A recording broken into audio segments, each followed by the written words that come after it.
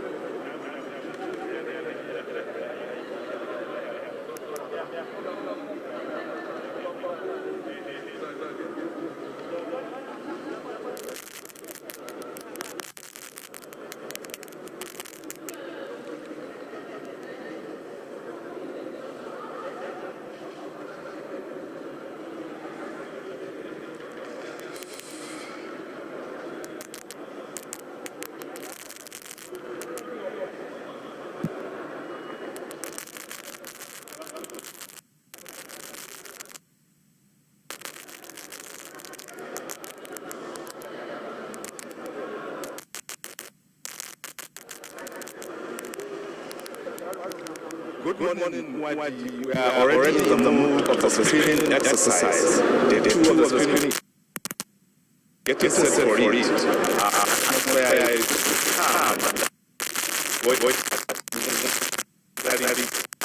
When I all the letters, irrespective of political party affiliation, was smooth. So we are expecting that happen today. Already we have tentative possible ceremonies that will be screened today. Let me keep our viewers abreast of some of the names. We have former governor of Lagos State, Babatunde Fashola. We have Emmanuel Kachikwu, the GMD of the NNPC. We have Abubakar Malami, senior advocate of Nigeria. We have Dr. Ngige, Senator Aisha, Jummai, Alhassan, Barrister Dalong, Mrs. Kemi, Adeosun, Senator Hadi, Sirika, and also Barrister Adeosun. Also in the list, Kemi likely screened today as his name is listed here. You remember that yesterday the Ethics Committee presented his report and said yesterday they finalized on his issue regarding the petition filed by people from River State. So he is going to be screened today according to the other paper as released by the Senate. I have with me Deputy Majority Leader of the Senate, Senator Allah, who will appraise the exercise yesterday and tell us what happened, possibly happened today as the Senate will be second part of the screening exercise. Can you tell us appraise the exercise yesterday? Well, I think the public that will appraise what the exercise was yesterday. But from the part of the Senate, like I have said, I am the spokesman of the Senate, so I'm speaking as an ordinary senator in the Senate. What we did was to rededicate and show Nigerians that we will put in whatever is humanly possible by way of our manpower outside our working schedule to make sure that the yearnings and aspirations of Nigerians are met. So I will at least look at about 10 senators, 10 ceremonies yesterday. I hope that the report will be ready for confirmation today of the 10, and then we will continue with the next 10 on the list based on the order that they were brought by Mr. President. We have the kind of harmonious relationship that played out yesterday on the screen. Can you tell us what made that happen in spite of the apprehension being created by Nigerians on the screen? Well, like I have said, I kept on telling people that this Senate has been too lucky to have Nigerians who have understood the fact that Nigerians are yearning for change and they cannot take anything for less. And therefore there is unison in both across party lines to ensure that we keep our out of office as senators of the Republic of Nigeria, not allowing our personal interests to affect our official conduct and decision. And we will continue to maintain that is what the leadership of the Senate has gone extra mile to do, to bring the senators together to ensure that instead of running a chorus Senate, we have a Senate that is alive to its responsibility. And that's saying something is missing from yesterday's screen because the Senate policy without confirming the nominees. Can you explain to us what will be the process in the confirmation process? But you see, procedurally, you have to screen first. Then the vote and proceedings of the Senate will now be brought today to show that there was screening. Then after that, we will now act on the vote of proceedings ratified by the Senator to now begin the vote for confirmation. That is normally the procedure. So what are your expectations of the screen? Well, I expect that today the Senate will put their weight behind what we did yesterday to reflect the harmonious position of what we did yesterday for the purpose of the confirmation process. Thank you very much. Going by what Senator Deputy Majority said, I'm glad what is happening here, the mood inside the Senate, outside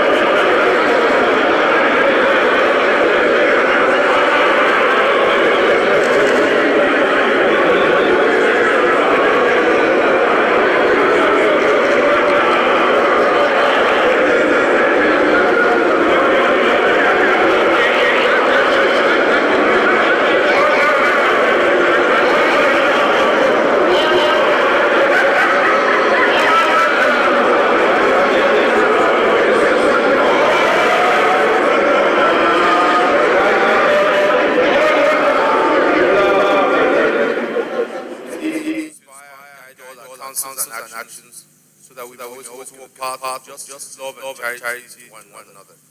Help us with thy grace to do only those things that will promote the unity, happiness, and prosperity of Nigeria. Amen.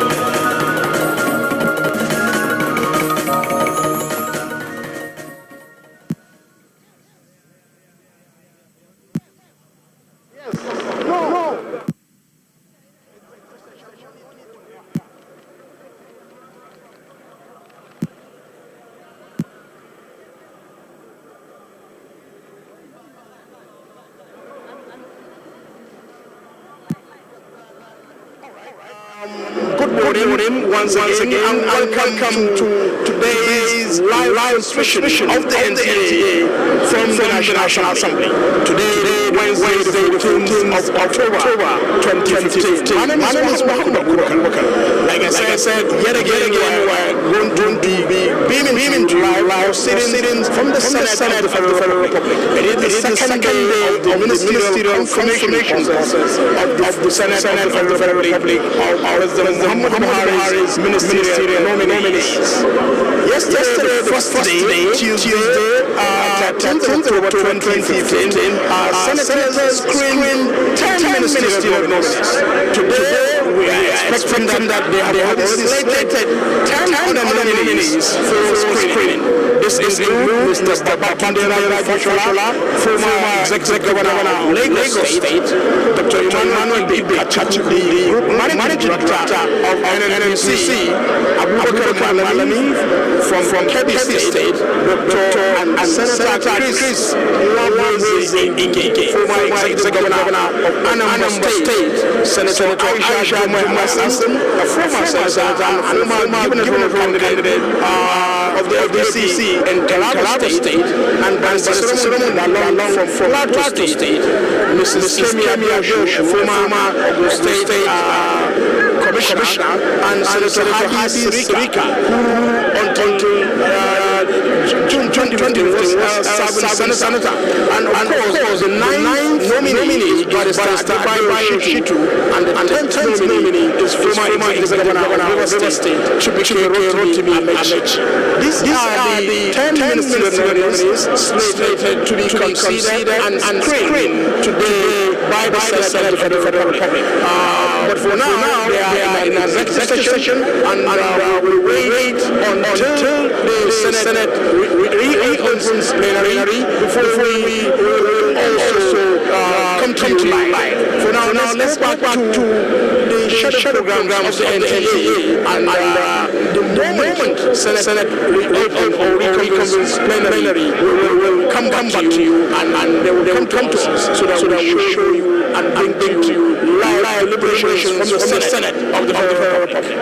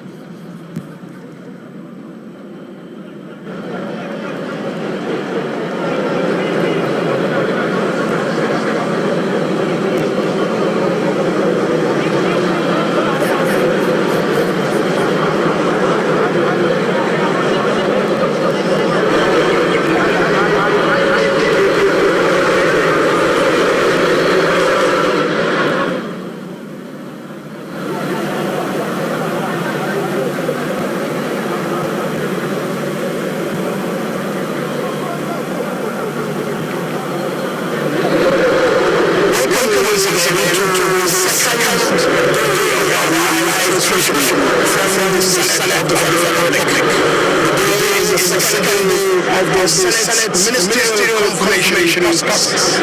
My name is Abubakar. Like we said much earlier, the Senate went into closed session. 10 ministerial nominees are slated for consideration today by the Senate of the Federal Republic. They include Babakar Fashola, Dr. Emmanuel Kachikwu, Abubakar Malami, SAN, Dr.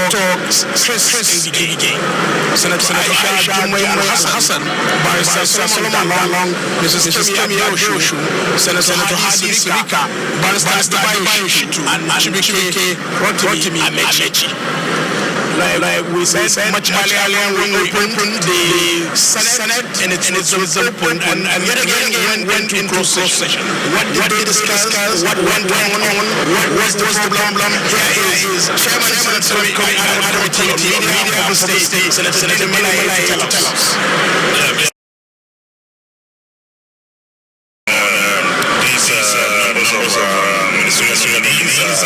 This morning, and by some result, there was an announcement from the President in a matter of 5 minutes now. The President will read an announcement, and we have 36 ministers, not 37, because of the special announcement. 37 nominees. So what I'm saying is that the names we have now 37 ministerial nominees, but there's a special announcement from Mr. President in a matter of 2 minutes, and that will be communicated by the Senate President in a matter of minutes. But after that announcement, we will have 6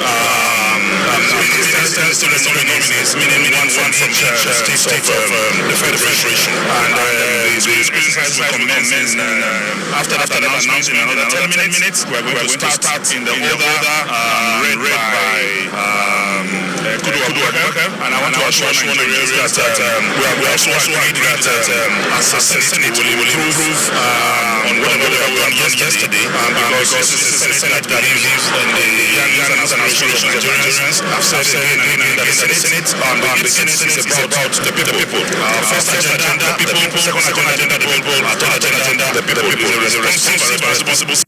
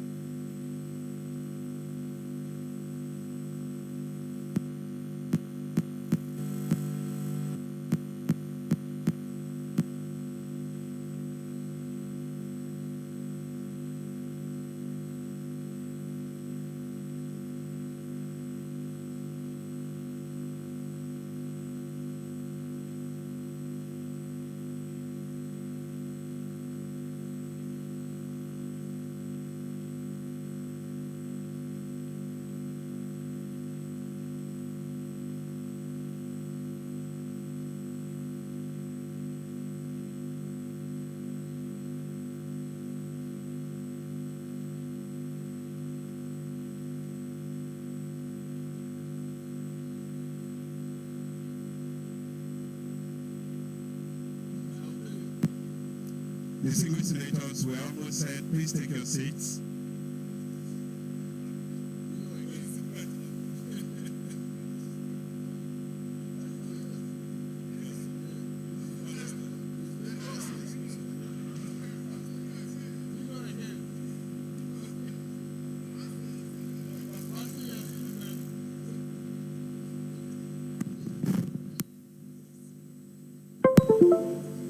Distinguished senators, please take your seats.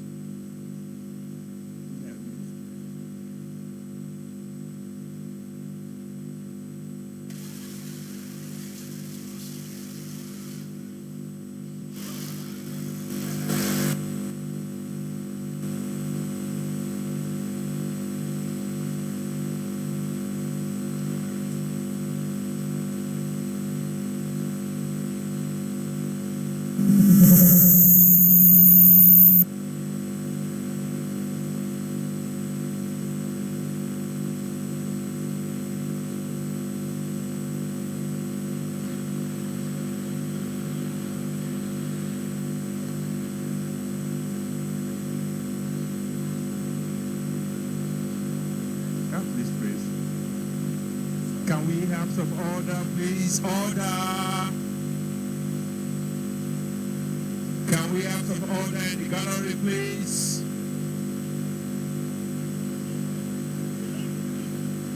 Senator Kabiru Garba Marufa, please take your seat.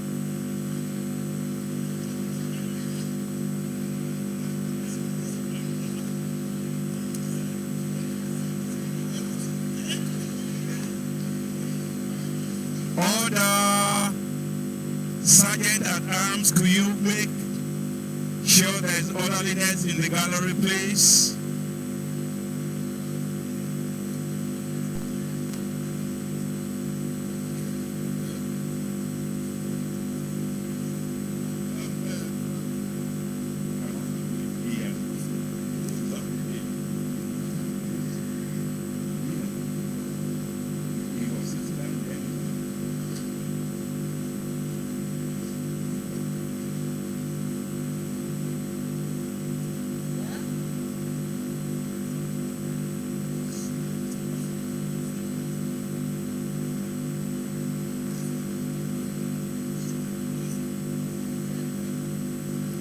Order! Order!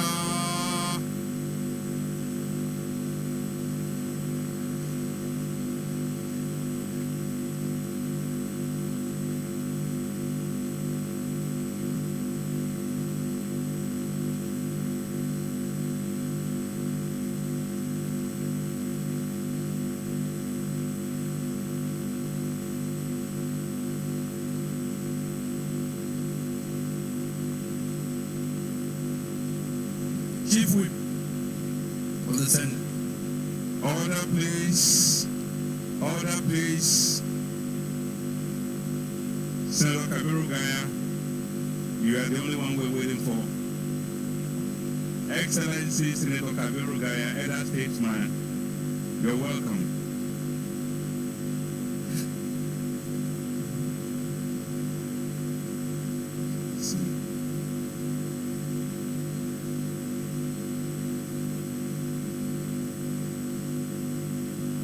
Could we have some silence in the gallery, please? Could we have some silence in the gallery, please?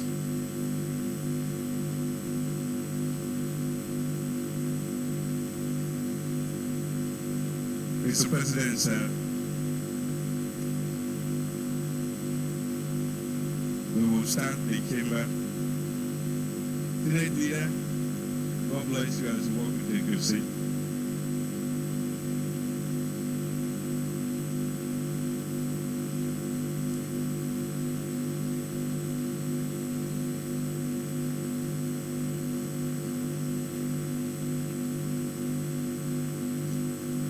Mr. President, sir, the Senate chamber is set for the session.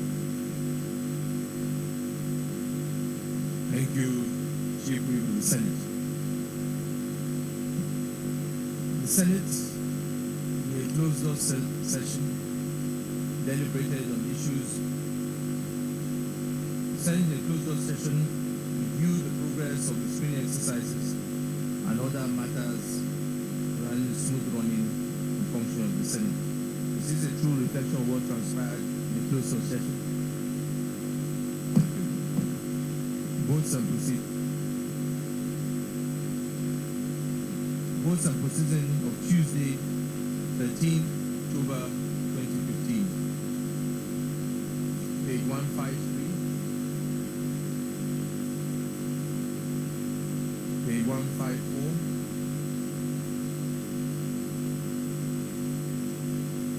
Page 155.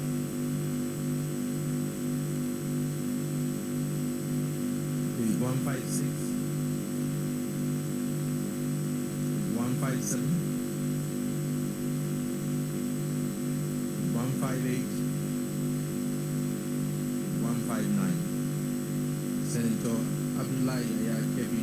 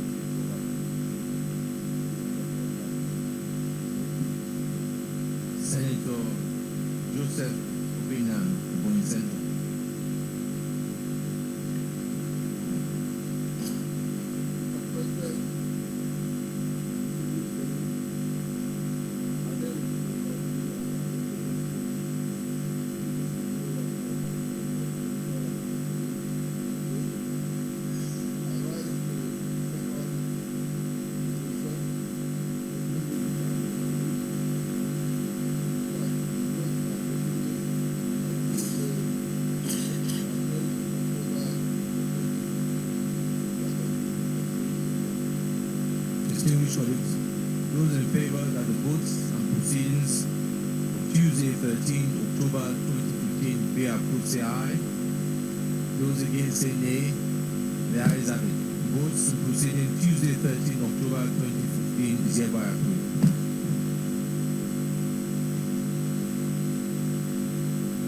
Announcement.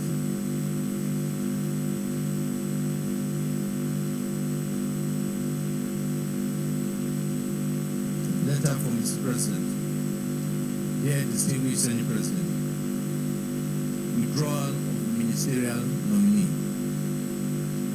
I write to withdraw the nomination of Honorable Ahmed Musa Ibeto, earlier submitted for confirmation as Minister of the Federal Republic. Please accept, Mr. President of the Senate, assurance of my esteemed consideration. Yours sincerely,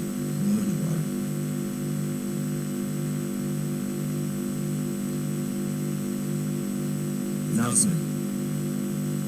Letter from the Chairman Senate Committee on Ethics, Privileges and Public Petition. Announcement. The Senate Committee on Ethics, Privileges and Public Petition will meet today, Wednesday, 14th October 2015 at meeting room 120, first floor, New Senate Wing at 2 p.m. Committee members are advised to be punctual. Signed, Senator Samuel Chairman.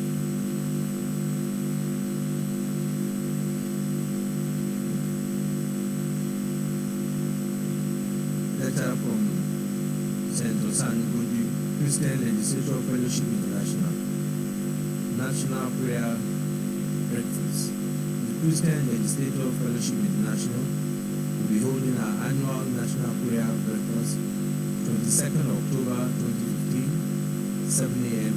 at the Disney Dome. All senators are invited.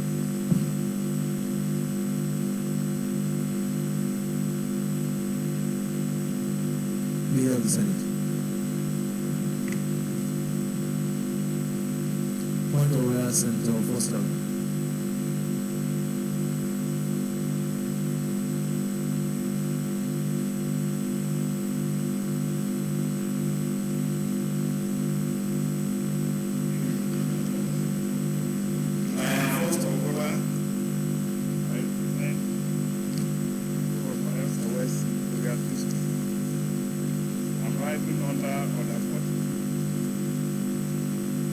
Read. The matter for discussion that if possible be referred to the President of the Senate for commencement of the case, and the President of the Senate agrees to allow the claim unless it is certified that the matter is definite and correct. And the matter in question is about the bereavement people of Adeosun State experience last Saturday, the 10th of October. On that fateful day, we lost a dear son, a brother, a voice of Adeosun State, and a political close Chief Gabriel Solomon Alames here, first civilian governor of Adeosun State. And I want to crave the indulgence of the state president and the senators present here to allow me to present the motion on this subject. Distinguished colleagues, Senator First Organized did mention to me, in line with our standing laws 42 that the claim we allowed the Senate at least 1/5 of all the senators, and the matter shall stand over till the next legislative day. So I'll put the question to people that we stand on the matter next legislative, say aye. Those against say nay. The ayes have it. The matter will stand down to the next legislative day. Leader of the Senate.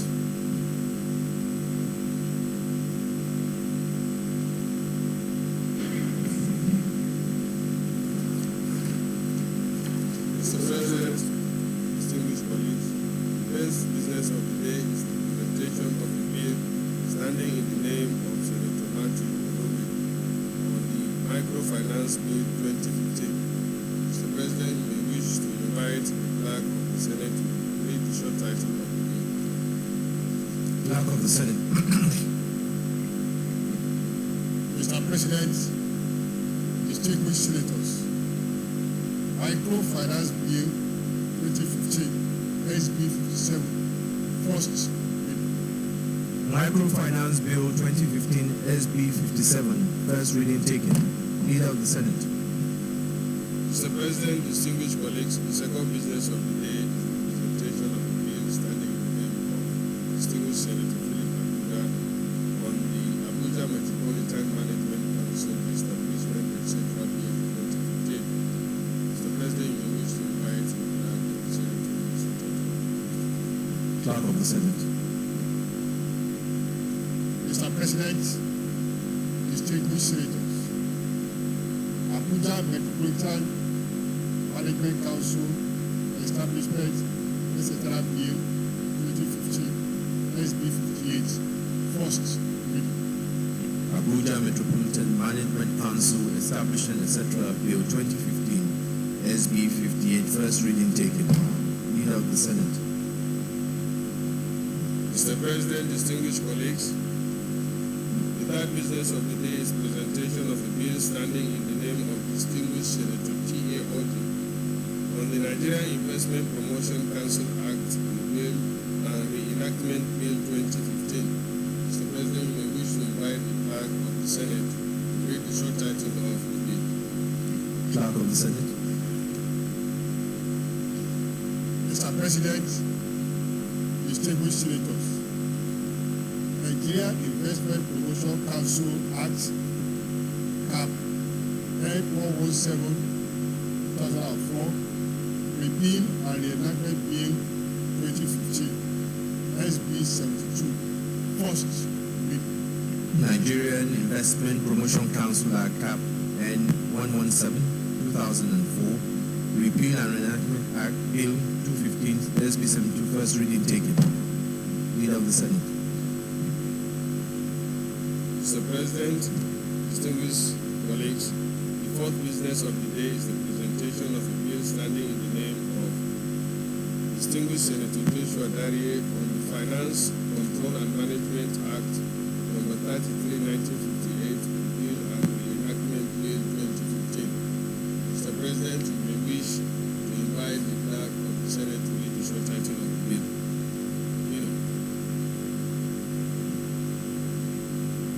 Finance, Control and Management Act number 33, 1958, Repeal and Reenactment Bill 2015, SB 84, first reading taken.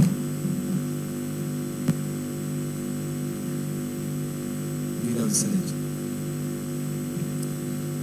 Mr. President, distinguished colleagues, the fifth business of the day is presentation of a bill standing in the name of distinguished Senator Abubakar on the Industrial Revolution Bill 2015. Mr. President, you may wish to invite the clerk of the Senate to read the short title of the bill. Clerk of the Senate. Mr. President, distinguished senators, the Industrial Revolution Bill 2015, SB 86, first reading. Industrial Revolution Bill 2015, SB 86, first reading taken. Leader of the Senate. Mr. President, distinguished colleagues, the sixth business of the day is presentation of a bill standing in the name of distinguished Senator Shari on the National Institute for Sports Act Amendment Bill 2015. Mr. President, may wish to invite the clerk of the Senate to read the short title of the bill. Clerk of the Senate. Mr. President, distinguished senators, National Institute for Sports Act Cap N52, NFN 2004, Amendment Bill 2015, SB 75, first reading. National Institute for Sports Act Cap N52 LFN 2004, Amendment Bill 2015, SB 75, first reading taken. Leader of the Senate. Mr. President, distinguished colleagues, the seventh business of the day is presentation of a bill standing in the name of distinguished Shaka on the National Parole and Probation Bill 2015. Mr. President, we wish to invite the clerk of the Senate to read the short title of the bill. Clerk of the Senate. Mr. President, distinguished senators, National Parole and Prohibition Bill 2015, SB 87, first reading. National Parole and Probation Bill 2015, SB 87, first reading taken. Leader of the Senate. Mr. President, distinguished colleagues, the eighth business of the day is the presentation of a bill standing in the name of distinguished Senator Robert Boroface on the Presidential Transition Bill 2015. Mr. President, you may wish to invite the clerk of the Senate to read the short title of the bill. Clerk of the Senate. Mr. President, distinguished senators, Presidential Transition Bill 2015, SB 90, first reading. Presidential Transition Bill 2015, SB 90, first reading taken. Leader of the Senate. Mr. President, distinguished colleagues, the ninth business of the day is the presentation of a bill standing in the name of distinguished Senator Jummai and Hadi on the Traffic Warden Service Bill 2015.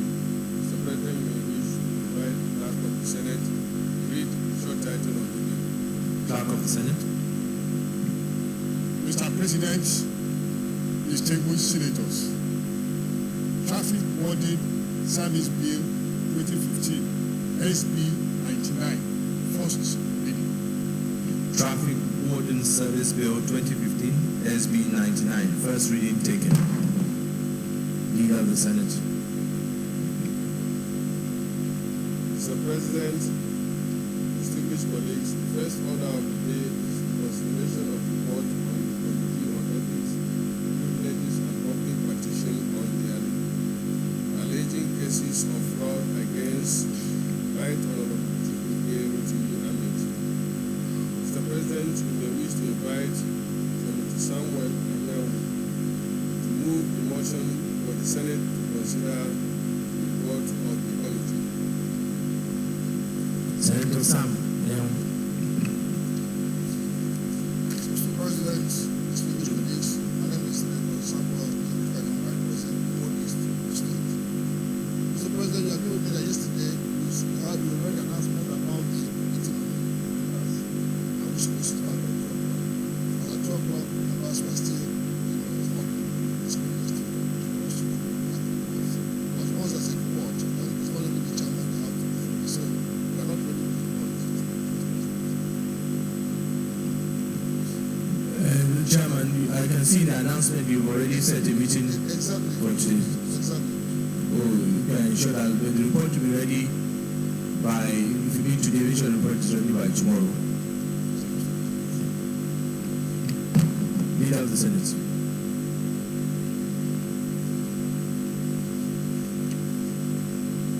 Mr. President, distinguished colleagues, the second order of the day is a motion standing in the name of distinguished Senator Clifford Odia on the flooding of 9 villages in Ifebu Island, Ulushi Town, East and South East Local Government of Edo State. Mr. President, you may wish to invite distinguished Senator Clifford to move this motion. Senator Clifford Odia.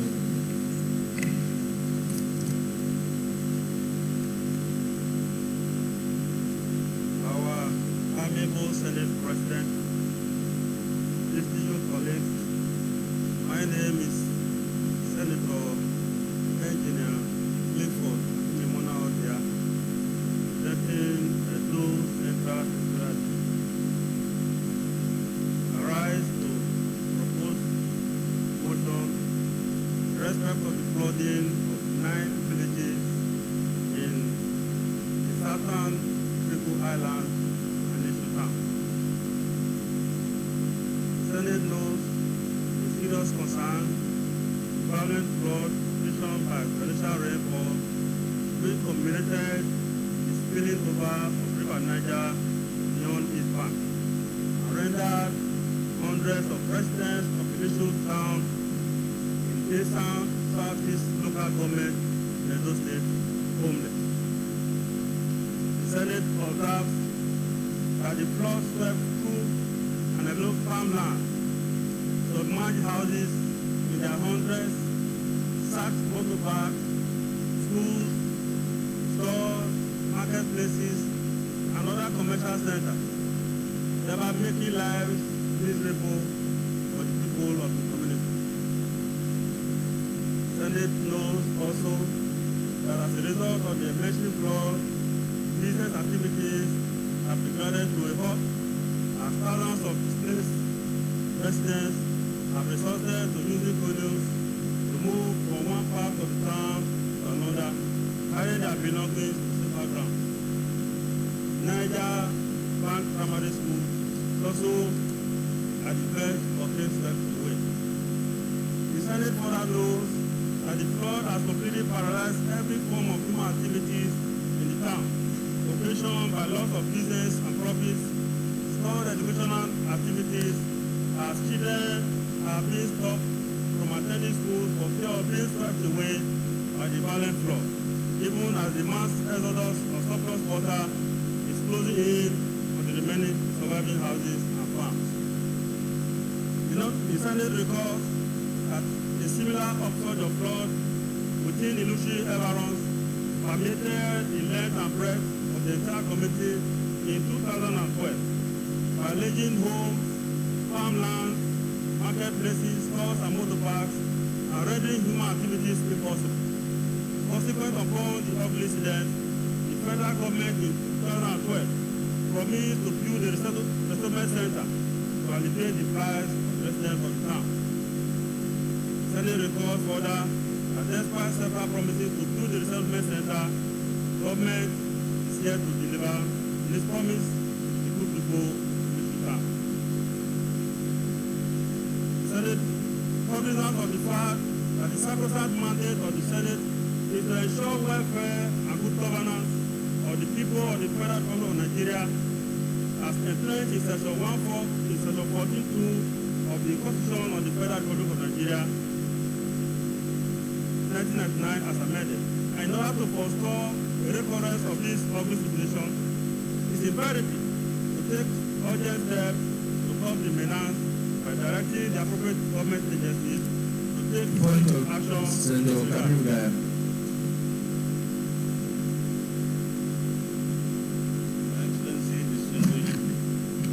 Excellency, the President of the Senate, my distinguished colleagues, Commander of the President,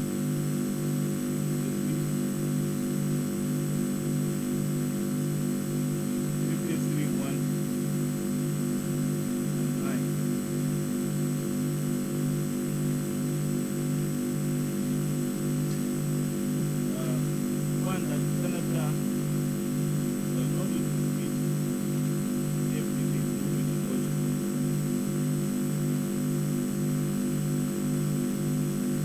No, the Senator shall not give his speech. And 9. So the issue, Mr. President, I'm trying to raise is that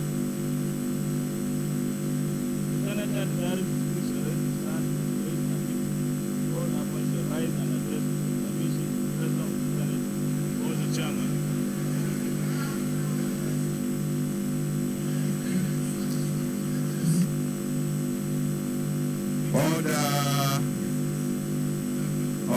Point of order, Senator Opus Odema. Thank you very much.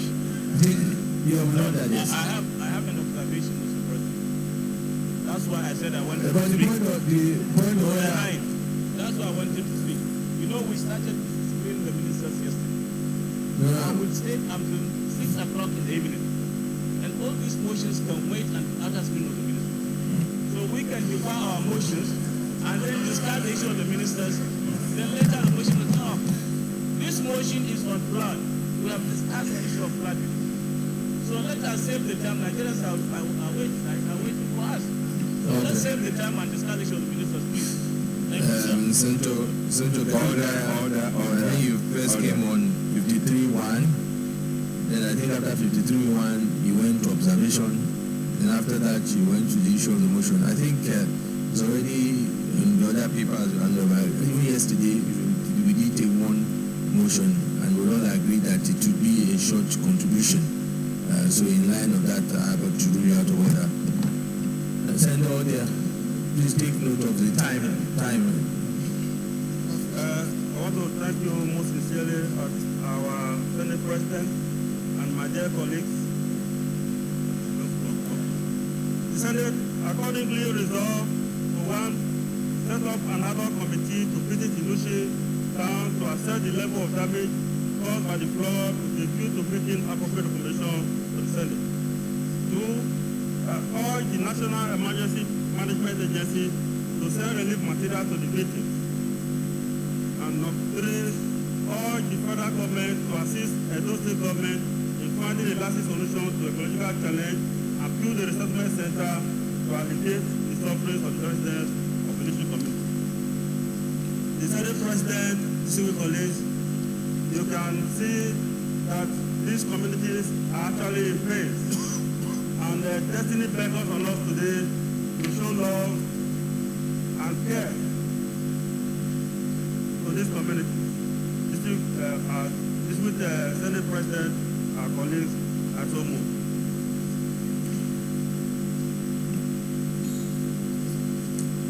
Senator Matthew Rudy. Thank you very much, Senate President, distinguished colleagues. I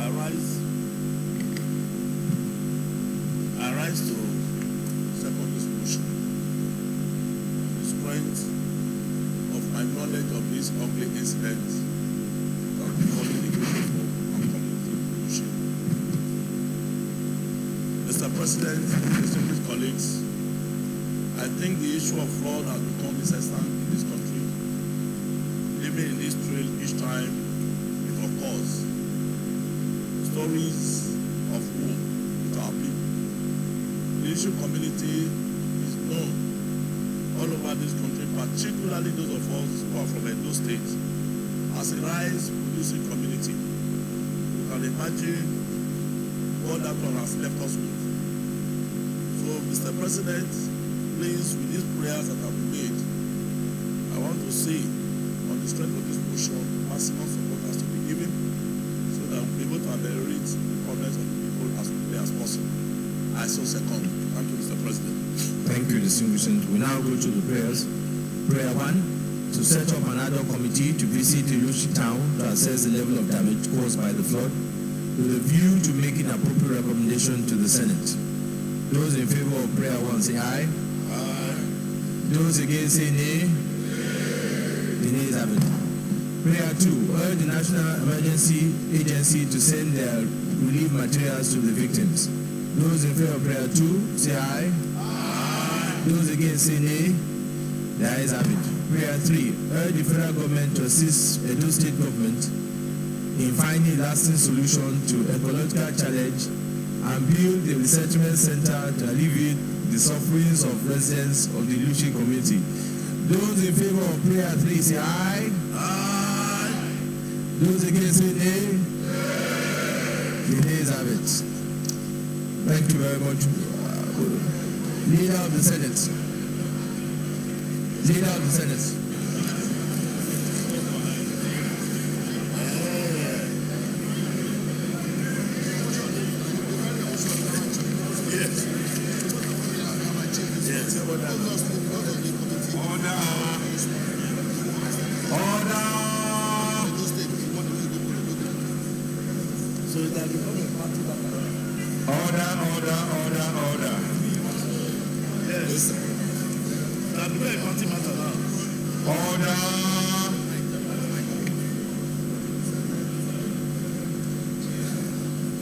Mr. President, distinguished colleagues, the third order of the day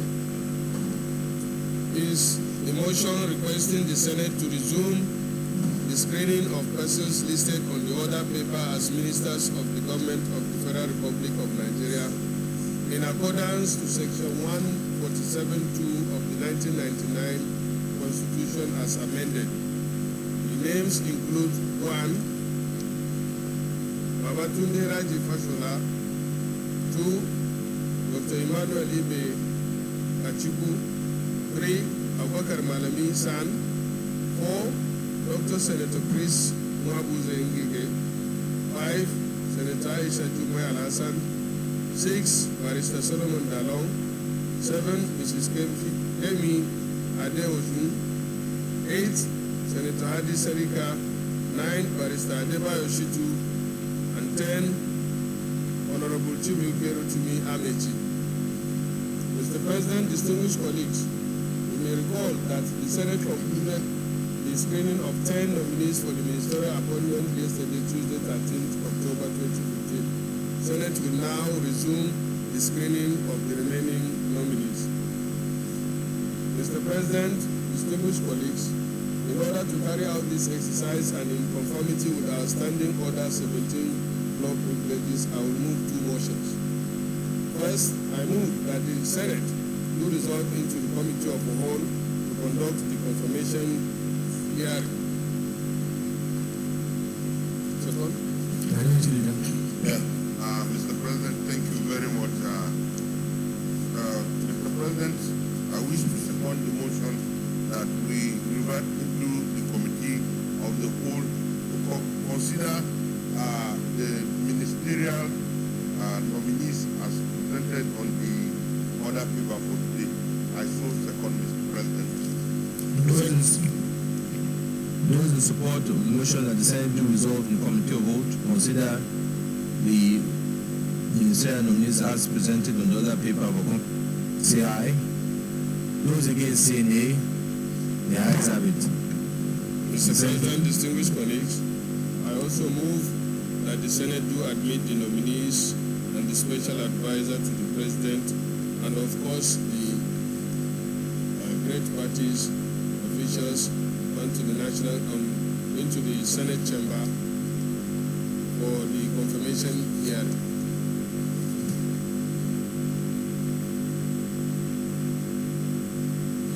Minority Leader. Well, Mr. President, I wish to second the motion that we suspend our rules to be able to go into the committee of the whole, take the ministerial nominees. I'm praying to God and hoping that one from the FCT will so arise. Thank you, Mr. President.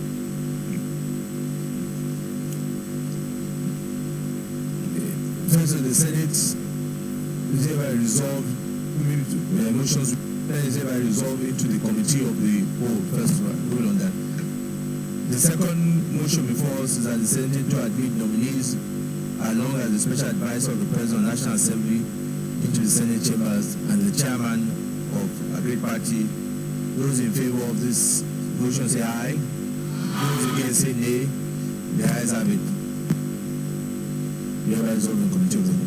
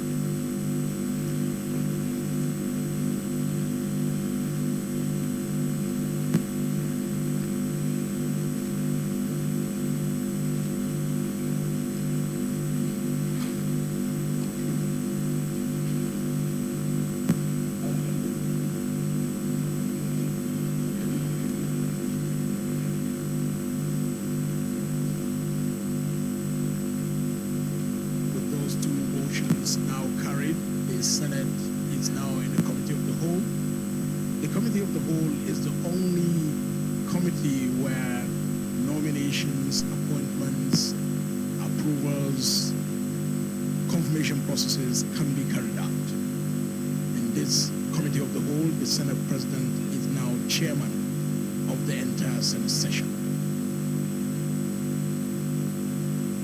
Now, formally, the ministerial nominees can now be ushered in, and all other non-senators can also be ushered into the chambers of the Senate of the Federal Republic. Very first nominee there for today is former Executive Governor of Lagos State, Babatunde Raji Fashola. He is leading the entire park, followed by the chairman of All Progressive Congress, Teo Ayegu, and several others.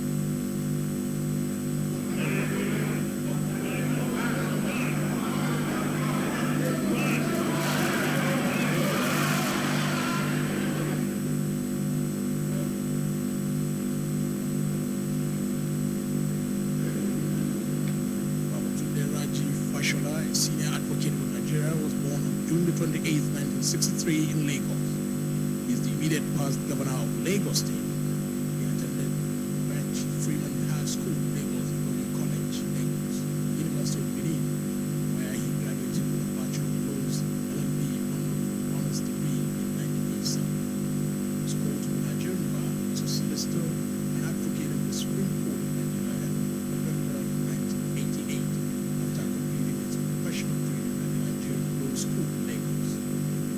Order, please. Let's settle down quickly, please.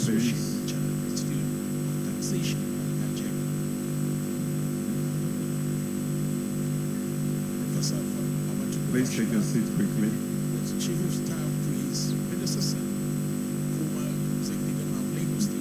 Chairman, sir, the committee of the whole is set. Thank you. Thank you. Sent. Distinguished colleagues, we have a first ministerial nominee today, Babatunde Raji Fashola. We have all received your CV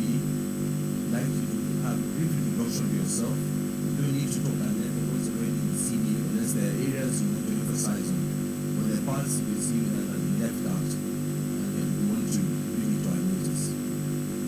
Thank you.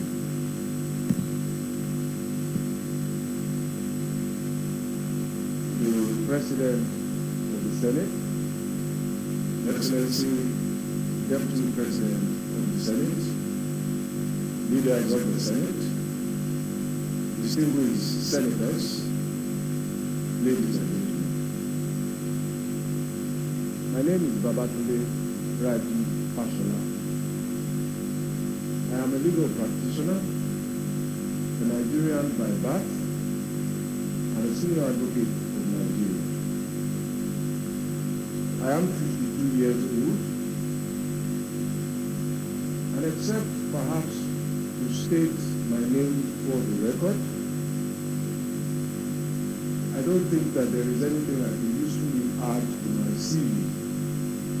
And indeed, all of what will be in my CV is already in the past. But today provides a humbling opportunity to appear before this distinguished House in response to a call to national service from the President of Nigeria, nominating me to serve our country. I present myself today seeking your confirmation and offer my unalloyed support to the government of Nigeria in pursuit of the Nigerian dream and the Nigerian project. Thank you.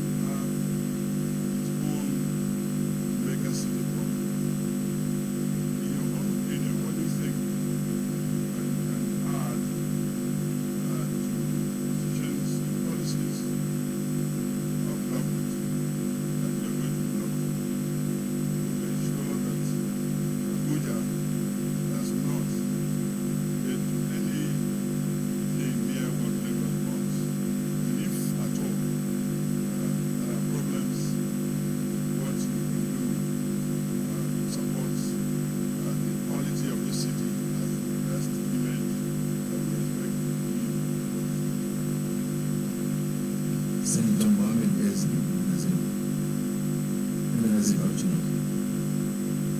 Thank you, Mr. President. My name is Senator Suleiman Azim. I represent Bauchi. Let me start by welcoming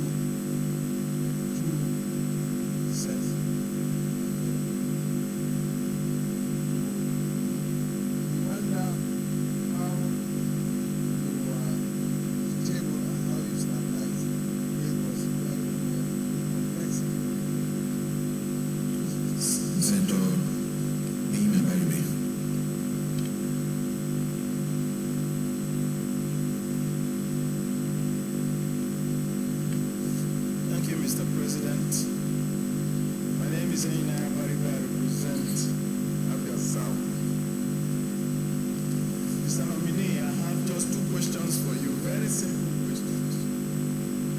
Number one, did you really build a website with 78 million and also sink a borehole with more than 300? Two, one of the biggest problems we have in this country is the question that always arises between those who come into office, who support on their legal progress. And I would like to know, Mr. Nominee, what is your concept of loyalty? Thank you. Mr. Pasha, we take those four questions.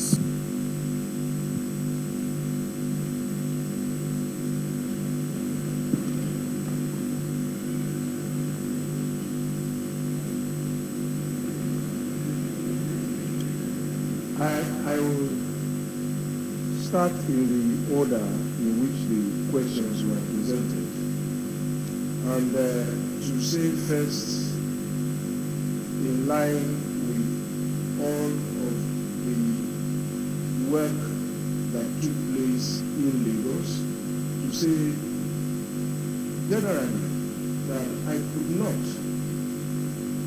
ever attempt to personally take credit for the work that you have commended about what happened in our state. It was a team effort, it was pioneering work by all of those who sat before me, and it is a continuing effort.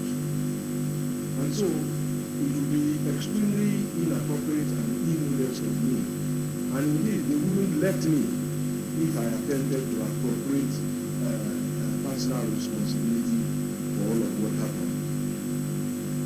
As far as value-added taxes are concerned, they are what they are, taxes for adding value.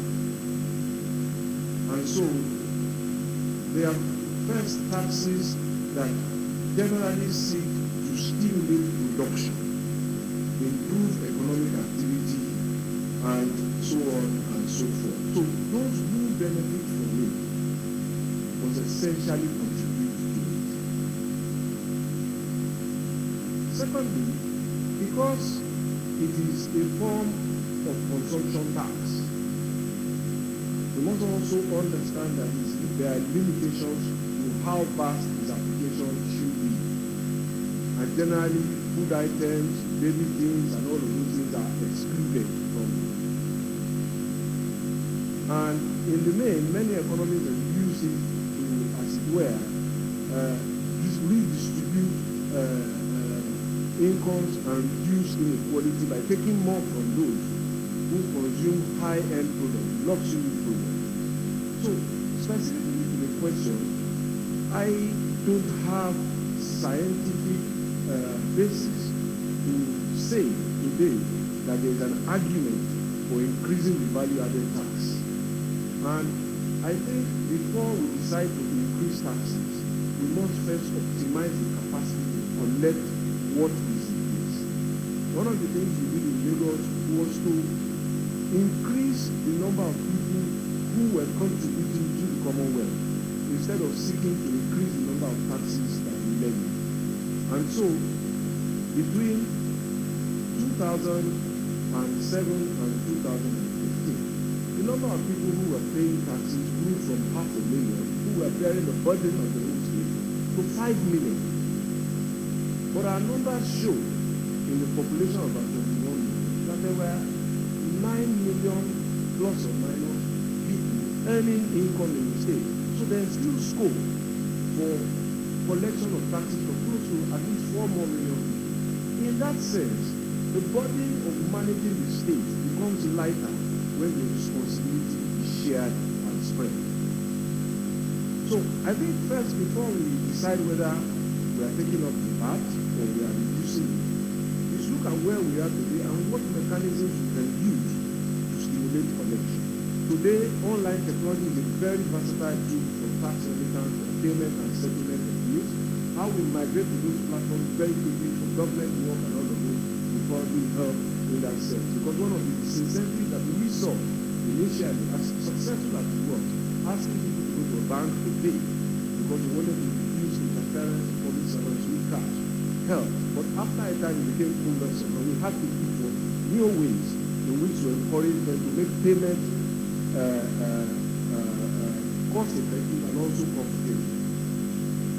As far as distribution is concerned, I think one of the ways in which we can stimulate the economy of this country at this moment when there is a need in any event to diversify away from oil is to encourage productivity and to allow the states who generate the most in terms of these taxes to keep as much of them.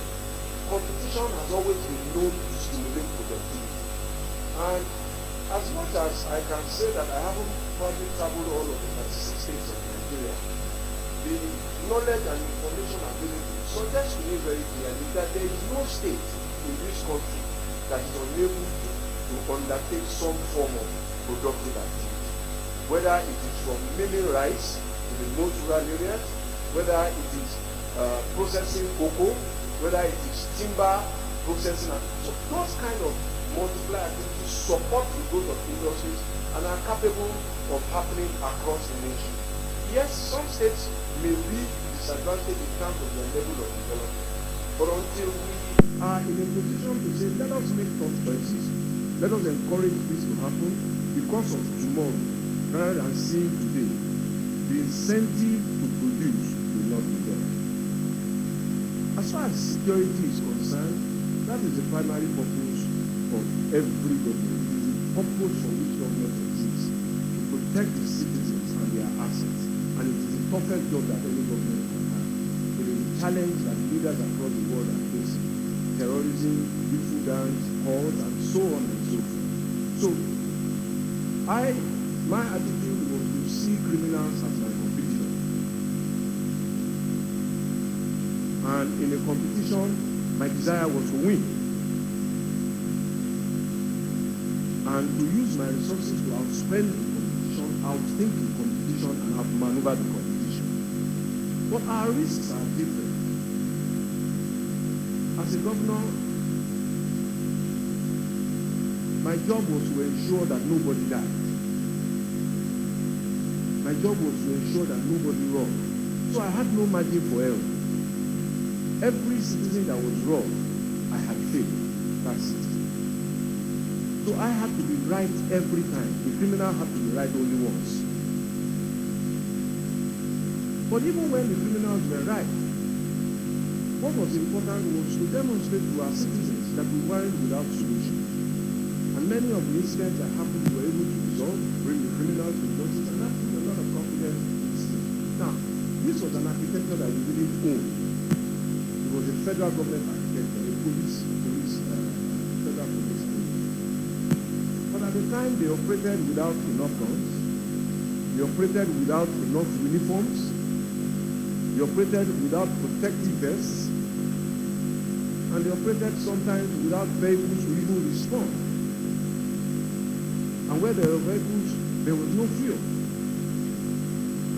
In my interactions with them, these were the first things that came out. And it was clear to me that this was not going to be something one person could do. So we got all of the stakeholders in the banks who were being robbed on a daily basis then without the capacity to respond. And one of the things I told one of the bankers was, look, listen, if you can protect and bulletproof your bank, if you care about your workers and your customers, can we bulletproof every day? If we bring some of these monies and we put them into a pool and give these police before we have them. And so, the point is that there is a necessity first to decentralize. The numbers available to me is that we have probably a standing police force of about 500,000, less than 1 million in any way. The population that is heading towards 180 million. So we are under-policed. And even if the federal government decided to take on this responsibility on its own, could it really do so in the micro level that is necessary at the state, at the local government, and all of those things? My recommendation is a compelling urgency for decentralization. I have made those recommendations in some of the committees of constitutional amendments where I was privileged to make recommendations. There have been arguments about all of why we should not go there. But with respect to distinguished senators, those arguments do not go far. They do not address the fundamental responsibility that government has. I have had arguments that governors will abuse the police for political purposes. With respect, sir, the abuse for political power is not as important as the loss of life. That is our primary duty. And everything we do to advance that cause makes us more respected as the government that cares. And there's a process for curing abuse of institutions. But there's no process known to me today for recovering back life that is lost. And those are the choices that are before us as a people and as a nation. Now, at the state level, you can perhaps only wonder what governors are going through. They have parliaments that make laws, but they have no capacity to enforce their own laws. We are talking about women issues, rape, domestic violence. They are criminal offenses in many states and across the country. But who is prosecuting them? Because the police officer is too busy chasing a robbery. So our mothers, our daughters, and our sisters are expected to tolerate rape. Now, if we are afraid of abuse, one of the things that I have said is that let us start with the state police, working with the federal. There's a position that I have presented on it, but I do not want to take too much time. I proposed an arrangement where we had 6 zonal commands of the existing police force. States who want to run state police, and not every state should start if they can't fund it. Today, for example, I draw this quick analogy that the law on income tax is a federal law, but it empowers state governments to collect. And we can have those kind of amendments without perhaps necessarily going through a full constitutional amendment. States who now want to start, and our tax levels are different states, as different levels of development across the states. So if you want and you can fund it, you can say, for example, I want to employ 1,000 graduates into the police force of my state. The curriculum for training them is a national curriculum. I send them to the academy. The Police Service Commission or whoever is responsible, they say only 800 met the requirements, we graduate them, they are your employees. States buy their own uniform. There's a national licensing, so Lagos can have LA, whatever, for numbering. Kaduna can have KD. And we can even limit the initial jurisdiction and scope. There's no reason why they can't wear the same uniform. We color them with different badges, so we know it's the state police. We've seen it in the city of London. The uniforms are essentially the same. It's on closer look that you know that one is Metropolitan Police, one is City Police, one is the other police. If we did this, it would seem to me first that we can address first unemployment of young graduates, policing their own communities. We would need to make uniforms. Tailors will be busy.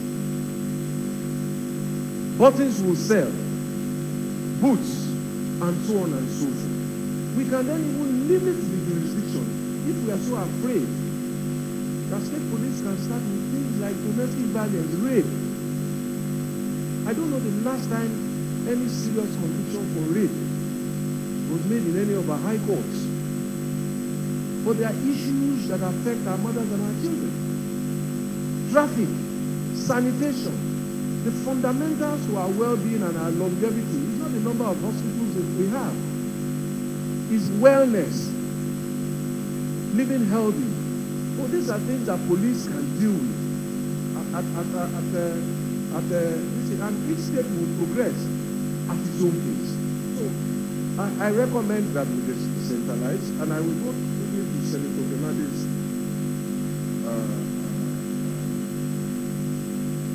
question. That I must confess that my knowledge of Abuja is not as deep as my knowledge of Lagos. I really don't like Lagos.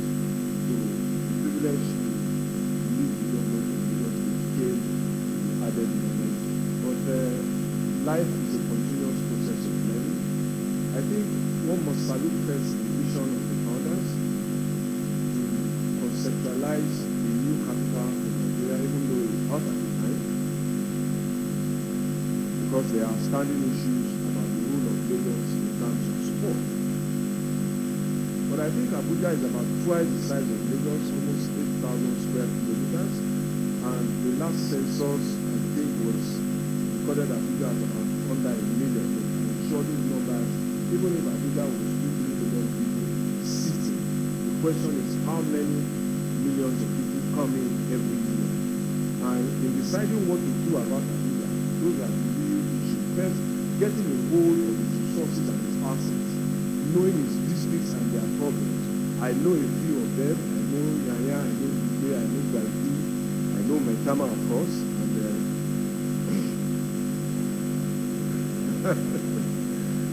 so, but really and truly, city management, state management is a function of harnessing all the resources, knowing who the people there are, and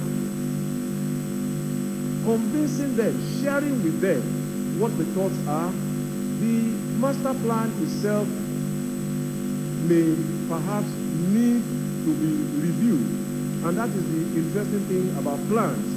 Plans are not static documents. They are dynamic. They must be reviewed periodically, and so a level of consultation and knowledge will be necessary in order to accurately say this is where Abuja should be headed. But there's so many things that can be done. In spite of its of our complaints, it's still a beautiful city. Getting it to be better than it is a matter of choice for all of us too. Laws will have to be enforced. Actions must have consequences, and planning must be rigorously followed.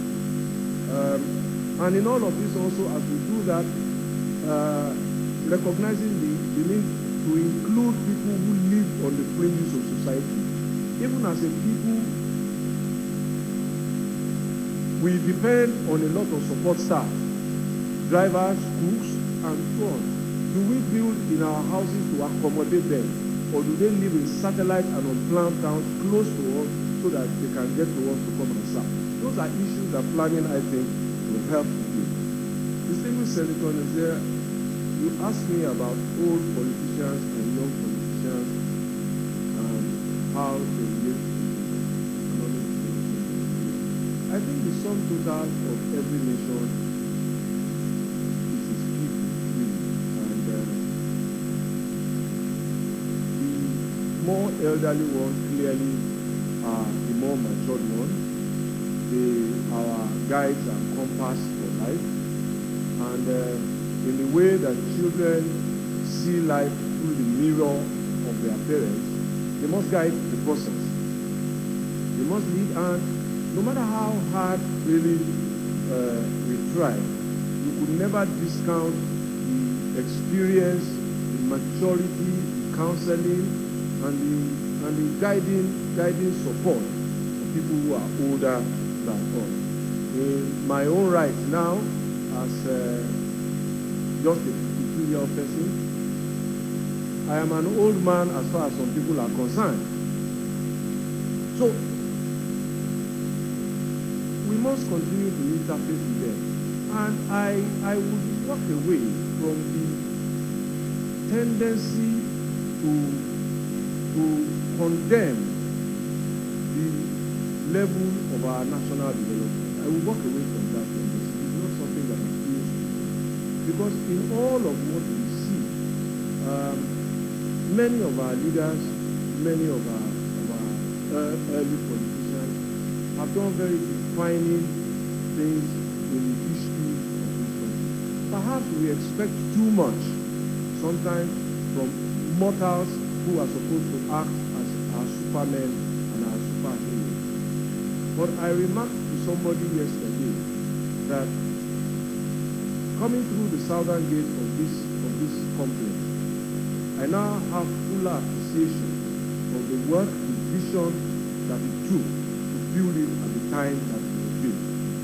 And I asked myself today, what if we wanted to rebuild this? Could we afford it now? Perhaps there will be controversies and all of that at the time. Perhaps there will be debates about whether it was too much to spend on the parliamentary building. But here we are. And in the foreseeable future, I think this building typically will compete with Capitol Hill and will be here for centuries. But it was one of our leaders. And so all of the groundbreaking things we have done, starting national television, it is our responsibility to continue to add value when we find ourselves in a privileged place and to take on the foundational work that they have done. I remark, for example, that how could we have contained flooding if the governors before me did not design master plans, if they didn't start to do it?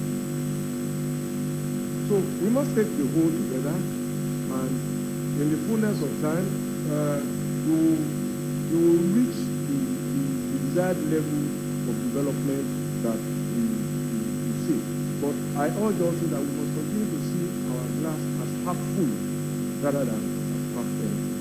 Distinguished Senator Abaide, the simplest questions often turn out to be quite the challenging ones.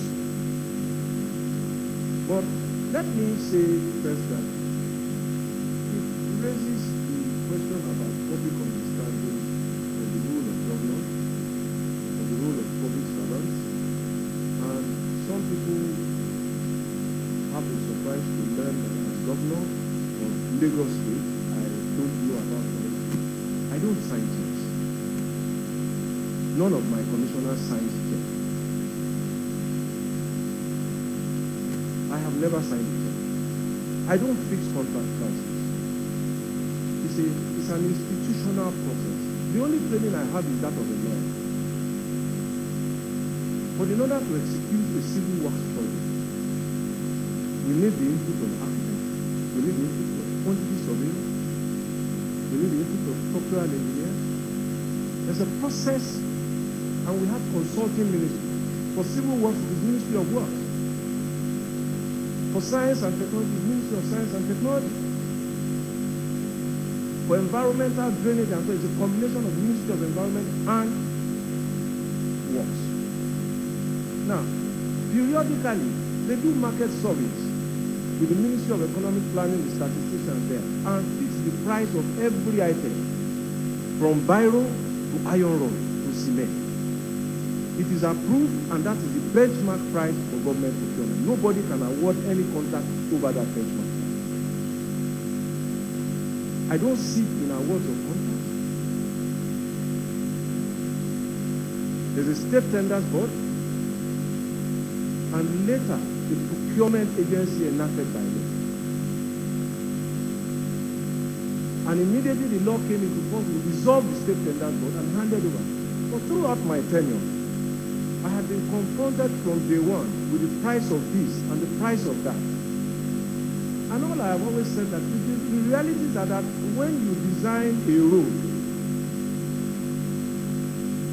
what you meet in reality when construction starts is probably not what you end up with. I recall the road we awarded in Kachikwu, and from design, all we saw was an earth road that needed to be built, pavement and all of that, and tar. When the contractor went to site and did not deliver on time, and I complained, he said to me that I think you should come and see what I'm doing. What we assumed was a solid surface was actually 1-point-something meters of refuse embedded under the ground that had been dumped over the years. And of course, we have put laterite on it. That if I build a road for you this way, the road will collapse in no time. So first, our contract projections had to change. We had to bring him back to retender for evacuation. That's work for people to remove the refuse. Trucks had to be hired. Then we had to replace with soil to build the road back to the level before the normal things that we assume. So if I had told you at the beginning that road cost 10 naira and later we finish it at 15 naira, the unfortunate thing about money really is that it always raises suspicion even among brothers. I mean, the likelihood is that if your brother tells you that he forgot or he has lost the key to your car, you are unlikely to think that he stole your car. But if he told you that, oh, the 10 naira you gave him, he doesn't know where he put it, the first suspicion is probably for something taken that money. So it raises suspicion, but truth be told, some of these things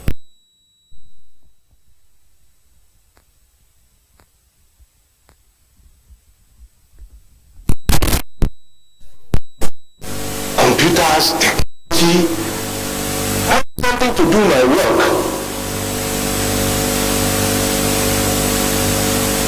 And you make procurement in Senate. Who knows how much, who is involved in how much you buy by stationery? And as for loyalty, the concept of loyalty is a very strange concept. You see,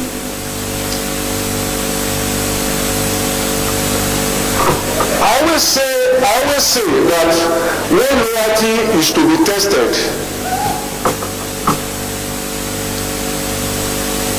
the real answer, sir, is that may our loyalties never be tested. You know why I say so, sir? In the course of my work, there was a family that had a parent who had a kidney malfunction. And diagnosis was that the patient needed a transplant and needed to go overseas. We had a procedure in government where we helped people, indigent people who applied to get a board review and get overseas treatment. When we had paid and we were to go, the question was who was going to be the donor?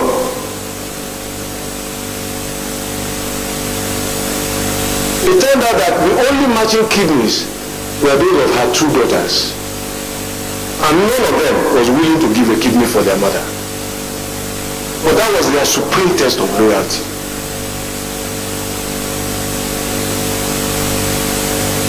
So I always pray that my loyalty will not be tested.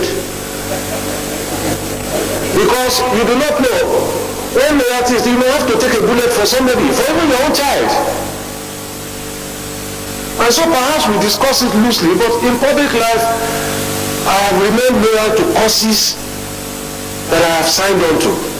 And all my life, really, nobody can fairly accuse me of giving my word and going back on my word. Thank you.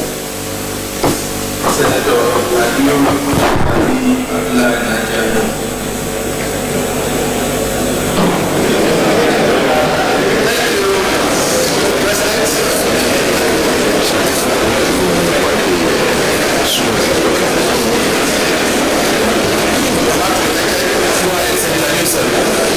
Thank you very much.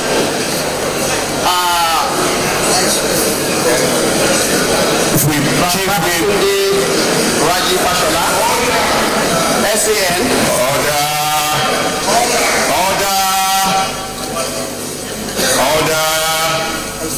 You are one Nigerian that for sure many people have very keen interest on.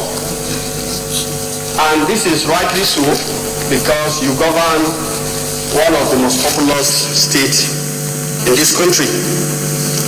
Now, I recall at the beginning of your service to that state, there was the issue of what you yourself tagged as the shame of a nation. And I think that was the issue having to do with the traffic gridlock in Oshodi area. You stepped in and somehow that phrase, shame of a nation, was changed to what I think all of us will agree, pride of a nation. And I recalled, for me, my very first experience when that happened. And I had cause to leave Abuja to Lagos for an official assignment. I was taken through a route that I was initially very skeptical. But I think at the end of the day, it took me less than 10 to 15 minutes to get to VI, Nigerian Institute for Oceanography and Marine Research, then. Now, what I want to ask here is, given the scale of issues on ground and what you have to do, either behind the scene or policy-wise, to change the face of that area, you are coming to a larger scale to be the Minister of the Federal Republic of Nigeria. What, in your experience, given that particular intervention you've done as governor, can you bring to certain issues that we rightly in this country are bothered about? For example, the issue of infrastructural decay. You are a son, and we all know when it comes to funding of infrastructure, there are issues. There are other issues having to do with something you have mentioned in your previous response on this floor. That is the issue of domestic violence, for example.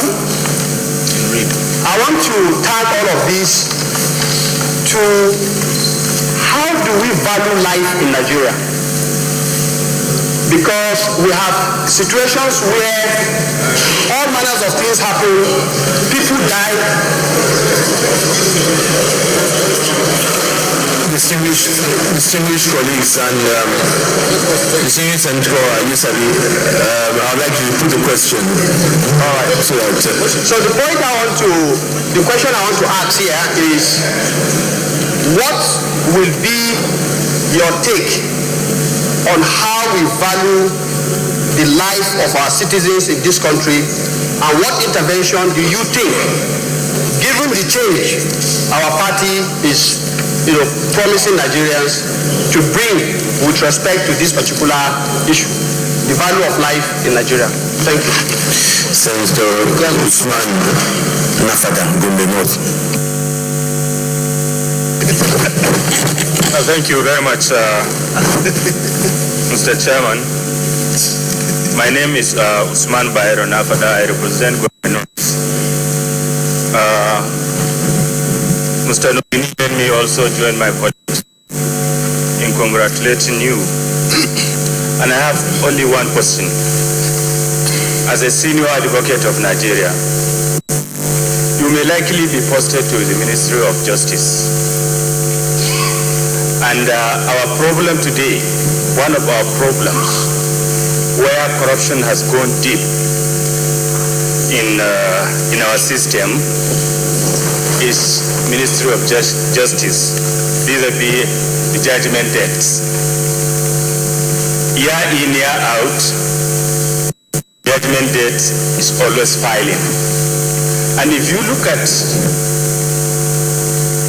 what they are doing in the Ministry of Justice and compare it with the judgment date, even a layman can discover that these huge sum of money in billions that they are claiming as judgment date may not be true.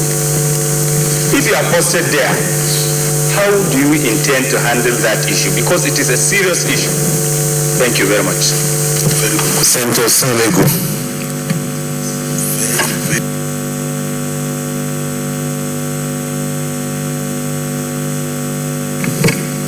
My name is Dr. Sab Ebu. I represent Ebonyi North. Let me join my colleagues in congratulating you. As a governor, you did very well. I remember that even as a Minister of Education, I came to Lagos State and appreciated your efforts in the education sector.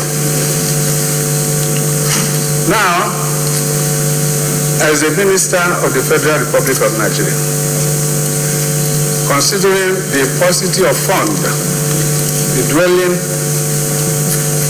income coming into the national coffers, and the pyramid of problems facing the country, it's not possible that the government can tackle all of them at the same time.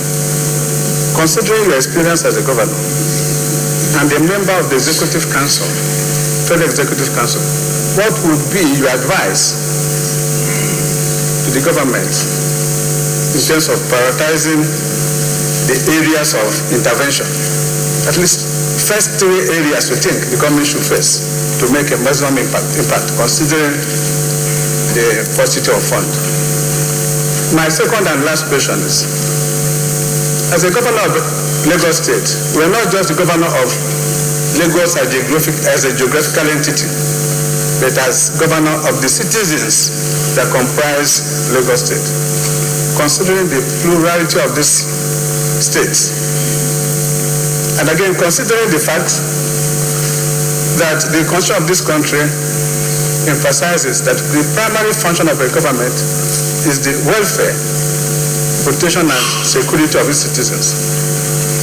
As a governor of Lagos State, there was a time you assembled destitutes and repatriated them to their various states of origin.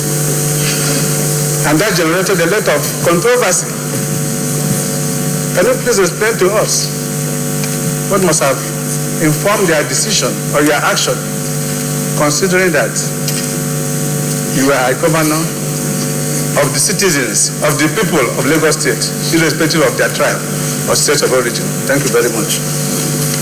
Senator Thompson Sikibu.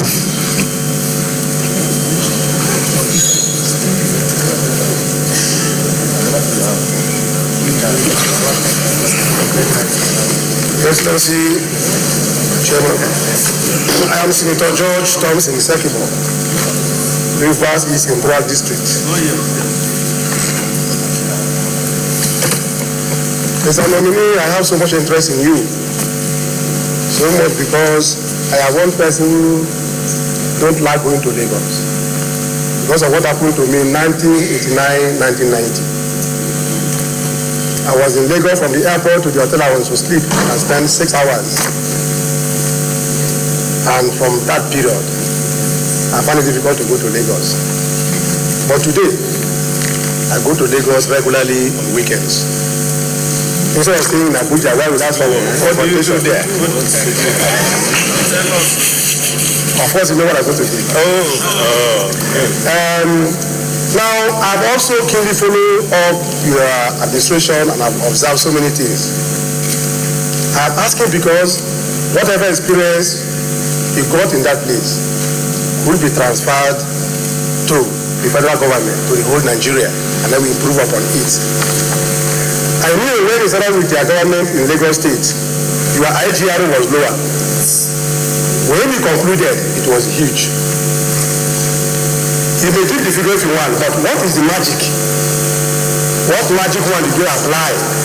Can that be brought to bear in this country, in the whole Nigeria? That's not what we wanted.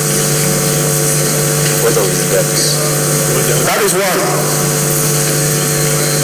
The second one is the issue of stealing of petroleum products in the riverine areas of the coastal states. And Lagos is one of the coastal states. Do you agree with me that lack of filling stations among the riverine authorities is one of the causes of illegal refinery? If it is, how do we solve it? If it is not, and people are just stealing oil anyhow, because it is bringing down the national income, what advice will you give that we will all agree and follow up to minimize it? Finally, as a member of the Federal Executive Council, I know that we are going to be part of major decision, that government is going to take. Do you think, or do you believe that the war against the Boko Haram insurgency could be won? If yes, what are the foreseeable factors you can analyze for us to know that it is possible that this war will be won before the end of this 4 years tenure by the change government? Is it simple? Thank you very much. If I should like to answer this question.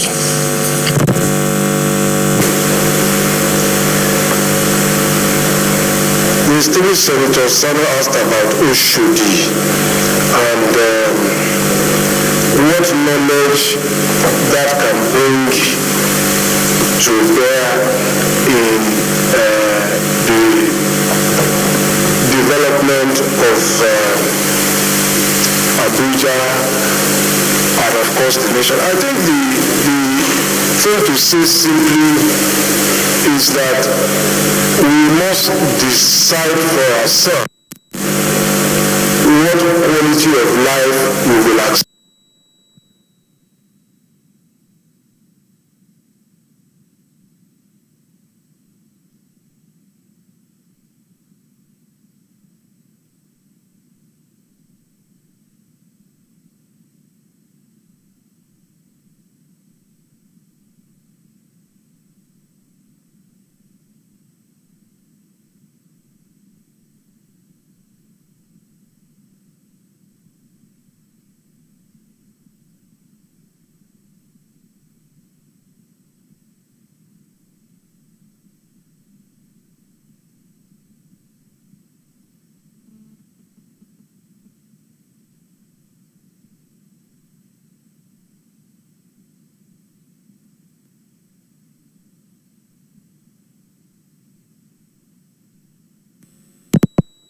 Infrastructure funding, yes, again, we have to make choices.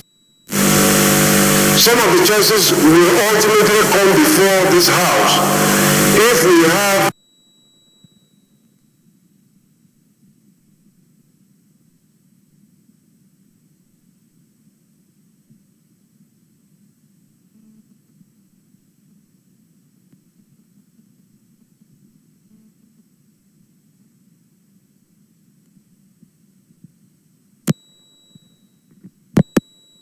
not only do we need to upgrade our infrastructure really is behind.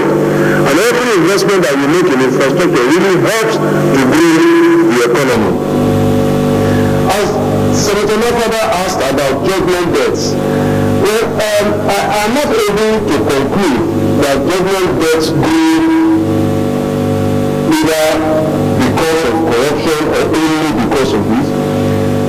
I think that the point to make also is that what is the nature of cases in which government is signed against government? Were there cases that government should have defended in the first place?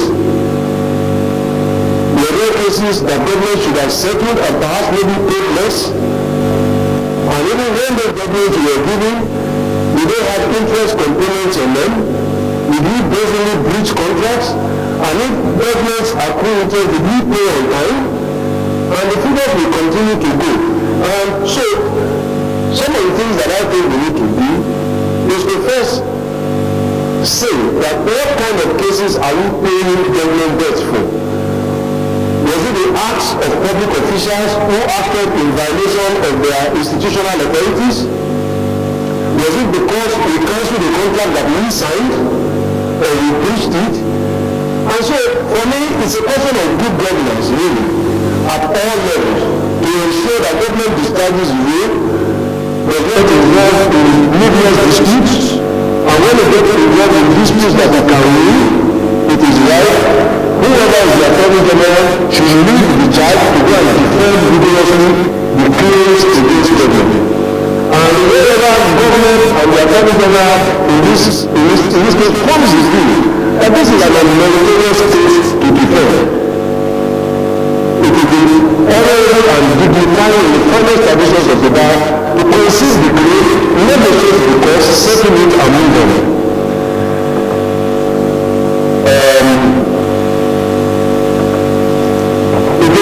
Analogous to the question of funds that the state senator Hadi asked, is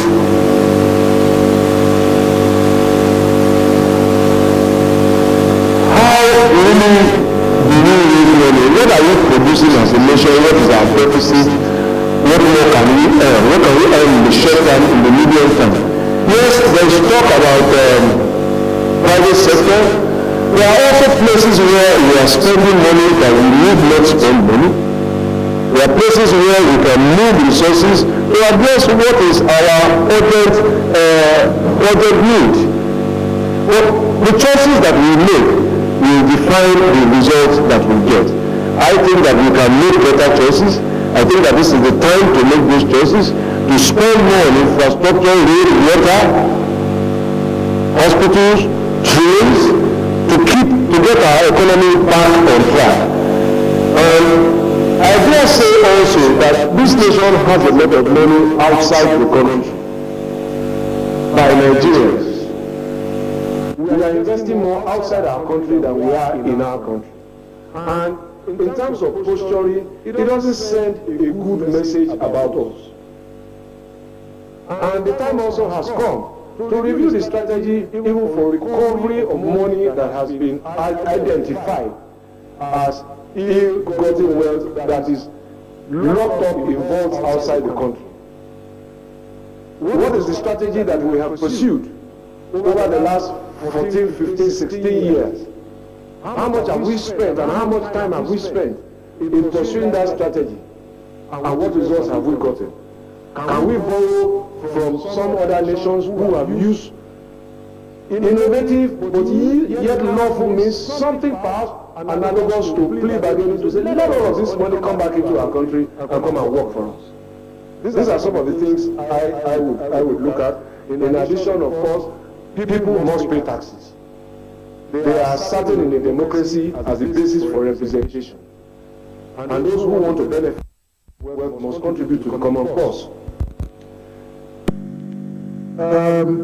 About the question of detainees, I think that there is unfortunately a misunderstanding of the issues at the time, and also there was a political atmosphere that made it difficult for rational appreciation of what the facts were. We didn't just collect destitutes. I think it is also important to say for public information that we were taken to court, and if I recollect correctly, the court found no merit in the claim. And the basis for making that determination was that these were people, all sorts of people from across Nigeria who come, sleep on the streets. Some have psychiatric problems, some are sick, some are dying. We take them into a home. We look after them, we treat, we rehabilitate, and then some of the pressures we begin to have, I want to go home, where is home? The only information we have about where home is what he tells us. We stood the risk of also being accused of illegal detention. And in all those instances, we corresponded with the states that those people claimed that they were from. I think Senator Abubakar as governor has also written to me, sending people from his state to me. I didn't make a hue and cry about it. We verified those who were indigenous to Lagos, and we told him that these are not indigenous to Lagos. And in a federation, sir, the right to free movement is not an absolute right. It also carries with it the responsibility not to be a nuisance.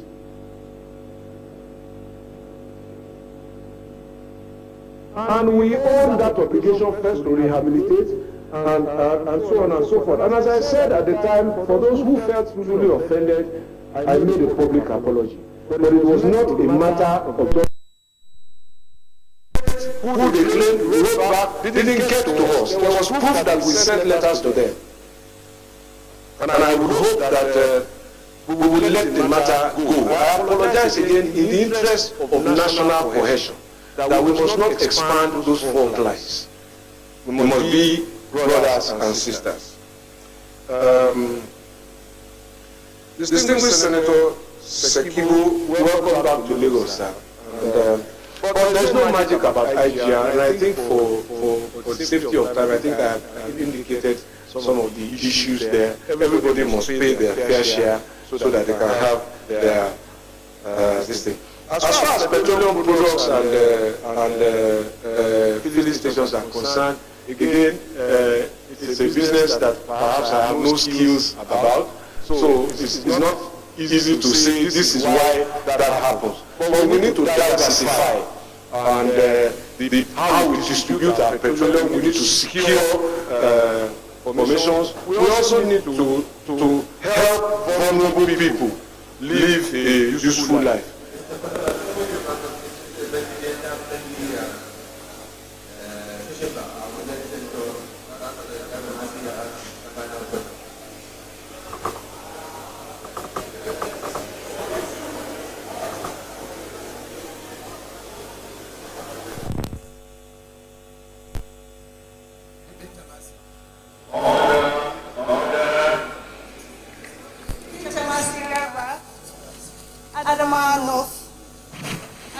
State. So you cite a law and you cover virtually. You talked about security, you talked about infrastructure, you talked about economics and what have you.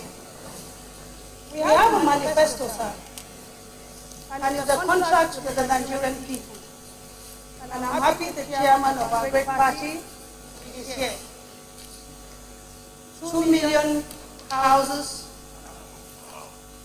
3 million jobs to be created, a stipend to be given 5,000 naira to the unemployed Nigerians or to the poorest of the poor.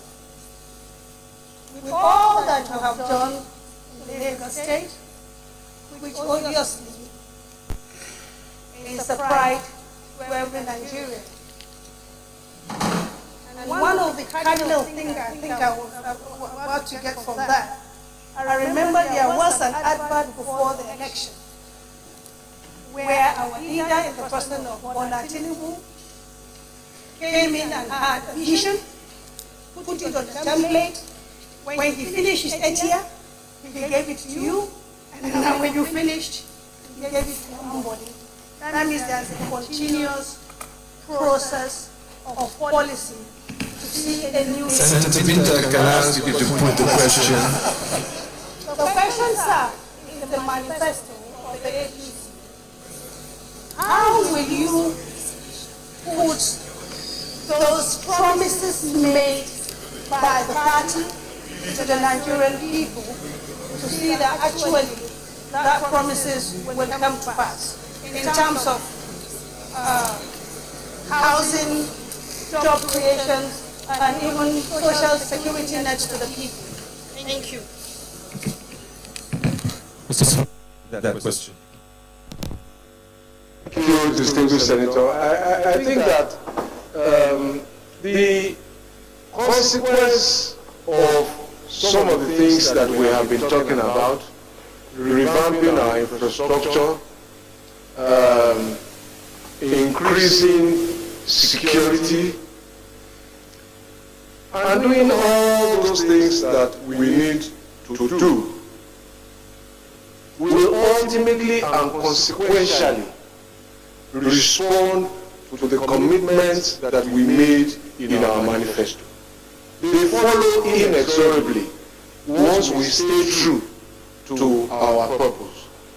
Construction work of roads will lead to jobs. For construction companies who employ people, they will lead to jobs for vendors who supply materials. They will ultimately bring down the cost of living because roads mean efficient transportation. Efficient transportation means efficient, cheaper cost of doing business. Housing construction inevitably will have the same consequence. It will be our responsibility as a government to then begin to measure the impact and to have a common purpose that every project that we undertake must respond to those issues. The choice whether we do A or B is a question of whether it creates work. It is a question of whether it creates work, whether it expands the opportunity, whether it helps the vulnerable and the weak in our economy, and whether it gives them an opportunity to feel included in the economy of their country and of their respective states.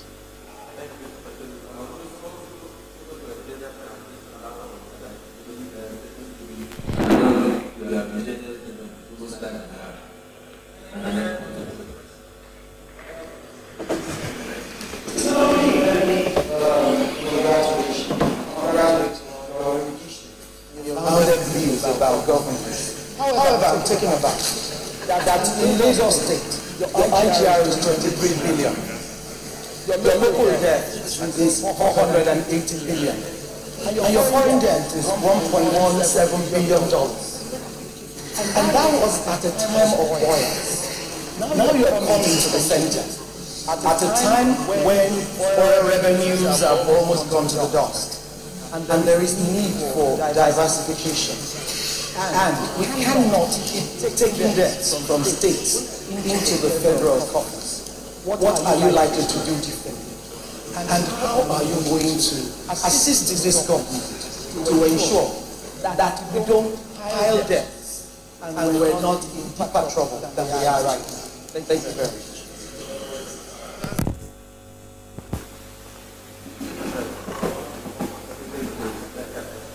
Distinguished Senator Jummai, I think that the point first to make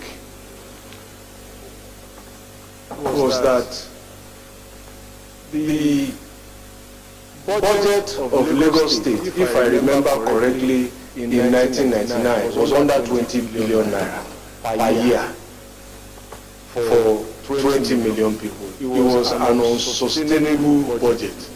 And so my predecessor in office, Governor Tinubu, first addressed the resource, raising IGR. Now, I think that perhaps our perception of debt today is a reflection of debt that we accumulated as a nation. And perhaps for which we do not have full appreciation or full value for money of what we did with the money. But my position very simply is that where we are today, it is difficult to conceptualize a short-term view that will not include borrowing if we want to keep this economy going. The economy needs a stimulus. We must borrow.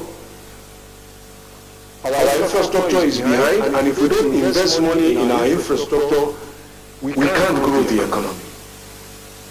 So the notion of debt as a sin is something evil. It's something that I would urge that we review and revisit. Where is the money going? If we want to build rail lines across Nigeria, we are not going to fund it by cash in our pockets. Red flags last for over a century. And so, the project that we commit to financing by borrowing must not only be bankable and economically productive, it must be able to outlive the useful life of the borrowing. Now, as far as the borrowings are concerned, let me first say for clarification, the foreign debts were not all the foreign debts that the state on its own contracted. First, some of them were contracted by the federal government on behalf of the state. Some of the federal projects and all of that, we didn't contract them individually as states. There were projects, of course, that we took as sub-national government. More importantly, our administration did not accumulate all those debts. Some of them we led from governments even before 1999, because many of those foreign loans have tenures of 40, 30 years. And we continue to pay them. Now, credibility of a nation, of a state, really is not how much cash it has in the bank. It's how able it is to finance and pay its debt and remain credible and credit-worthy. The rating of the state today by Fitch is the highest rating any government in Nigeria, sub-national government, has. Now, some of my colleagues who appeared here yesterday have alluded to the example of the United States. The global benchmark for debt to GDP ratios are about 20%. Our debt to GDP ratios are about 3.5%. We're well below the threshold. The United States is only $16 trillion or $19 trillion now. But they decide what happens across the world. I would like to be that kind of debtor. Changing governments across the world, we go to their universities, we use their hospitals, we travel to their wonderlands. That is what they've done with their money. That is the kind of debt we should have. A debt that grows our productivity, that grows our mind, that grows our nation. But I am not a debt man. But I am simply trying to explain the concept of debt in financing public infrastructure. But we can't borrow to pay salaries. We can't borrow to run generators. I would rather, instead of borrowing to run generators, invest more money to build a power plant that reduces our overhead. So those are my top of the line concept about it. Thank you very much.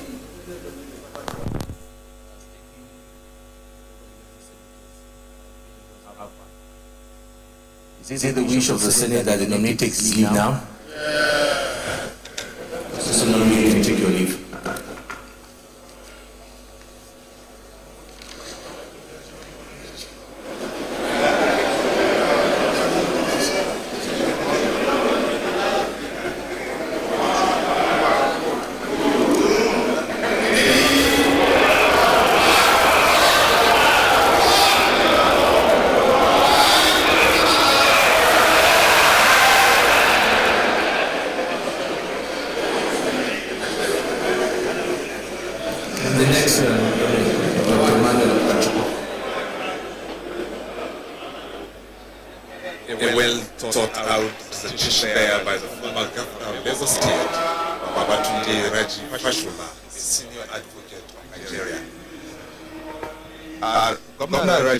Former Governor Rajiv Fashola was taking on many issues through taxation, security challenge and state leads.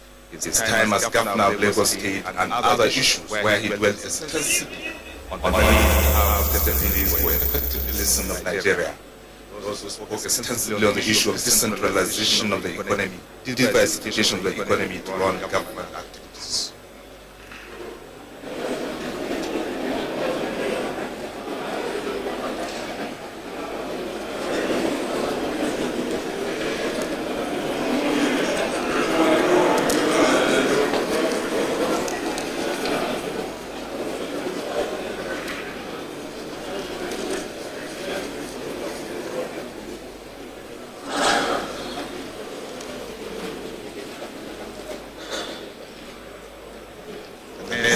Ministerial nominee is the Group Managing Director of the Nigerian National Petroleum Corporation, NNPC, Dr. Emmanuel Ibe Kachikwu.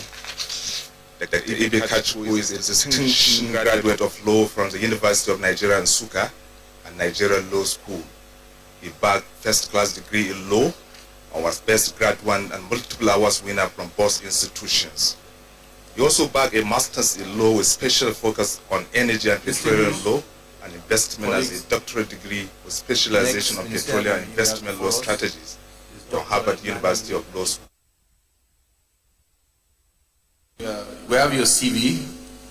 We want you to give us a brief information of yourself. If there's anything that's been left out in your CV that you want us to know about, if there's anything you want to talk at length about yourself, and after that, we'll ask you a few questions. Your Excellency the Senate President, Your Excellency the Deputy Senate President, Your Excellencies, senior officers of the Senate, Your Excellencies, particularly the three senators who represent Delta State, Senators Amori, Senator Mwaboshi, and Senator James Manager, Your Excellencies, distinguished other senators. Let me start by saying that I think the CV that you have in front of you probably details the entirety of what my background is. I will only add that I have been one of the very few privileged Nigerians who have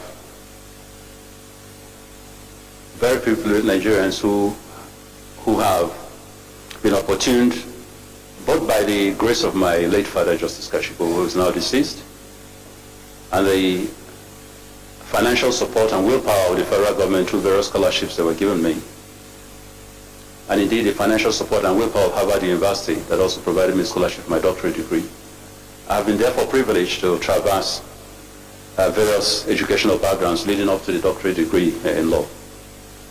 But more fundamental, I have had 30 years of unblemished career in the oil industry, straddling from the upstream to the downstream to the private sector.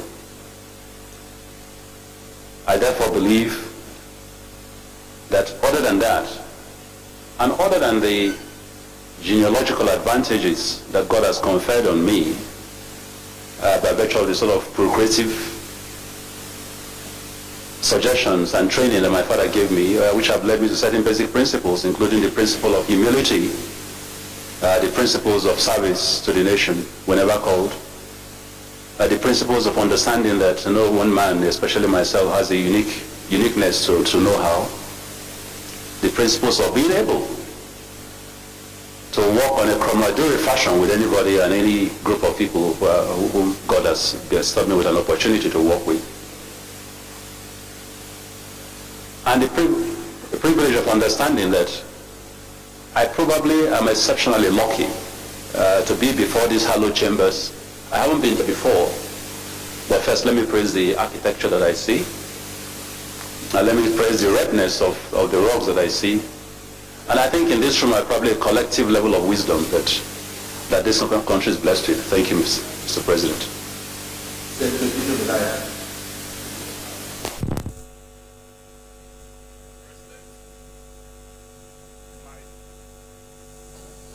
My name is Dino Melai, representing Kogi West Senatorial Districts. Mr. Nominee, if from your citation, if you are appointed as minister in the Petroleum Ministry, how will it be possible for you to supervise and ensure the wide-ranging reforms you have listed in your reply in NNPC without sabotage from the new layer of management in NNPC? In other words, are you guaranteeing this Senate that you will be a hands-on minister to ensure full implementation of the reforms needed? And finally, what will you do differently? What will you do different from previous ministers of petroleum if appointed into that ministry vis-a-vis the change mantra? Thank you. Senator George Akume. Mr. Chairman, distinguished colleagues, Senator George Akume, Benue Northwest. Well, Mr. Nominee, were very cerebral and celebrated too, as we have seen in your CV. I have very few questions to ask. They're very short, but I believe they are pertinent. Number one, you are coming from a very, very sensitive industry. You're managing the NNPC, where you have not been elevated to where, if confirmed, you will be a member of the Federal Executive Council. Doctor, there is one issue. Order, please. Order, please. Very, very important to us in this chamber. The issue of JVCs. We have raised this on this floor repeatedly, and no useful answers have been proffered. JVCs, we want to ask, are they applicable within the OPEC countries only, or applicable to other countries that produce oil but they are not members of OPEC? I ask you this because we understand that these funds are supposed to be used in the training of Nigerians. You want to enhance the capacity of Nigerians in that industry. Everything that has a beginning must have an end. Do we have to continue to train and train and train and train Nigerians, given the fact that many of you are serving multinationals? Many Nigerians are now fully engaged in the oil industry, and the funds allocated are huge. When do we phase out this completely? Remember General Abacha phased out this, and yet the industry was functioning. Number two, emergency power projects. These projects were conceived in 2005 by the federal government, and all the tiers of government bought into this. We contributed huge sums of money. These projects were supposed to produce, at the end of the day, 6,000 megawatts of power. These projects were supposed to utilize gas, which we have in abundance. Terminal date of delivery was what? December 2007. Production of 6,000 megawatts to the national grid. Well, we are in 2015. I left office in 2007. Fluctuation of time when I was governor, I left in 2007. We still don't have that. We've been told, rightly or wrongly, Train 1 is not ready. Train 2 is engaged. Train 3 is supposed to be sold to this group. Train 4 is this. Train 5 is under construction. We don't know which is which. But funds have been put into this. We want to know precisely what the problem is. And finally,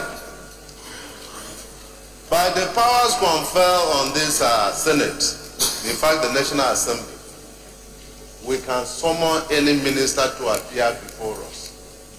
In the course of our investigation, in the course of our oversight functions, give us your words here. When invited, would you attend? Thank you, Mr. Chairman. Senator Anduba.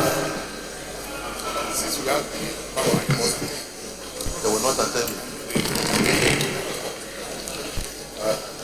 Mr. President, most distinguished colleagues,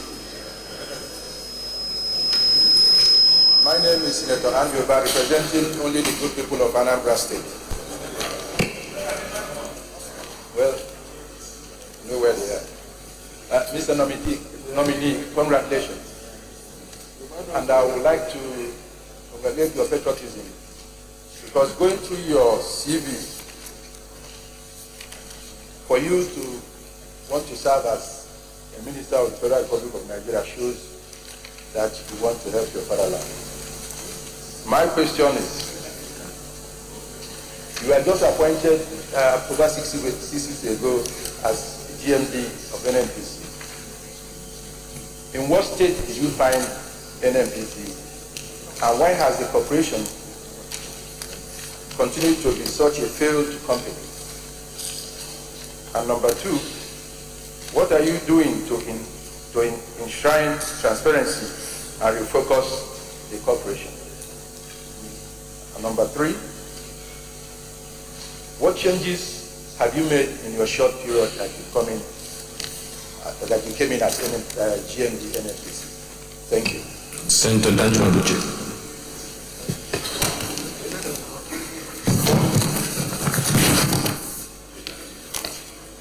Thank you, Mr. Chairman.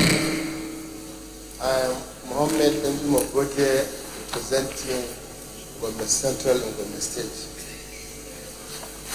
Mr. Nominee, looking through your background as somebody who has served very well in the private sector and oil industry, and your short stay as the GMD of NNPC, I have just two very simple questions. Number one, using your experience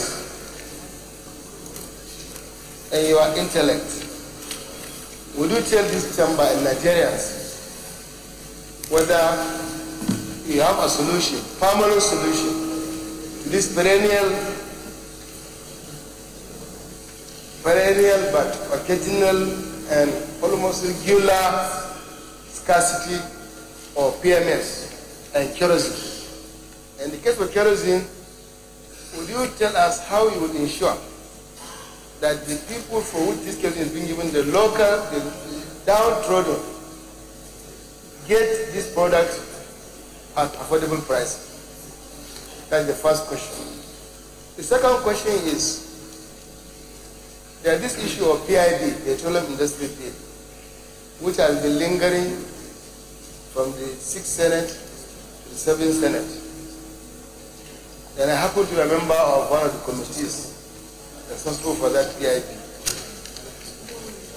And there's this story making the round that there are so many versions of PIBs between the National Assembly and the Executive. The question is, would you now produce your own version, your own revised draft PIB for submission to the National Assembly, or are you going to rely on what's already been submitted by your predecessor? Thank you. Dr. Kachikwu, take those sets of questions.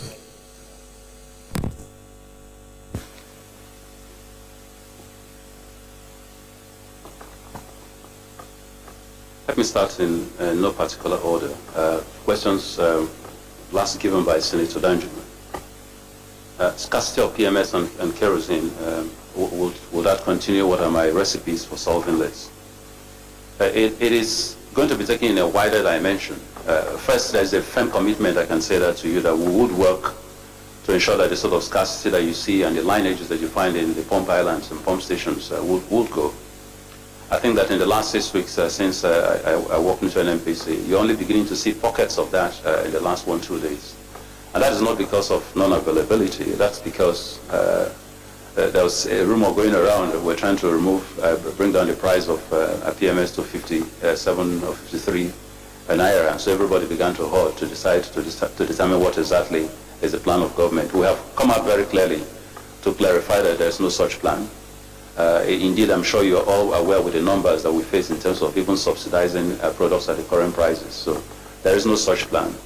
And so I think that in the next 1-2 days, you'll find that individuals who open their stations and products are there.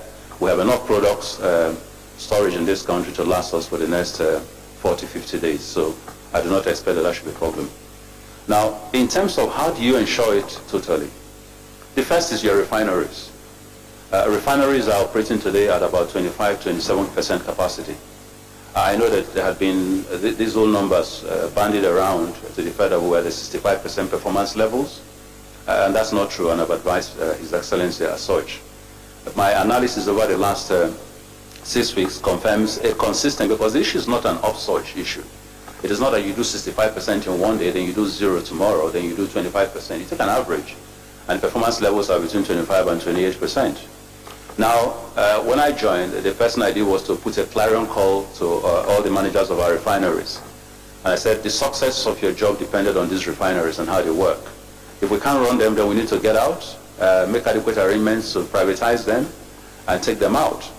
In any case, whenever you don't run a refinery well, every barrel of crude that you send into that refinery produces, you send a $45 crude, or today $52 crude.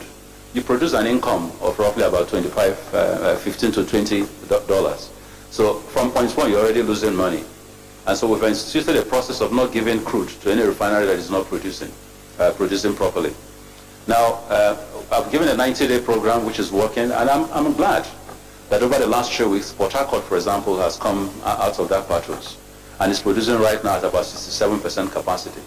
Our intent is to grow Port Harcourt all the way to about 70-75% capacity by the end of the year. So Port Harcourt is on that, and the prayer is that it continues. Now, Warri is beginning to signal that there's a likelihood they will come on stream, because right now both Warri and Port Harcourt, both Warri and Kaduna are short. Kaduna does not have an FCC problem yet. The difficulty was one of the pipelines. The pipelines were breached. We just finished the repairs on the pipelines. We're going to begin to pump crude into Kaduna refinery tomorrow. And hopefully over the next 4 or 5 days, they will get the stock that they need, to get the plants kicking. We will then know whether they are in a position to continue to produce seamlessly above 65%. If any refinery produces below 60%, it's not production. Because the reality is that the performing capacities of refineries worldwide are in the 90% and above categories, and that is when you begin to make yields that turn into a profitable refinery. So we're hoping that Kaduna, when it starts, will at least begin to benchmark on what Port Harcourt is doing. What I have clearly as a mandate will be that at the end of December, when the 90 days is off, we'll sit down and say which ones have shown a capacity to consistently perform at levels that make optimal sense. And those ones we'll let continue. We'll look at the management issues, tidy them up, look at the procurement issues and tidy them up. But those that are not, we'll have to shut down and do complete maintenance. Now let me go back to why refineries, however, are not producing, because all linked to whether you will have PMS on a constant basis. The reality is that over the last 10 years, we have not really done a serious shutdown routine maintenance of the refineries. Most of these refineries are 30 years old and above. Now that's not that they can't work. Refineries have a lifespan of 50 to 60 years if you continue to maintain them constantly. But lack of maintenance has shut them down to points where they really cannot work. And our engineers have done a fantastic work of continuing to tinker like mechanics with every little part of the refinery to keep it going. So the simple answer to your PMS is refineries have to work. The other shorter answer, of course, is that you can continue to import. Now, the essence of an import is not only disgraceful to a country like Nigeria that has so much resources to be able to produce its own product. And with our neighboring countries like Chad and Ghana beginning to run their own refineries and produce product. But it's also the fact that the cost of imported products are exorbitant. And at the end of the day, the landed costs of imported products are far more than the authorized sale prices of these products. And right now, we're dealing with all kinds of cataclysmic effect of DAPMA and the rest of them who bring in products are owed huge arrears in terms of subsidy and would not want to continue the business unless subsidy is paid. So obviously, importation as a track forward will be something you want to fairly quickly find a way of getting out of. But in the short term, how can you ensure that? We have to get the refineries to work. We have to shut down the ones that can't work and get them maintained so that they can work better. We have to look at a fairly fast process to ensure that product is always there. And of course, finally, you've got to have strategic reserves. Now, these strategic reserves in most countries will carry products of between 6 months and 3 years. The United States keeps a strategic reserve at any given time of 2 years plus. But strategic reserves cost money. They cost money to build, they cost money to stock, they cost money to carry. And the carrying cost can be quite heavy. So unless your financial circumstances allow you to do that, that probably is not an immediate solution. The long-term solution really is to privatize as much as we can the whole rudiment of downstream sector performance. Because once you do that, people will go into the business for profit, they will do the investments that are required on a long-term basis, and you find solidity in terms of availability of these products. What we are doing right now is to continue to do an interim, holistic but firm and forecasted management in the sector to ensure that our citizens do not suffer. Kerosene is a different ballgame. You will notice that only NNPC for now imports kerosene, and that is because it has, the sale prices are such that nobody can bring in kerosene and make money. As a matter of fact, 50% of NNPC's subsidy charges come from importation of kerosene. So the first thing is, how do you get kerosene easily available? The refineries work. If the refineries work, they produce more kerosene. If you begin a good deforestation and afforestation program, you can begin to slide our people away from kerosene. And so therefore, it is absolutely essential, for example, that gas goes all over the country. Next year, we're having a program that we're going to launch that will give, hopefully, free cylinders to every Nigerian citizen. Once we do that, we'll begin to say, how do we get gas to nearby depots, closer to people? Because once we do that, we'll begin to move out from kerosene. But until we do that, kerosene is still the bread and butter of the average Nigerian family in terms of cooking and all that. And our duty will be to continue to produce that. And the president is very, very committed, to making sure that that product is available. For the very first time in very many years, you are seeing a situation where kerosene at least is being distributed at near control prices as much as possible. But it's at a loss component to NNPC. We've got to address that for continuity because you can't continue to run that on a deficit basis. You've got to create an incentive where others are able to bring in kerosene and sell. So somewhere down there is the band of how we need to address the subsidy requirement on kerosene to ensure that it continues to flow. In terms of distribution, the majors and the minors, the Dorfman, all the rest of them, will gladly and freely and quickly and speedily move kerosene to all over the country as long as it's available in the volumes that you require. So that's the short answer to that. We're working on it. We're working on policies. I've been there for 6 weeks. You'll begin to see some trending in terms of provision of kerosene in these stations at control prices. But we're working on a twin engine of being able to provide this product on a holistic long-term basis without suffering the sort of loss and causative factors that you see on a day-to-day basis. And then you also asked me about the PIB. Would I utilize the existing version? I think first of all, let me say that one of the things I've said to myself since resuming as GMD of NNPC is that I will not be constrained by the lack of PIB in making sure that holistic solutions to the industry continue to be propelled. So using existing laws, we'll continue to make changes. We'll continue to draft solutions. We'll continue to tinker on. Because at the end of the day, whether or not PIB is available and passed really doesn't lie within the umbrella of the executive. It lies with this revered assembly. But I also do not think that the problem really with PIB has been the fact of the versions. I think by the time the last 6th Senate was running up its program, you had gotten a version that was clearly the version that both houses were looking at. Am I going to create a new version? Not really. I think what I will need to do is take the version that you have, look at it again, make changes. The key issues is that as long as we continue to want to pass a holistic PIB, it's going to be a very major challenge. But once you begin to break it up into critical aspects, you begin to make a faster run to passing PIB. Fiscal regimes, for example, you've got to ask yourself, why would you want to have fiscal regime, for example, inside the PIB? Because to change those fiscal regimes, which are a very dynamic environment, you have to come back to this assembly to also make changes. You must find a way of pulling out fiscal environment, fiscal regimes, and leave them to existing tax laws which you can amend, and additionally look at the PSCs and the joint venture agreements and the tax laws to enable you to determine fiscal regime. The advantage in that is that you have the flexibility of changing with the times. At the times when oil prices are so low that nobody is willing to invest in your country, you may give some incentives. At the time when they're so high that people are making outrageous profit results, you may increase your taxes. But so long as you leave it in a holistic, blue barrel type voluminous PIB, you are stuck in terms of how you're going to get the required votes each time to make amendments or tax. So I think the way to go is, first of all, take what is there. I don't believe in throwing away the baby with the bathwater.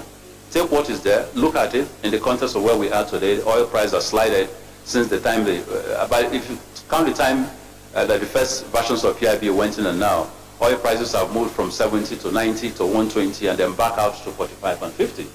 Environments have changed, the considerations have changed. But the aspects of PIB that deal with organization, structure, administration, reorganization of the government agencies that are going to be responsible, for stewarding the oil industry are still as relevant as they were before. We can take those, the interests of communities are still as relevant as they were before. So we can take those, pass them fairly quickly so that we can have some level of certainty. I can tell you that the average source of volumes in investment that we're losing on an annual basis because of the lack of PIB is in excess of $15 billion a year. And the reason is simple. It would have been better that you didn't start at all than announce very flamboyantly that you were going to do PIB and then step back from it. Because it creates a level of uncertainty that no international investor wants to grapple with. So I will urge this very revered Senate to fairly quickly come to terms, find a way working with us to go ahead and pass those elements of PIB where there's not much contention. Engagement is key. One of the key things that killed a previous bill was that there wasn't sufficient engagement. Our duty as individuals in the line of progress with you will be to go out there and have those engagements and hopefully submit to this Senate and to the National Assembly entirely suggestions that have come with people, things that people can live with, amendments that need to be made. Because once that engagement is there, and engagement does not imply that you must at the end of the days accept the views of everyone that is accepted. The experience in this room is enough for you people, for distinguished senators to go through that. But engagement is key, because at the end of the day, the trend that you're seeing is a northward trend towards foreign investment and external private sector investment in the sector. Government emphasis on investment is going to start sliding because of depreciating amounts of income. So that's that. I then had a question from distinguished Senator Ba saying 6 weeks ago, what was the state I met NNPC? And I'll classify this into the good, the bad, and the ugly. The good, I would say, you have very well-trained staff who are there. You have lots of committed people who want to help and change leadership. And never mind all the stories we hear about this institution. It is sad, for example, that if you look through what happens, 80% of people who work there are above board. They're working hard. They're committed. They make no decisions. And you have a very small percentage who do the sort of things that have created very bad reputational issues. So there are good people in there. I met a lot of good people. I met people dying for leadership. Leadership is key. How much leadership can you give so that people believe in you and work with you? Because like any dynamic organization, the leader determines the mantra. So they were dying for leadership. I met people who understood what the problems were, and in most cases had spent so much in all kinds of consultancy services to identify the problem. But there was a fairly big lack of executive will to move forward with some of those challenges. Now, the advantage we have today is that we are in an era of a president who is committed, completely committed to seeing very fundamental changes in this sector. And every conversation I have with him every week is geared to how much more can you do? And so for the first time, I can very clearly say that my problem will not be the president. My problem will be myself, my ability to harness the capacity of those who are there to understand that change is absolutely inevitable and there's an urgency of now. So that's what I meant. Now, in terms of the bad, corruption was a major issue, still is. We're working very hard to try and wipe that out. I am sure that if you follow the trend since I joined, we've literally cut short every contract that we found suspicious. Now, and let me say this. When we cancel contracts, it is not a vote against personalities. It's a vote against the terms of those contracts. I'm not interested in who is doing the contract, but it must be transparent. The terms must yield the best values for this country. And so when I see people call me and say, why did you do this to me? It is not a personal issue. I'm not going to go and lift the crude. I'm not going to provide the services. But this country must get the very best value out of every contract that is issued out of the oil industry. We owe ourselves that. We owe the people who represent that. We owe the international community who continues to watch with trepidation that. And so that's where we're headed. Now, so the corruption was a problem. Contracts were a problem, definitely. Structure was a problem. Over nearly 40% of the revenue that NNPC generates is utilized by NNPC for its own need. Indeed, if you look at the numbers for NNPC spends more than a lot of 3 or 4 or 5 states gathered together in terms of their annual budgets. So something has to give. A political will is also essential. So one of the things we've done is, for example, we've downsized tremendously at the upper level. We've moved from nine directorates, when you add the coordinating position, into about 4 or 5 directorates. We have literally removed from the system about 150 GGMs, and we slice that down to about 100 GGMs. We have moved general managers from about 180 to about 90 something. We're doing some very, very drastic cuts. But the problem is not just at top leadership. The problem is also at the bottom. And next week we're getting into the holistic item of looking at subsidiaries, because a lot of the business is run by subsidiaries. How much staff do you need to run a business? Now, that is going to be transplanted on an altar of what is an ongoing holistic reform process. What is NNPC going to turn out to be eventually? Will it be as big as it is now? Will it focus on areas where the private sector is better able to? Or can we provide services in a manner that is efficient but yet cost efficient? Can we wipe out corruption, which takes about 10% really of the yield factors? Can we create an environment where the best Nigerians who have the capacity to do this business can get in, make an investment, and be sure of the rewards that will return to them? It is a whole mind-blowing exercise. But myself and my team are absolutely, absolutely committed to making sure that this works. And if I do get the approval of this revered body and the appointment from the president, I intend to continue to pursue those drastic measures that I've done over the last 6 weeks to ensure that we get to where we're supposed to be.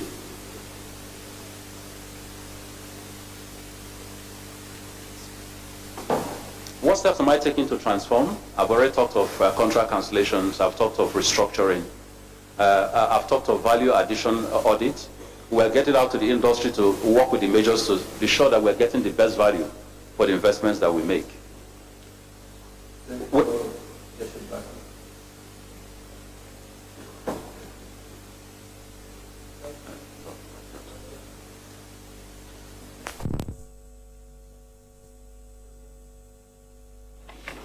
want it to be a bit louder.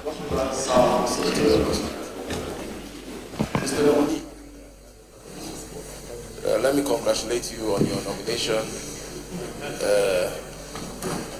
to this office. My question is simple, and it's only one question. We know that local content and the participation of Nigerians in the oil industry has been an issue that successive governments have grappled with. The local government, you have been around the world, and you know the local participation in the oil industry in other environments. What are your local content targets as Minister of Petroleum? And also, what will you do to achieve these targets? Maybe I'll ask a second question. You've had a lot of experience in the wide and multivariate experience in the private sector. Now you are coming into the public sector. What are the best practices, the corporate government traditions that you believe you will bring from the private sector to the public sector in order to transform the NNPC? Thank you. While noting that, also to note the question asked earlier by Dr. Akko, Senator Tazi.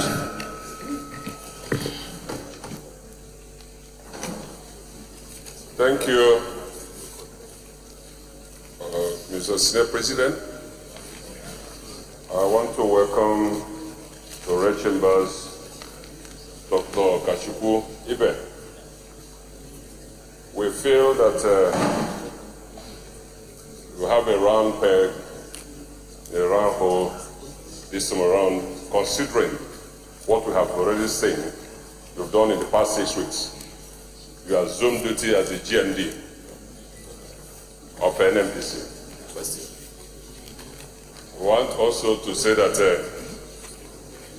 since Mr. President has indicated his intention to be the substantive minister for petroleum, and you, as if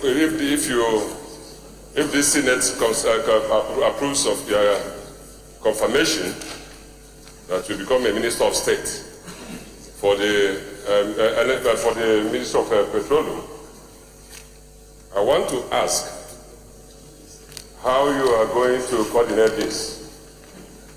have the ability to, you have a president who is a minister, and yourself as a minister of state, in terms of project delivery. That one. The other issue we want to ask that has been bothering the smooth operation of the industry is the lumped NNPC. And I'm happy also that in your NNPC 20 fixes restructuring program here, you have them. That is the unbundling of NNPC for efficiency. We have had in the past so many people that are come before you come with the liberalization of the downstream sector, do one story after the other. But we have... Distinguished Senator, could you put the question so that... Yes, Mr. State President, I'm going to do so. But I want to say that we have had motion without movement. And this is bothering us. And that's why so many of us here want to ask questions. Because we know that if we get it right with NNPC, you know, the industry here, that a lot of our problems as a nation will be solved. And then I say, how are you going to do effectively? So, in fact and indeed, the unbundling of NNPC, so that you have one. Let me give you an example. You have PPMC. Distinguished Senator, I think, as I said, we need to give utmost respect to our colleagues. Put the question. I'll do so shortly if I don't have so many interventions. So what I'm saying is that unbundling it so that you have different strata of the industry and differently. That's one. The other issue is that how do we remove government? Order, please. How do we remove government from business? The private sector, the economy of this country must be private sector driven. But what we have found or seen in the past is that the NNPC want to do most of the jobs. You have also seen in the downstream where you have filling stations that you have people that past administration got into to take NNPC filling station all the places. You know how much you have lost in the process. So what I'm saying is, how do we allow the private sector to drive this, to drive the industry? Then the NNPC doing regulatory job, trying to set the standards and get those things done so that this industry can move. If you do all this, for goodness sake, I think we're going to get things done. Then the other issue is that the pipelines, we have pipelines. We have the issue of pipelines in this country. The pipelines have always been fractured. And we feel that there is the new NNPC which you are in charge, we find solution to the rickety one that already gone bad, to get something that is new that will meet with the 21st century Nigeria, so that we stop having the problem of leakages. And then the coastal depots, we have the issue that the coastal depots in Warri, in Port Harcourt, in Calabar are not doing the job they are supposed to be doing. With the result that most of the imported petroleum products are taken to Lagos, and it's giving problem to people from the north central, northeast, and the other parts of the southeast coming to Lagos to take products. Whereas you have all the whereas what we should be expecting is the people from the other side to do the reverse. So what are you going to do to reverse this trend, to ensure that the coastal depots in the Warri, Port Harcourt, Calabar are all doing their job efficiently and to the satisfaction of this country? Thank you so much.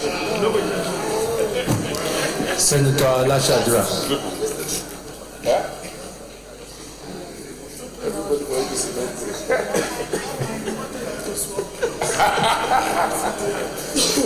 Order, please. Order, please. Thank you, distinguished senators. Thank you very much. Thank you, Mr. President.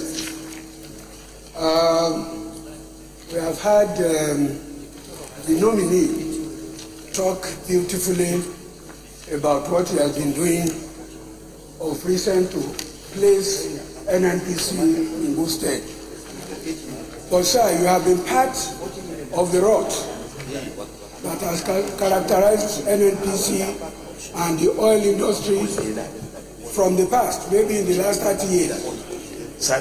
Now, what do you think you will do if you eventually become a minister of the Federal Republic in charge of the Petroleum Ministry that will change things? Because people had always talked beautifully when they are interviewed like this, but at the end of the day, you find that they are unable to really hit the nail on the head and deliver what we want.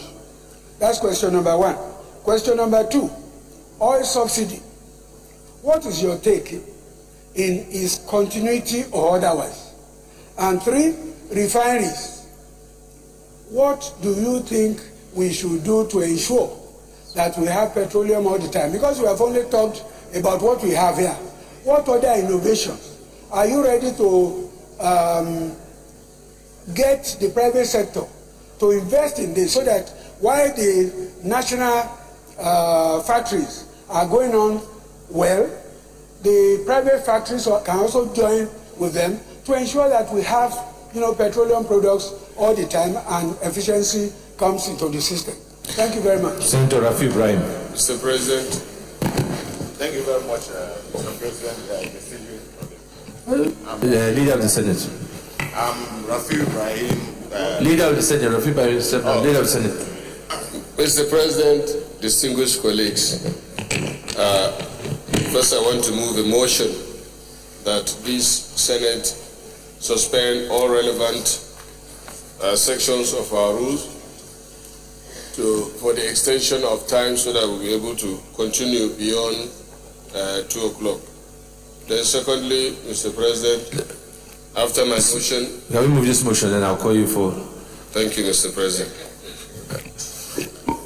Thank you, distinguished President of the Senate. My colleagues, I want to second the motion that we do extend the time to enable the Senate continue with the screening exercise, that I take that privilege to urge the Senate President to look at his bench when it's possible. Yes. Thank you, Minority Leader, for your colorful control. Distinguished colleagues, those in favor of extension of time beyond a nominee sitting for us to continue with the screening of nominees, say aye. Those against say nay. The ayes have it. We have to continue our sitting. Senator Rafi. Thank you, Mr. President. Dr. Kachikwu, my question is very simple. I have your 20 fixes for NNPC, which I believe is 20 fixes for Nigeria petroleum industry. I can see that from our history, we have the issue of neglect of communities around the petroleum industry facilities.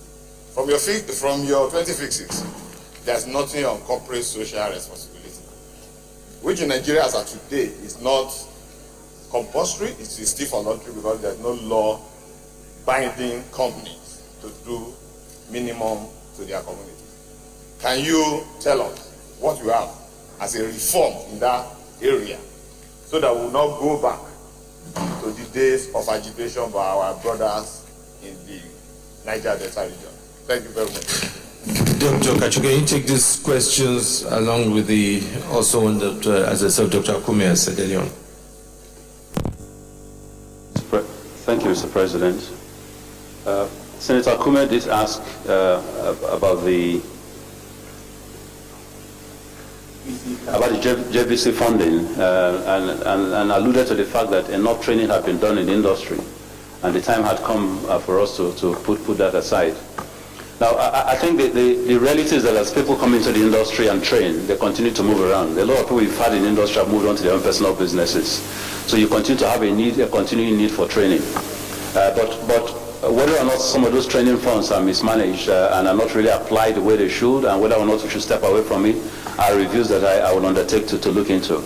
I do share the sentiments that you have there in terms of the long-term continuity of this and the need to address that, but I'll look into that.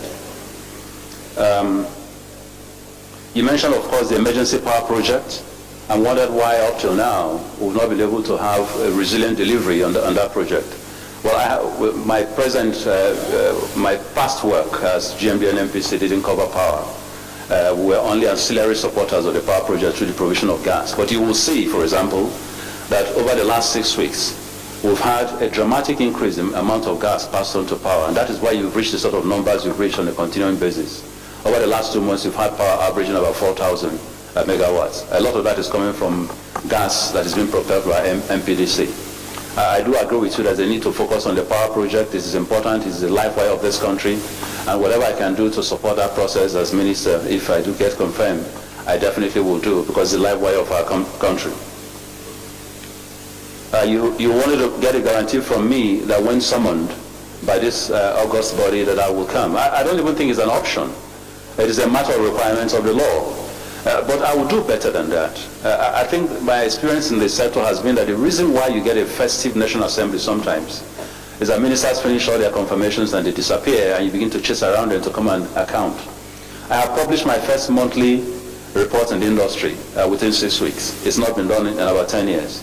I can guarantee you that on a monthly basis, these houses will get what I'm putting together now called the NNPC manual. It will be a manual that tells largely what is happening in the industry on a month-to-month basis before it is published. And you will therefore be abreast of developments in this sector well ahead of those developments. We started out reforming our system. We're doing a monthly publication. I'm doing a weekly podcast within NNPC. That weekly podcast addresses relevant issues on a week-to-week basis, and is stranded to every staff of the corporation, about 13,000 of them. They receive that every Monday. And I've done that from the very first week that I've resumed. I will continue that till December, and it will go to a monthly podcast. If I can do that, then be assured that a monthly delivery to you wouldn't be a problem for me. I have had a weekly session with the president, which is all documented. We'll continue to do that every week. And we've had monthly town halls. We've done one. We're getting ready for the second one. So I think that the requirement for knowledge and information is not a privilege that we give to Nigerians. It is a right that they're entitled to. And as long as I have any influence at all in this sector, I intend to ensure that that right is respected and delivered upon.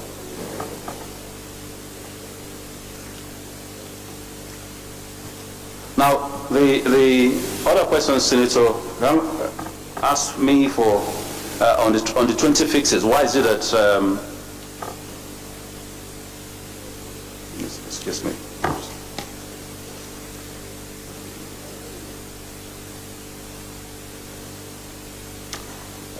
Sorry, I get confused with some of these questions. I think, Senator Gershom, you did ask me on the local content drive what I intend to do on local content.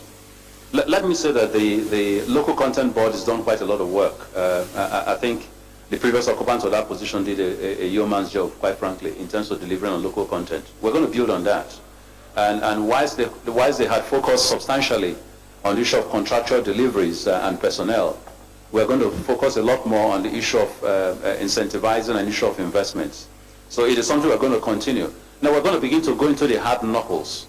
Most of the investments that you see Nigerian companies do have been largely in the peripheral areas of the oil sector. Now, but the reality is that the oil sector is moving. If you look at our statistics, a greater amount of petroleum is being produced, not from onshore facilities anymore, but from the PSCs. So we're going to have to encourage Nigerians and the banks and the financial institutions, and indeed, hopefully, one of the things we're looking at is a world fund that will be set up to assist Nigerians get into the very complicated adult levels of investment in the deep stream sector. But local contents will be relevant. However, whilst the local content drive will be essential and will be grown, we must find a way of harmonizing some of the rudiments of local content that have tended to slow down, ability of the oil companies to go fast on approvals. So NNPC has got to work hand in hand with these companies to have parallel and as opposed to cumulative approval system. I have set a mandate for my people that approvals will have to come back from the 3 months average that you've noticed in the last 4 years, and then register and basically be handled within a 6 months period. That's a very tall order, and to do this, there's going to be a lot of complementarism between various agencies of government, and that's one of the things we're working on.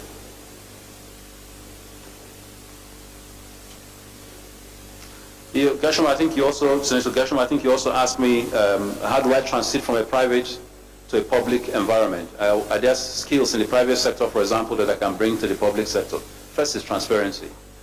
Some of the wild stories that I hear in the public sector are known to the environment in which I grew up for 30 years. And the first thing that I need to do is to get out of it. And that's why you've seen that within a very short order, we've ordered PwC back to do a forensic audit of our earnings. We've been able to finish, bring our management reports from 2010 to 2014, and that's helping the PwC new complete audit. We have been able to start publishing our monthly reports, something we're going to keep doing. So transparency is key. The other is speed. Speed is time. Time costs money. And there is some level of laxity sometimes in public sectors, thinking that if you just take your time, things will go away. We're going to have to instill speed because we're dealing unbelievably with a sector where speed is of essence and means a lot of money and means the difference between success and failure of a project. Senator, no, I think there's a question from Senator Kazim, basically saying, asking me, what am I, on the pipelines, for example, what is the holistic solution to pipelines? And what are we going to do? Well, I'm sure that those of you who have followed the press in the recent times have gotten to a position where we have gotten the army involved, we have gotten security and community involved. Can we invest in new pipelines? Very expensive, but that's going to be a private sector-led effort that we're also encouraging. The rot on NNPC I've already talked about and how we're unbundling that. I think that different from the 20 fixes that the distinguished senator mentioned, if you also look at my roadmap for the oil industry in totality, 20 fixes we're dealing with NNPC's problems. And therefore, community issues largely fall into the roadmap, for the oil industry. We have a book that I just brought up on a roadmap for the oil sector, which canvasses all that. But community is key. Without the community, there will be no oil. Unless you deal with the community, there will be festiveness and you will not produce. I think we're all too realistic experiences in terms of what has happened to this sector in the past if we don't do this. So community is key, and we have an agenda on how to deal and relate and converse and hopefully work cooperatively with community.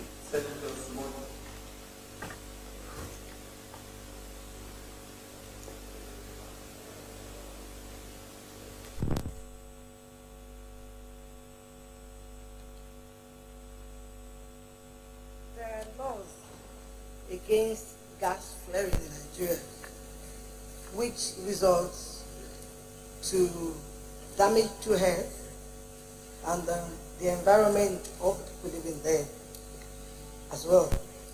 What do you think you can do, either to reduce this or to combat it? It is a bit louder. The mic is on. Laws against gas flaring in Nigeria.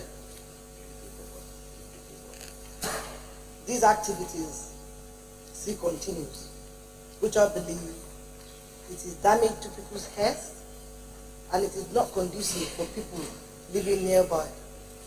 What do you think you can do, either to combat it or to reduce it at all, for the safety of the people living around the place where you have gas flaring? Senator Raji Rasaki.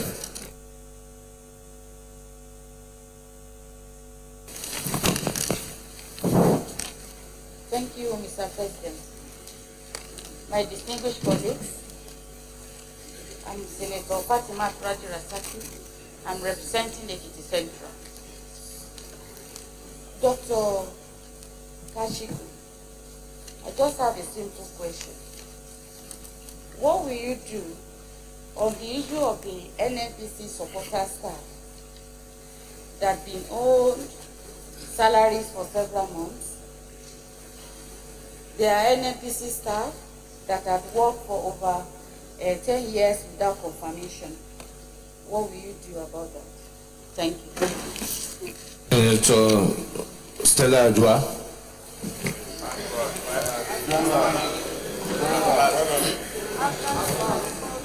Mr. President, distinguished colleagues, may I start by congratulating my dear brother here. I congratulate you. I have a few questions for you, most of which I'm sure you're already working on. Number one is the inconsistency in policy particularly the petroleum products distribution policies. Often you have a situation where we have a policy that will incur investments cost for those people who want to get involved in that particular distribution. But give or take 12 months within that time, you have a new policy that supersedes the one that has already been in place. I'm not sure how you're going to tackle that, but it's a huge problem, and it would be good if you focus on that, i.e. people invested in constructing tank farms all over the place. But these tank farms are so disconnected that really they're not getting sufficient fuel to manage. Again, if you look at the privatization part of it, it will help you to create an effective and efficient distribution system. The second one I have is on contracting policy. It's often amazing when you have a local contractor competing with a foreign contractor. The local one borrows at 25%, the foreign borrows at less than 5%. And so they are supposed to compete. It's so unfair that really you don't get a fair competition going on in that direction. It would be good if you also have a look at that and have it reviewed. And for employment within the industry, it's been ongoing for a long time. And I think what is happening is because we lack the database for our skill gap. Now, are you going to review that to the extent that we have a skill gap database, and so you use it to address your host community issues and take into consideration their innate skills? For instance, if a particular... Distinguished Senator, if you put the question... I'm sorry. The last question I have is Houston. Houston is developed by the Chevrons of this world, the mobiles of this world. It would be good to leave such a legacy. Are you thinking in that line that we can have a Houston in Nigeria, somewhere in Niger Delta? I think it would be lovely. Mr. President, thank you for the opportunity. Senator Rozoku.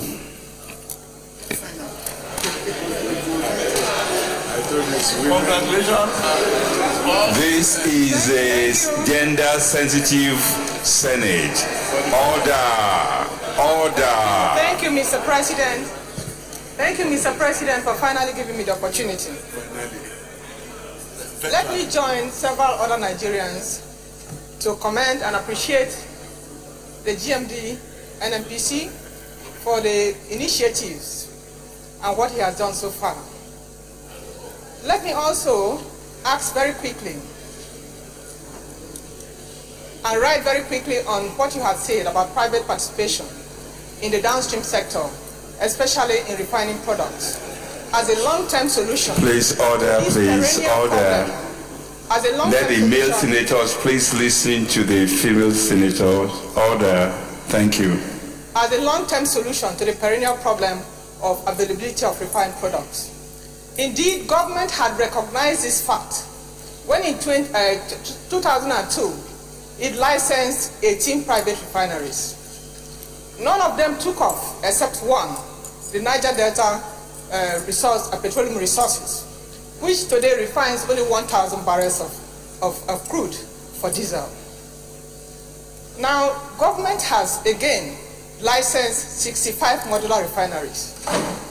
We want to know, what guarantee do we have that this time around, that these 65, some of these 65 or all of them would work? Initially, what they said about the 18 was that the enabling environment was not there, including the regulated downstream sector, as well as feedstock at competitive prices and some other things. Now, as Minister of Petroleum that oversees the NMPC, what will you do differently this time around to ensure that these refineries work so as to stop us from further engaging in the subsidy regime that continues to drain away millions of dollars from this country? Thank you. Thank you, Dr. Kachikwu. Take those questions.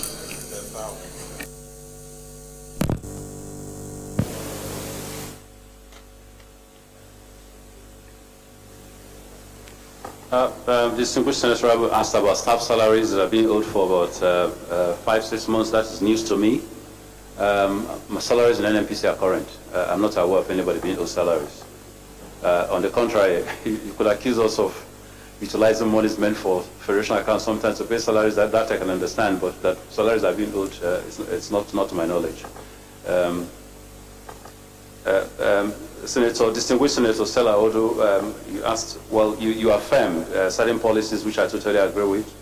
One is the petroleum policy inconsistency in the country, and I do agree with you. People get out and they make investments running into billions of naira, and if you can't keep policies consistent, then at the end of the day, they become companies that go bankrupt. We will intend to have a roadmap which is approved by the Federal Executive Council and His Excellency the President, and once we do that, we're going to be consistent. This President, I don't think, has a history of not being consistent, so hopefully, I'm sure we would keep to that. Now, in terms of the borrowing cost for local versus foreign companies, I think we need to have a clear demarcation of areas of operation, at least in an interim period. One of the things that you have is both local, like you rightly say, local and foreign companies competing for the same contracts in the different financial models completely. But we need to set parameters and say local companies need to be given a lot more access to, especially on onshore type contracts. You know, while we begin to push the very experienced, very heavily capitalized foreign contracting companies more into the deep offshore type environment. That I think will help compare oranges for oranges and apples for apples. Employment skill gap database, yes, absolutely agree with you. We need to develop that because one of the problems you're having within NNPC are those sort of skill sets. Over a period of time, you find a lot of people being dumped on the corporation whose skill sets really do not fit what needs to be done by those positions. We're reviewing those. We're going to create the gap analysis, not just for NNPC, but also for the entire oil industry. And that is certainly where my skill set go, for example, right now, some fabrication. And there are millions and millions of Nigerians who have absolutely wonderful skills in simple fabrication. We need to grow those. So we're going to find those gap analysis and try and drive those. Now let me go to the refinery question. A refinery, for me, there are certain processes that must be followed. One, the existing ones will have to be maintained. And if it means shutting them down to maintain them so I don't waste crude, we'll do that. Second, within the refinery environments, you have to commingle new investors who can have shared facilities in terms of pipeline, in terms of the excess power that they produce, and in terms of their tankage space. Three, you will need to look at modular refineries. At the end of the day, whether we accept it or not, destroying the local refineries that you see because of illegality may well be a first reaction to bring sanity, but ultimately you've got to create and harness the technology that those people have developed over a period of time and be able to put modular refineries in areas where they can provide work for people, get them out of the festiveness of attacking pipelines and stealing crude, and so we need to address that. Now the difficulty has always been that most people who apply for licenses, they get the licenses, they have not looked at the financial modeling, they have not looked at the business modeling. It is simply a thing of the current, you know, to have a license. They get it, and that's when they begin to do the analysis of whether the investment is worth it or not. Some do it because they want to get allocation of crude. And once they get allocation of crude, they stop there. We will have to review all requests for and all grants of refineries to ensure that anybody who is applying for that already has a business plan and can deliver on this business plan. And that's where business integrity comes. Ultimately, it's only that solution that will solve some of the refining problems that we have today.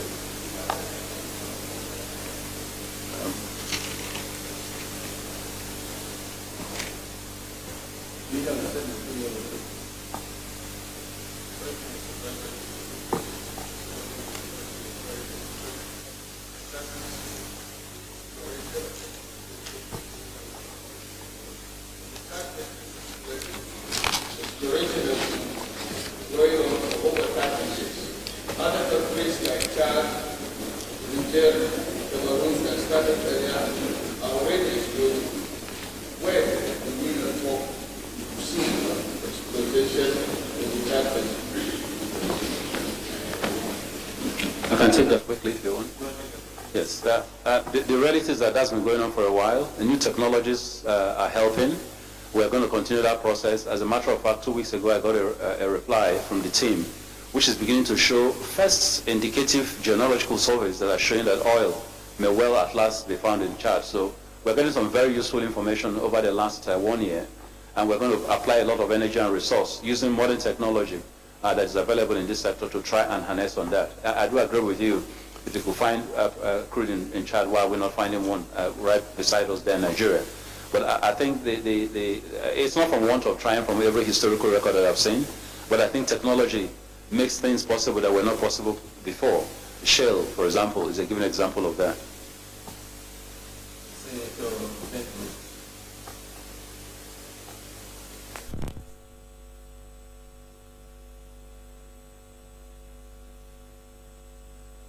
One, illegal refineries. The Niger Delta, there's a great deal of pollution taking place in the Niger Delta. Environmental degradation.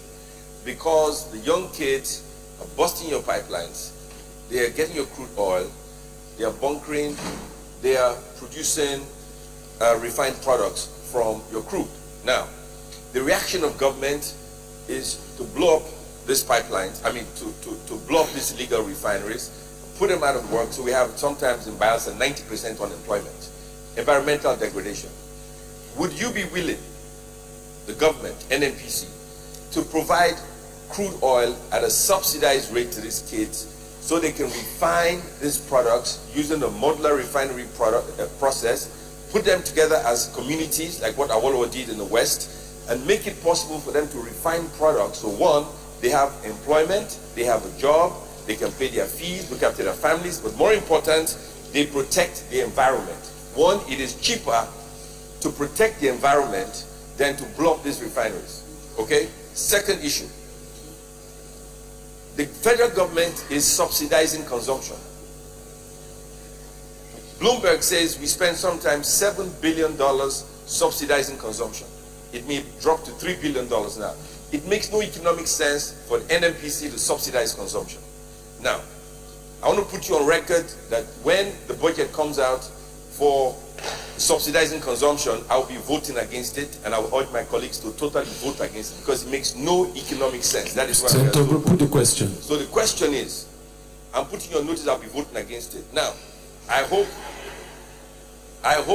when the budget shows up, you will not be asking for us to subsidize consumption, and I urge you not to. Thank you. Senator Shimusani. Thank you, Mr. President. Mr. Nominee, I just have two questions. The first one is on the issue of abandoned projects by the NNPC. In my constituency, there is a petroleum institute that was built, furnished, and was abandoned. That is one. Secondly, I will take you on some of the measures we have taken since you took over office, which is the sacking of some staffs of NNPC, which you euphemistically said rationalization. Now, what have you provided for those persons? Because I had a series of complaints from them. And again, I want you to make a clarification about the exploration of oil in the north, particularly in the Benue and the Lake Chad region. Thank you. Minority Leader. Minority Leader, will you please go to your seat? According to the rules of the Senate, you cannot speak from anywhere except from your seat. Thank you very much, Minority Leader. You are the best. I'm sure you are surprised the President will find me. I'm not. Your Excellency, the Senate President, my colleagues, I just want to ask two questions. First, let me commend the President, President Muhammadu Buhari, for going outside party line to bring people of credibility and integrity that can help the economy. Dr. Kachikwu is one. He's somebody you cannot say is any political party. So the question. Could you answer your question?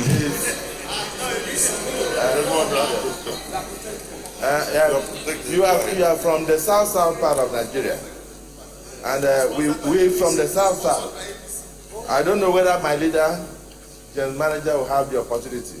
That is why I'm commending the president on behalf of the south for finding you fit. Now, the question I would like to ask is that when you were speaking, you made mention of the fact that already you have started the unbundling of the bureaucracy in the NNPC. If you are confirmed by this Senate as a member of the Federal Executive Council, will you also support presidential initiative to also unbundle the bureaucracy that has eaten up the expenses of Nigeria, making it 78% recurrent expenses and only 22% capital expenses on a yearly basis? Reason why we are saying that is that about almost 622 federal parastatals exist with directors general, in addition to 36 ministers, and the DGs are almost like ministers. So the result is that we have heavy weight, and the federal government has taken on things that they ought not to, like like super primary school education, all sorts of things, borehole, the same thing local governments are doing. If you want to release money for capital project, from my experience as a governor, you cannot have recurring expenses of 75% to 80%, and then you have 22% for capital project, and then you expect to have real life. That we are talking semantics. So I'm asking that as somebody who has been in the private sector, and somebody who has already started the initiative to release money for major projects in the NNPC, will you support the federal government to unbundle this system, reduce the weight on recurring expenses, reduce the number of directors general, reduce the idea of one ministry having 9 directors general, and by implication 10 ministers, so that this country can have money for capital projects? The last I would like to ask is, now you are here before us, standing as the Minister of Petroleum. If you are confirmed, you are now a GMD, you are a nominee. If you are confirmed and you are given Petroleum Ministry, will you take phone calls from governors and senators in future?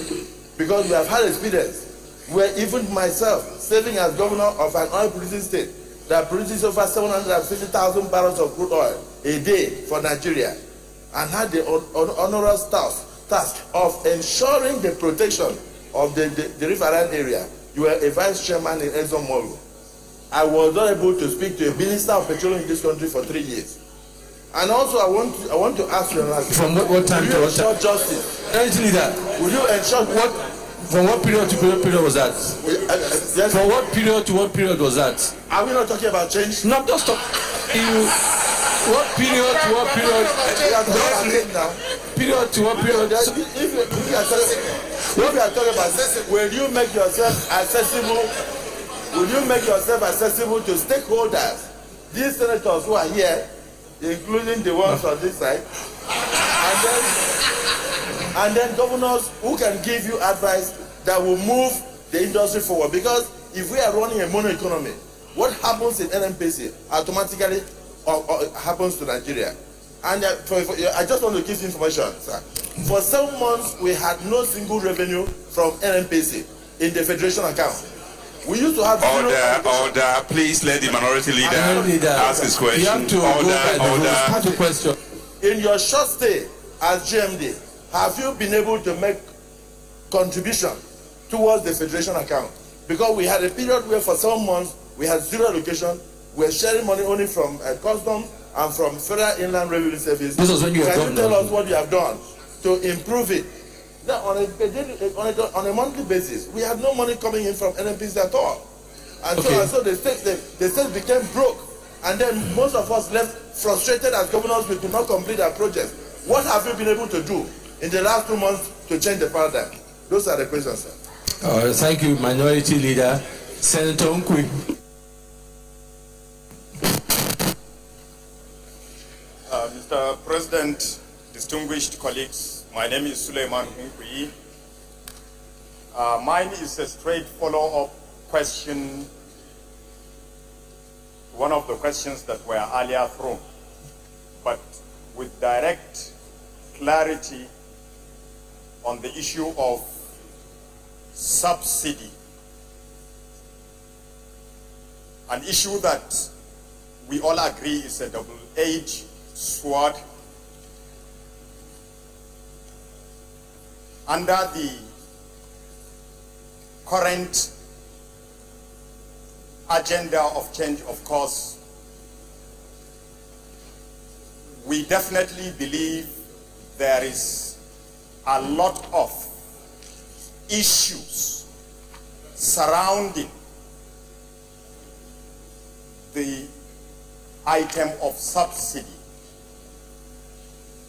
One can talk endlessly when a government wants to attack from the heart the issue of corruption. Certainly, the issue of subsidy is a very germane issue. My question directly to you, honestly,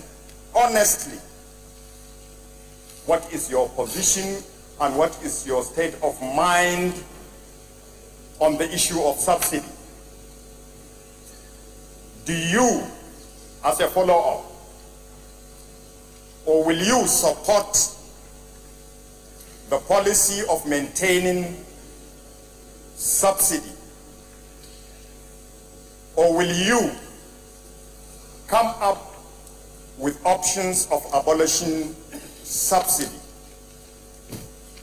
If it is the latter, that is, you feel it should be withdrawn, to my mind, what are the palliatives you believe Nigerians may demand for, and what the government may carry as palliatives for the removal of subsidy? Lastly, again, to that question, if in your own opinion it is to be maintained, what are your readiness and state of mind to convince this Senate, and indeed, of course, Nigerians, that it is worth to maintain it, and how you are going to clip all the issues surrounding corruption around the issue of subsidy? Thank you very much. Dr. Kachikwu, we can take those questions. First, on the issue of subsidy, because there's a lot of interest in it, let me deal with that first. If you ask anybody from the private sector whether he thinks subsidy should remain, I think you're going to get a categorical no. And so there isn't you can't embellish that.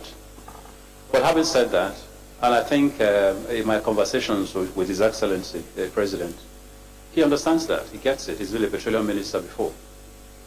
But one of the things he's very deeply worried about is if you take away this subsidy without adequate plan on the palliatives, like you just mentioned, what is going to be the impact on the populace? And so we're having a continuing dialogue on this. I think we're both determined that at some point in time, given the sheer effects on the national economy of subsidy today, something will have to happen to subsidy. But we're doing a couple of things. First, we're doing an analysis in terms of subsidy at what number? Do we consume 40 million liters, like the data says, or do we consume 25? Were those bloated numbers? My 6 weeks there is showing me that I'm closer to 30 million liters than I am to 40 million in terms of the actual number of million liters of fuel. And so to that extent, that is already a 25% drop in the subsidy number. Then you have the cost in terms of demurrage. Can we be more efficient and wipe that out? Because that's about a 25% factor. We're looking at that. Then you have the bank interest. Now, if we can find a financing mechanism that enables us to fund as and when due interventions by independent marketers and this stuff, that's also a reduction. But at the end of the day, the problem with subsidy at the end of the day is that if you don't handle it well, you have without the palliatives, you have a response. Some of the things we're doing is, what are the palliatives? National health scheme touches every Nigerian. Railway development all over the country touches every Nigerian. Power development touches every Nigerian. Transportation, subsidy at transportation points in terms of cost of transport, subsidy, subsidy in motor tickets or whatever, or transport tickets. So we're looking at all kinds of palliatives. I think my understanding is that the president is a lot more minded in attacking subsidy once you've been able to deal with the palliative issues, rather than simply yanking it out. So my duty in the short term is first to continue that dialogue and get him comfortable with it. Two, and I think he knows where I stand on this, but two, and more important, to also be able to help him develop a comfort factor on those palliatives. Then three, get subsidy to a level where you can say that this is the actual cost of subsidy, because there's a lot of fraud that went into the subsidy scheme. If you strip it of the fraud, what really is the subsidy? I mean, if at the end of that analysis, for example, we find that the subsidy element is not more than 10 naira, the question anybody will ask you is 10 naira too much an amount to give to your citizens? And can you fund that subsidy through other mechanisms? But if it turns out, as the data are indicating currently before the research, that you're subsidizing products at about 40 naira, clearly the effect on ability of state governments to be able to do, the loss to FARC and the ability of state governments to do their work becomes unbearable.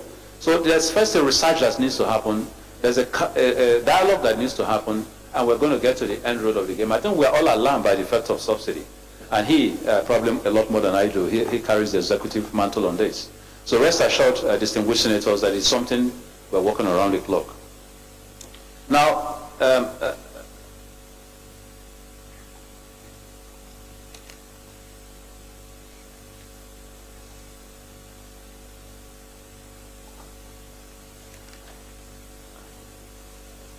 my distinguished Senate Minority Leader, a man I'm very fond of, did ask me about unbundling. Will I support unbundling of bureaucracy at the federal level? Absolutely. Absolutely, absolutely. And I could even stop there. It is that germane. And I think the president is very committed to that. Now, the first test of him trying to do that was to say he was going to appoint less ministers. But the rules didn't let him do that. But I think that was the first signal he gave that he was sick and tired of the multiferations of agencies. So I think in the process of unbundling, this distinguished hollow chamber also has a responsibility. The responsibility to look at the laws that pertain to these issues and help fashion laws and changes in laws that will enable those unbundling take place.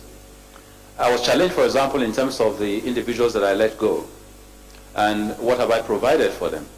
These sort of arguments are also going to happen when he unbundles. What happens to the 5,000 or 10,000 federal government staffers that are going to be let go? We must have a process, which is what we're doing in NNPC now, of how do you retrain, how do you rekit, how do you retool, how do you provide facilities for the individuals who were let go. But if we continue to be tied to the prison yard of no changes because of the ramifications of what makes business sense, this country will grind to a halt. And so we have to be bold enough to take the political will to do the changes. And in any revolution, you will have individuals who may well be innocent in the process of a change. But that's the way it is. If this was a private company, that's the way it will be.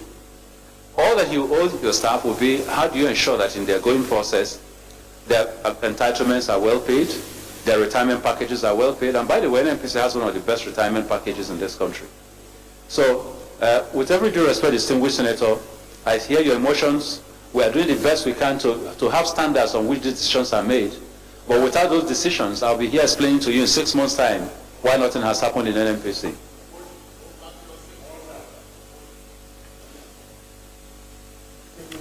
Exploration in the oil in the north, I think I already handled. Whether it's Benue, whether it's Chad, I think I already dealt with that issue. The one on gas flaring is key. I am very, I mean, apart from being somebody from the south-south, for whom the environment is a major concern, gas flaring cannot be a commercial way of dealing with issues. And so although we've approached gas flaring from a position of penalties for flared gas, we need to begin to look at taking away flaring from a position of investment in the translation of flare to money. To stop flare, you need investments. A lot of that money is not there. So we need to provide a national master gas plan, which must be gazetted, a gas plan which must be put into statute to enable us to move forward. The single most important deterrence to gas development in this country is the absence of policies, the absence of statutes, the absence of a master plan, the absence of incentives. And unfortunately, every country in the world is leaving us behind. Qatar, Doha, the UAE. Every country in the world is leaving us and moving fairly rapidly into their gas development. We need to create the right incentives to take this up immediately, because the era of oil is beginning to slide. And this is one of the areas I'm going to put a lot of energy in ensuring that we begin to focus on gas, both for local consumption and for external support. Because once the markets are clogged, and all those markets, and look, gas are long-term markets. If you don't sign on to them now, in 10 years when you're ready, there'll be no market to take them, and you're left with your gas.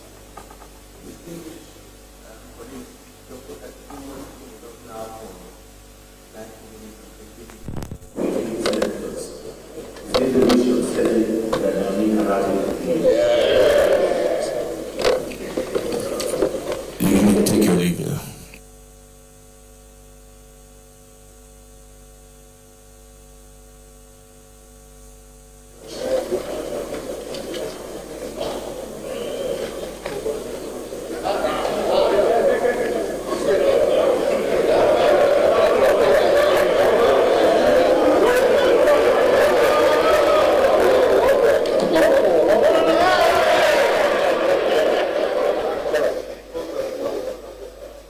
Was Dr. Emmanuel Kachikwu, who is presently the Group Managing Director of the Nigerian National Petroleum Corporation.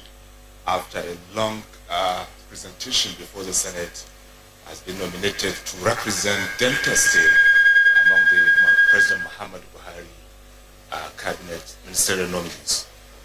Next in the lineup is Abubakar Malami, a senior advocate of Nigeria, who was the legal advisor to the defunct Congress for Progressive Change, and he represents Kemi State. He's the one to come next for the screening as Minister of the Federal Republic of Nigeria. Which one?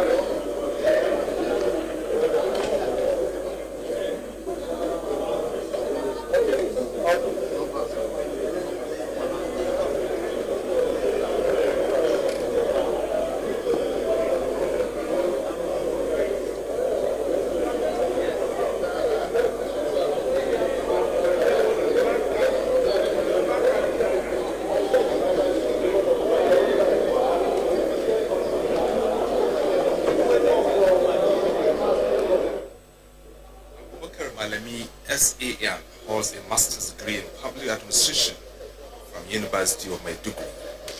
Previously, he bagged a bachelor's of law from Usman Danfodio University, obtained in 1991, and was called to the bar after a successful outing at the Nigerian Law School in 1992. He was born April 17, 1967 in Birnin Kebbi, Kebbi State.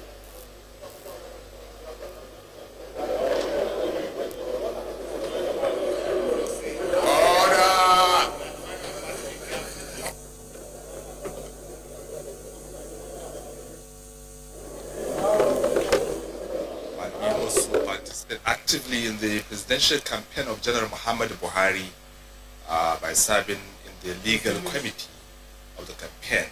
Colleagues, the next ministerial nominee we have with us is Abubakar Malami, SAN. So you're welcome. We have your CV. We want you to give us a brief information of yourself. You don't need to talk at length about the entire CV. Just highlight the areas that are important that you want to make emphasis on, or if there are parts of the CV that has been omitted, tell us about that. And after that, we'll ask you a few questions. Your Excellency, the President of the Senate of the Federal Republic of Nigeria, Your Excellency, the Deputy Senate President of the Federal Republic of Nigeria, distinguished noble leadership of the Senate of the Federal Republic of Nigeria, distinguished senators, good afternoon. My name is Abubakar Malami. I am from Kemi State by origin. I'm a private legal practitioner, a politician, and a businessman as well. As a private legal practitioner, I was called to the bar in 1991, and I was made a senior advocate of Nigeria in 2008. As a politician, I was the former legal advisor of the defunct CPC, Congress for Progressive Change, and I contested for governorship in 2015 dispensation in my state, Kemi State. As a businessman, I am the managing director of Rehan Group of companies that is into hospitality, trading, and among others. I am happy to be before you this afternoon, distinguished members of the Senate. And I want to take this opportunity to bring to the notice of the distinguished Senate that I have extraordinary passion for lawmaking. In that respect, I have established an NGO by the name Private Legislative Bills Advocacy Initiative. We have over 50 bills that we intend to present as private individuals for the consideration of the National Assembly for passage.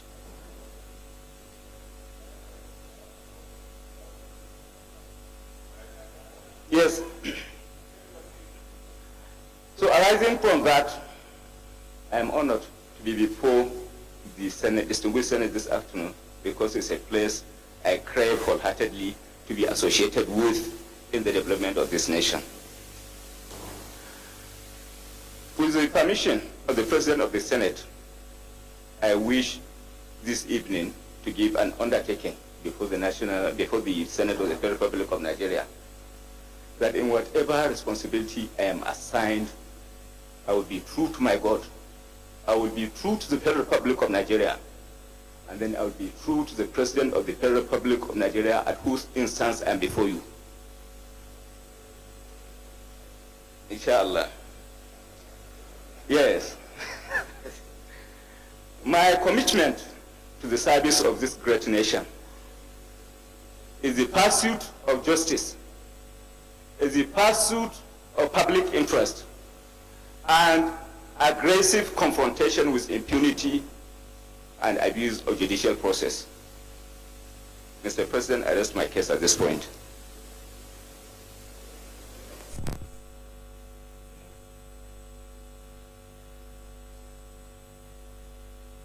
Thank you, Mr. Chairman.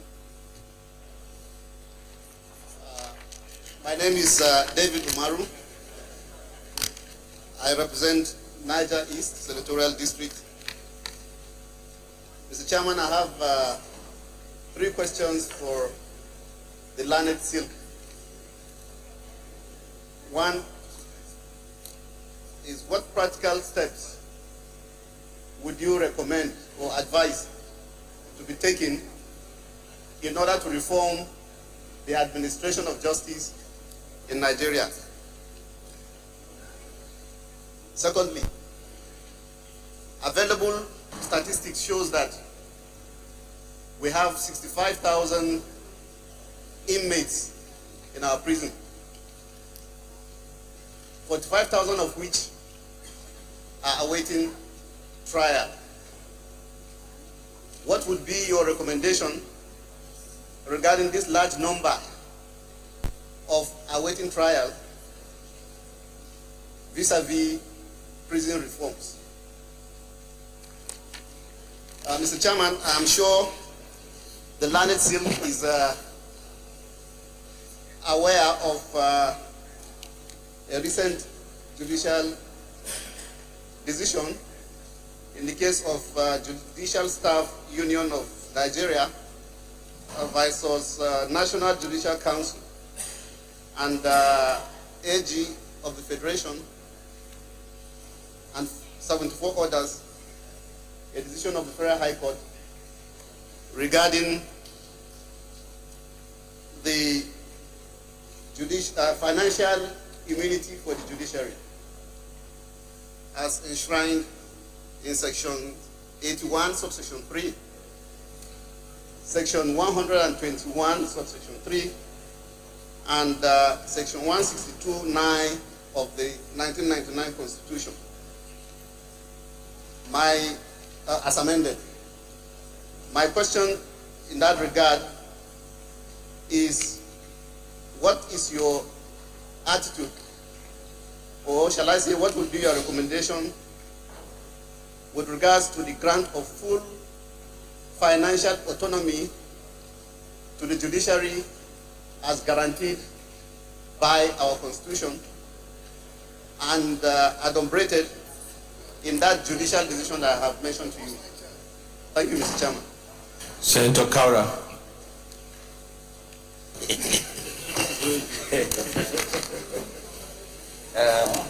Mr. President, distinguished colleagues,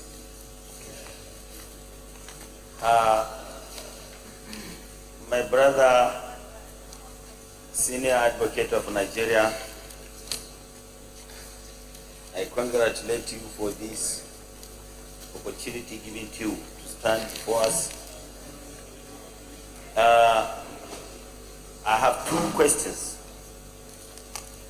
One, what do you think is the constitutionality or otherwise of setting up special courts as pronounced by the President to try those public officers who looted public treasury in Nigeria? Two, as a practicing lawyer and indeed a potential Minister of Justice, what is your opinion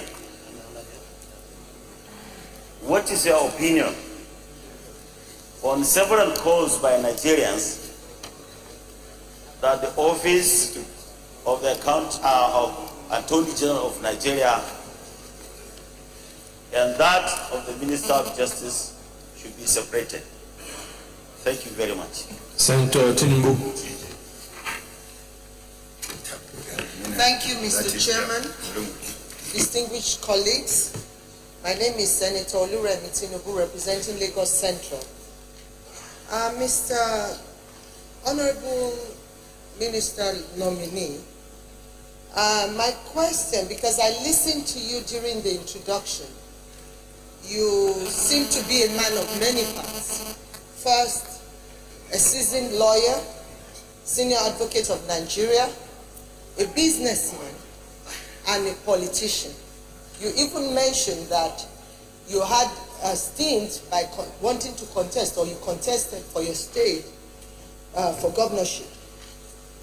My question would be, when you become minister, would your personal interest not conflict with your duties as a minister? Because we remember the case of the Ministry of the Interior, that the case of immigration. And in any best practices in the world and also in the global community, if an incident like that happens, the minister wouldn't even be asked to resign. They'll resign voluntarily. If you happen to get to that situation, would you resign? Thank you. Honorable Minister nominee, Abubakar Malami, you take those questions.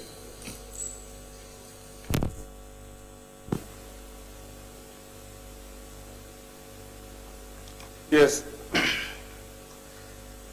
Your Excellency, the President, Senator David Umaru asked a question on the practical steps for the reform of administration of justice. Well, I have to look at the reform's possibility from the antecedents of the administration of justice in this country. Way back before the independence, our legal system was completely imported. Imported in the sense that the colonial masters were responsible for the determination of what should be done, how it should be done within the legal administrative perspective, administration of justice perspectives. With the independence, the power was vested on Nigeria as an entity now to decide for itself as to what law should be made at what time and at what point.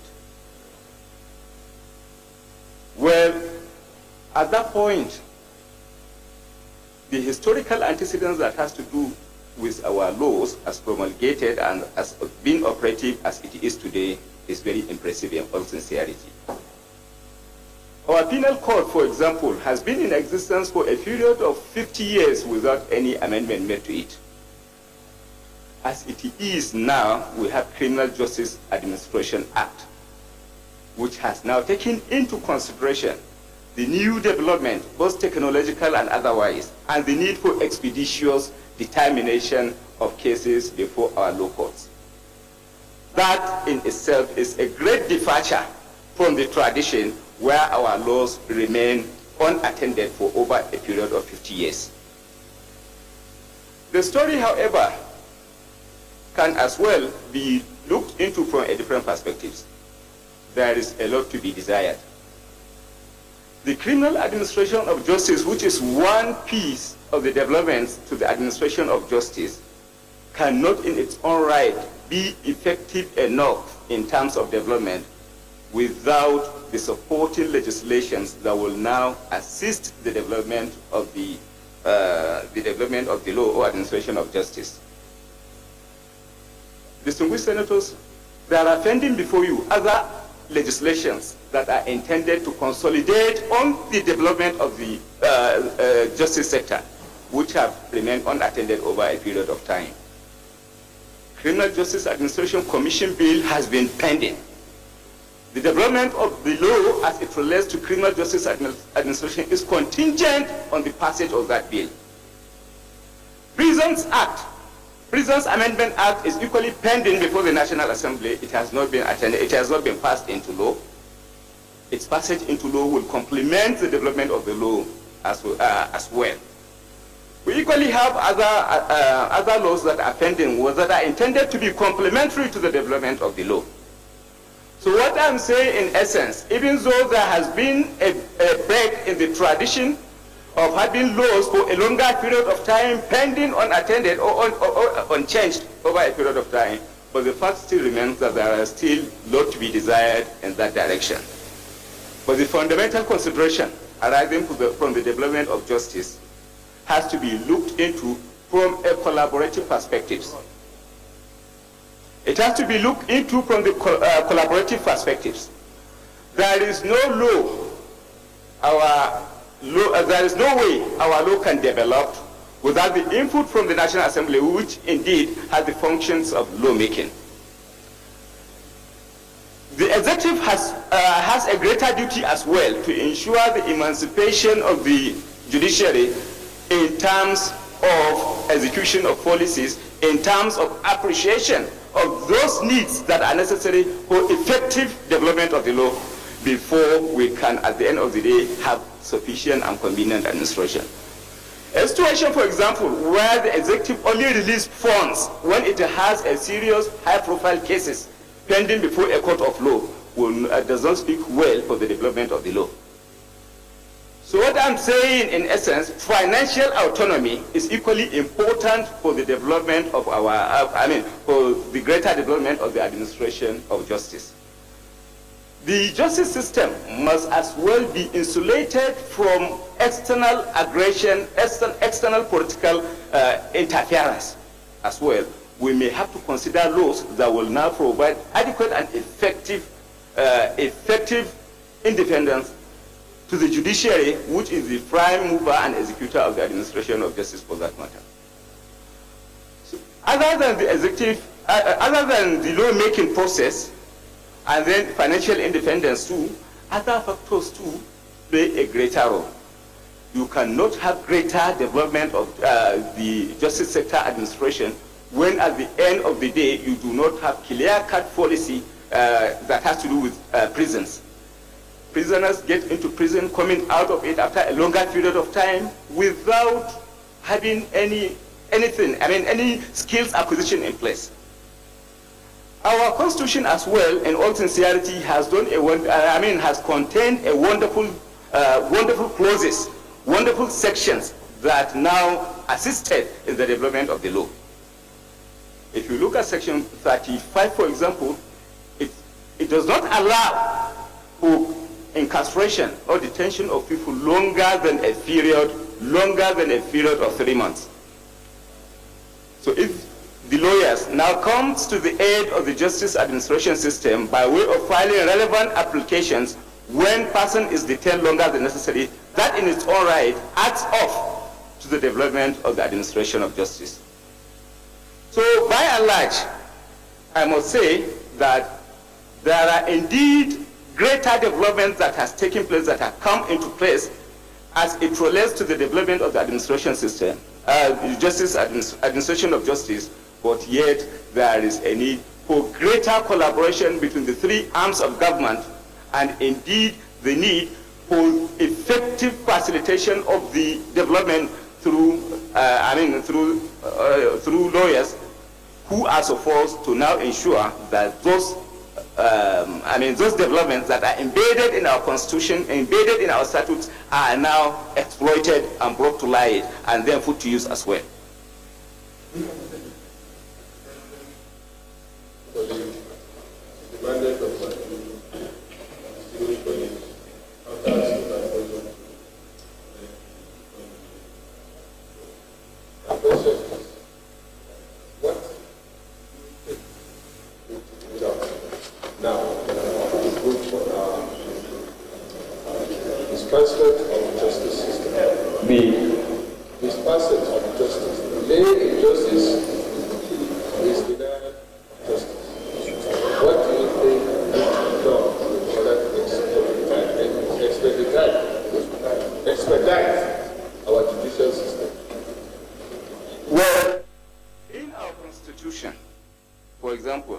In section 35 of the Constitution, the fact that lawyers and the judiciary are not left on their own in the determination of cases, they are required by law and by the Constitution that certain steps should be taken as in timeline process as it relates to the administration of justice.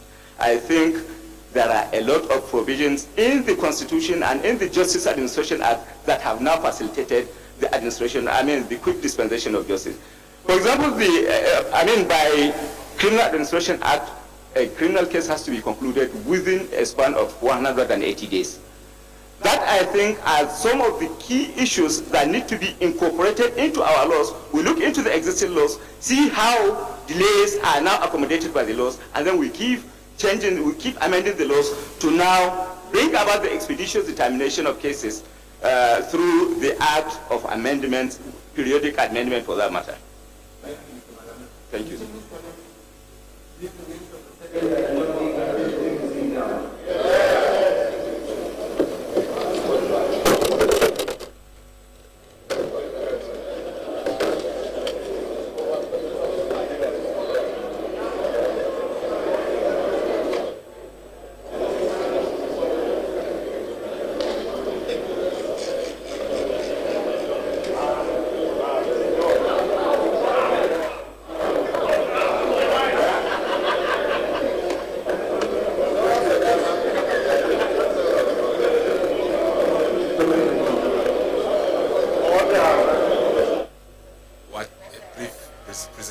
By Abubakar Malami, who has been asked to take a bow and go after answering about 3 questions regarding the judicial system in Nigeria.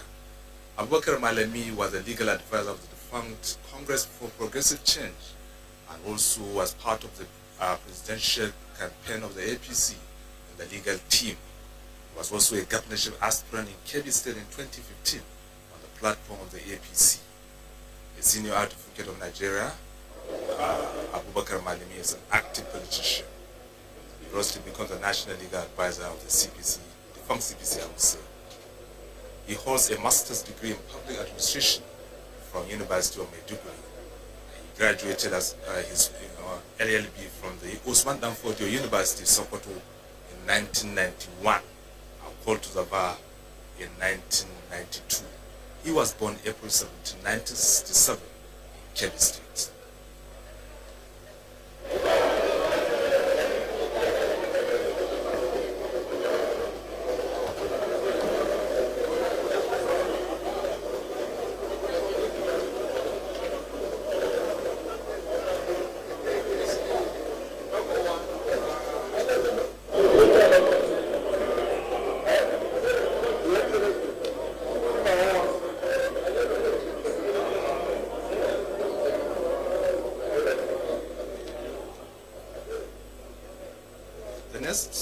Ministerial nominee is Dr. Senator Chris Ngige from Anambra State.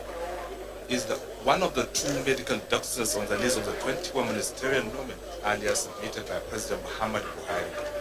He was born in 1952. And he was governor of Anambra State between 2003 to 2006 under the banner of the People's Democratic Party, PDP. However, moved to the ANC, where he served as senator between 2011 and 2014.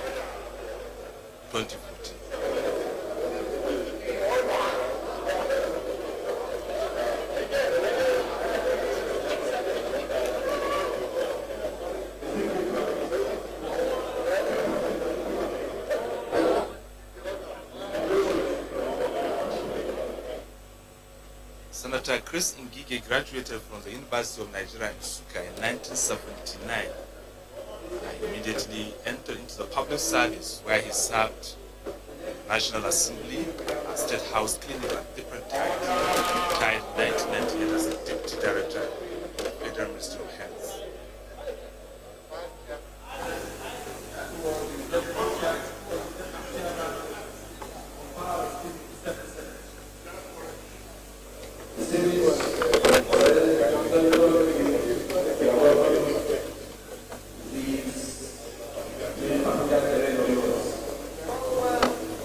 We have a CV.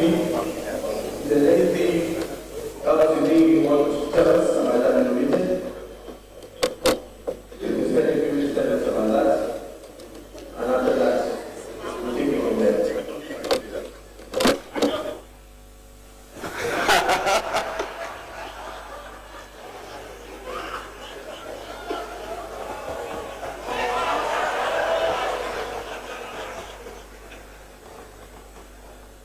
His Excellency, the Senate President, sitting as chair in this confirmation screening committee of the whole,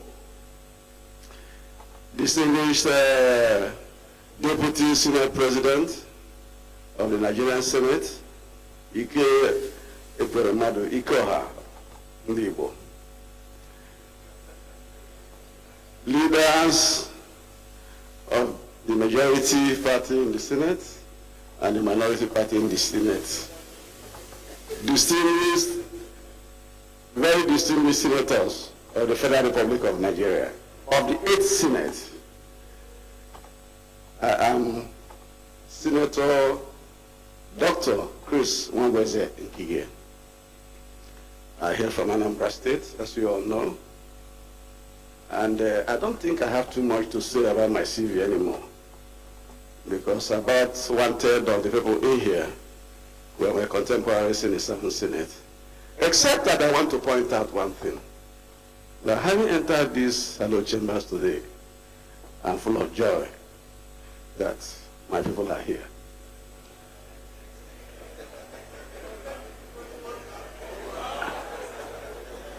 And when I say my people,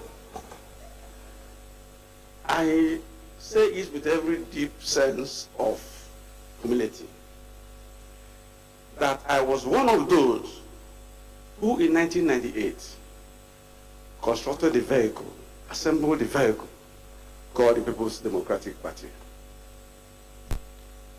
And by faith, again in 2013, I was also one of the vehicle assemblers for the Progressive Party called All Progressive Congress, the ruling party in Nigeria today. I've always had the luck of my vehicles bringing in people into this chamber. So on both sides, I have people that have entered my vehicle to come here.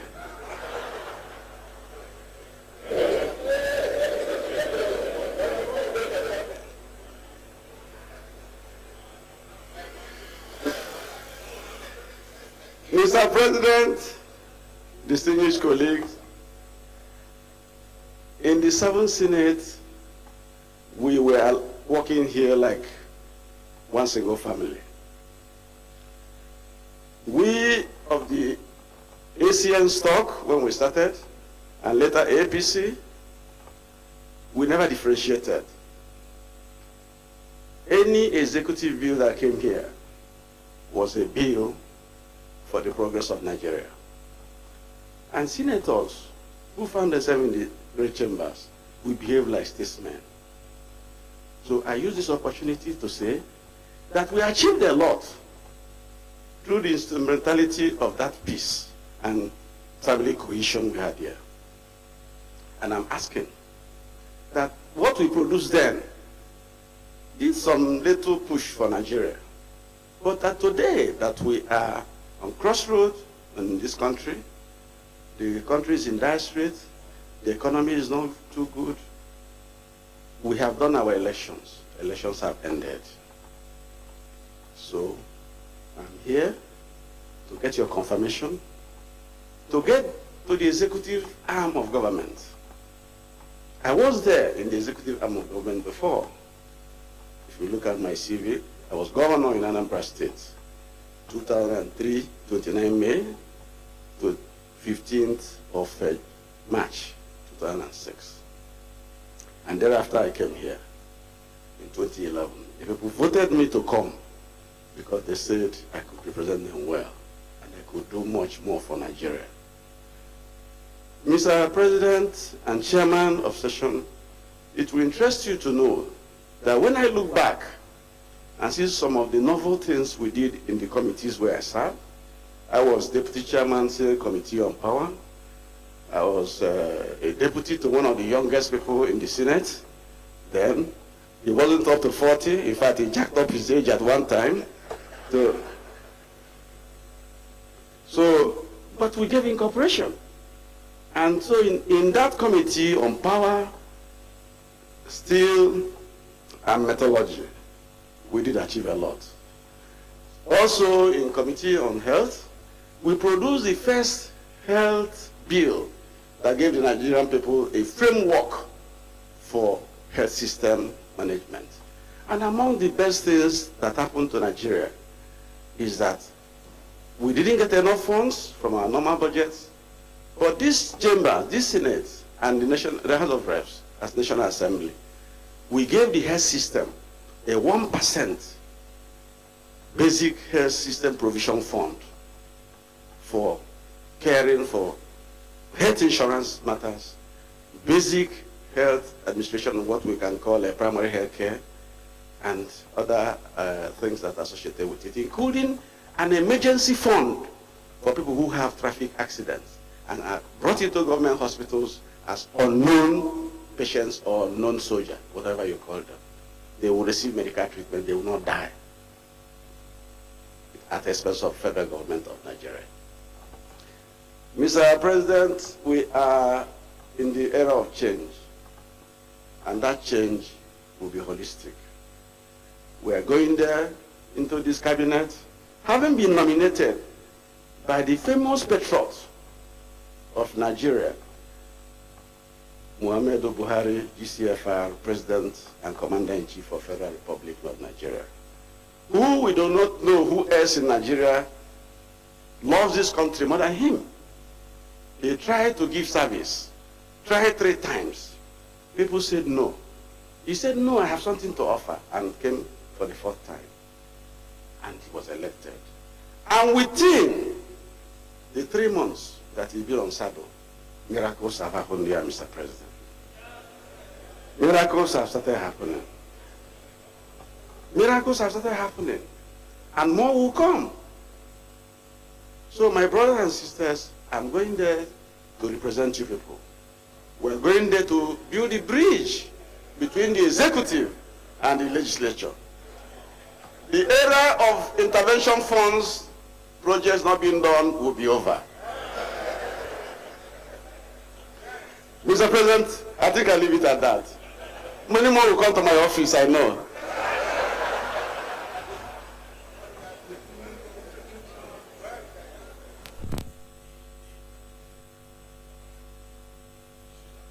I was here as a Deputy Senate Chairman in the past still, and has also talked about his experience in the Committee of Health. So I want to put a question. Is it the wish of the Senate that the committee, that the nominee can take his leave now?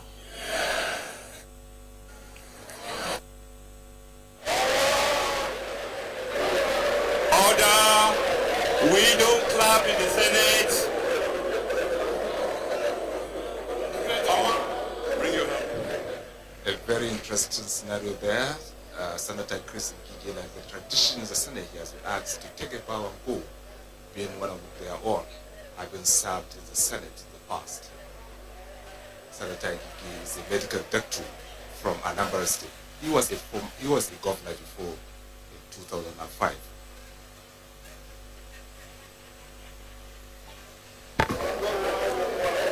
Can I get the next ministerial nominee? Senator Aisha Alhassan. All right. Please allow Senator Ngige to take his leave.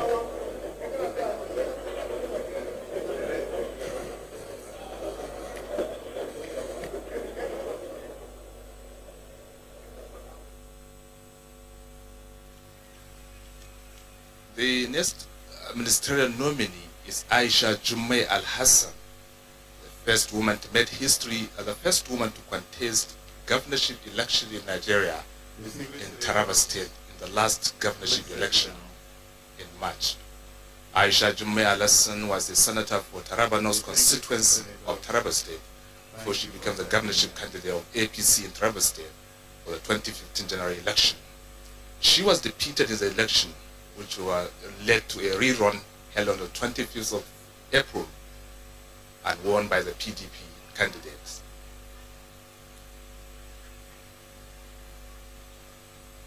Aisha Jummai Alhassan is a lawyer by training.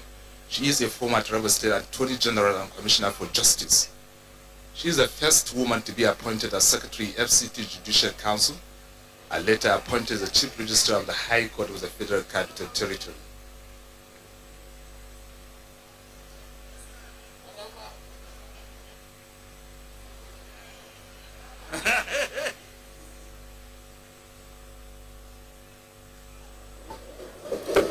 Distinguished colleagues, the next ministerial nominee we have with us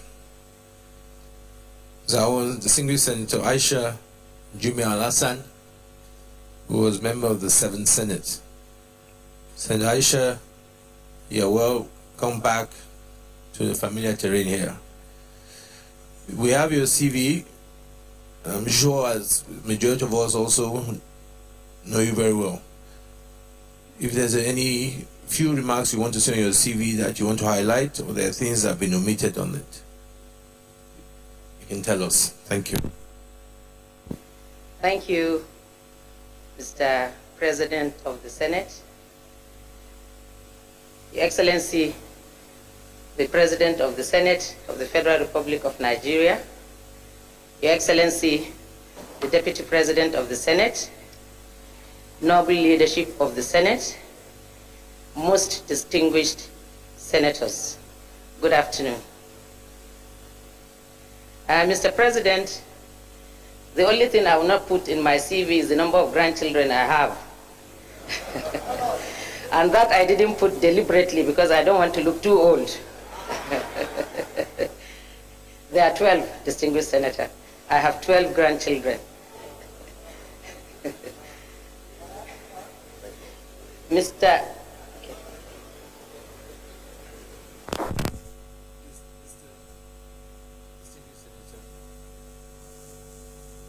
You were part of the 7th Senate and you spent many, many years in the Nigerian judiciary.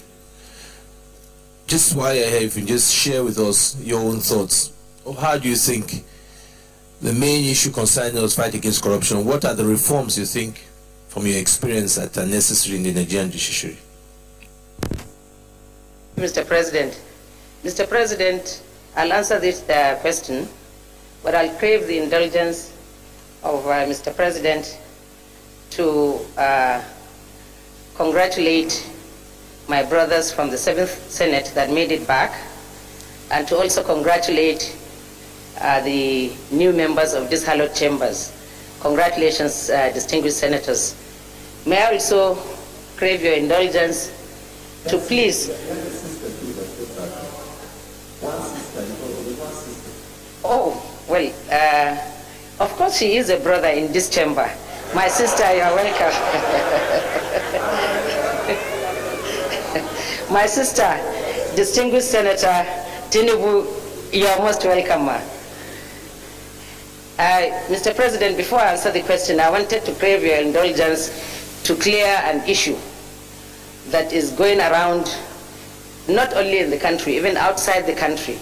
A very wrong impression, a very wrong insinuation, and very bad rumors that are peddled that my nomination by Mr. President is one that is a choice between my matter going on before the Taraba State Election Tribunal and being a minister. Mr. President, I say it here, live and direct, that is not true. That is not true. Mr. President is a man of integrity, a man of honor, a man of justice. He will not stop me from pursuing the right of my people and myself and my party by giving me an option to take ministerial and withdraw my case. And in any case, Mr. President of the Federal Republic of Nigeria, Baba Buhari, as we fondly call him, is a very, very committed and loyal party man. He will never, and I repeat, he will never betray his party. There is no way, being in the APC, that Mr. President will tell me to choose between ministerial position and my gubernatorial case in the... Thank you very much, sir. It is not true, because even some members of these hallowed chambers had asked me. Thank you, sir. My question, the answer to the question, sir, on how to stop corruption in the judiciary. Mr. President, corruption in the judiciary has little or nothing to do with giving or taking of money. Corruption in the judiciary takes many forms. For example, when a judge or a judicial officer discharges or makes or exercises his discretion unjudiciously, that is corruption. When a bailiff refuses to go and serve process and waits for the legal, for the lawyer of, or any of the counsel to come and see him, that is corruption. When a lawyer advises his client who pleads or who confesses the commission of an offense, and he tells him, when you go before the court, say you are not guilty, that is also corruption. Mr. President, the people or the parties, the key people concerned in the corruption in the judiciary are principally the key two players are the bar and the bench. For example, with due respect to my brothers at the bar, they ingratiate themselves to the judges by either being over familiar with the judges or creating some kind of friendship, and as a result of which, without even a case before the courts or before the judges, they make good gestures to them. They help them when they are in need and so on. And if that exists, Mr. President, they go around to lobby when they have matters before such courts to say that their cases should be taken to those their friends in on the bench. And that, yes, and that one, when it happens, Mr. President, the judge is a human being. He cannot exercise his discretion in that case judiciously. Thank you,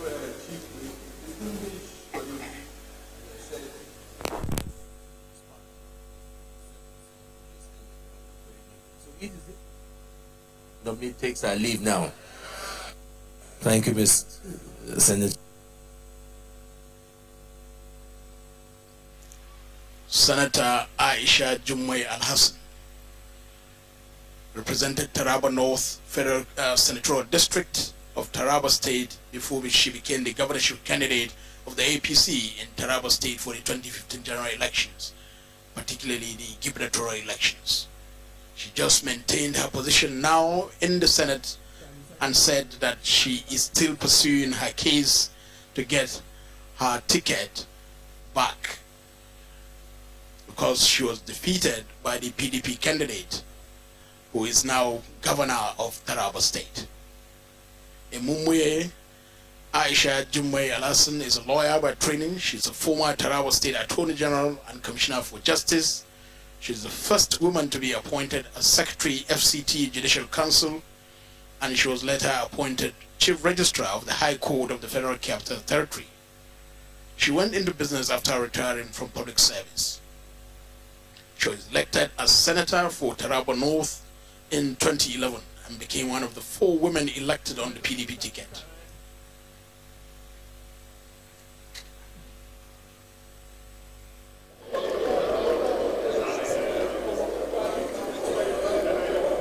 Senator Tutara, take your seat.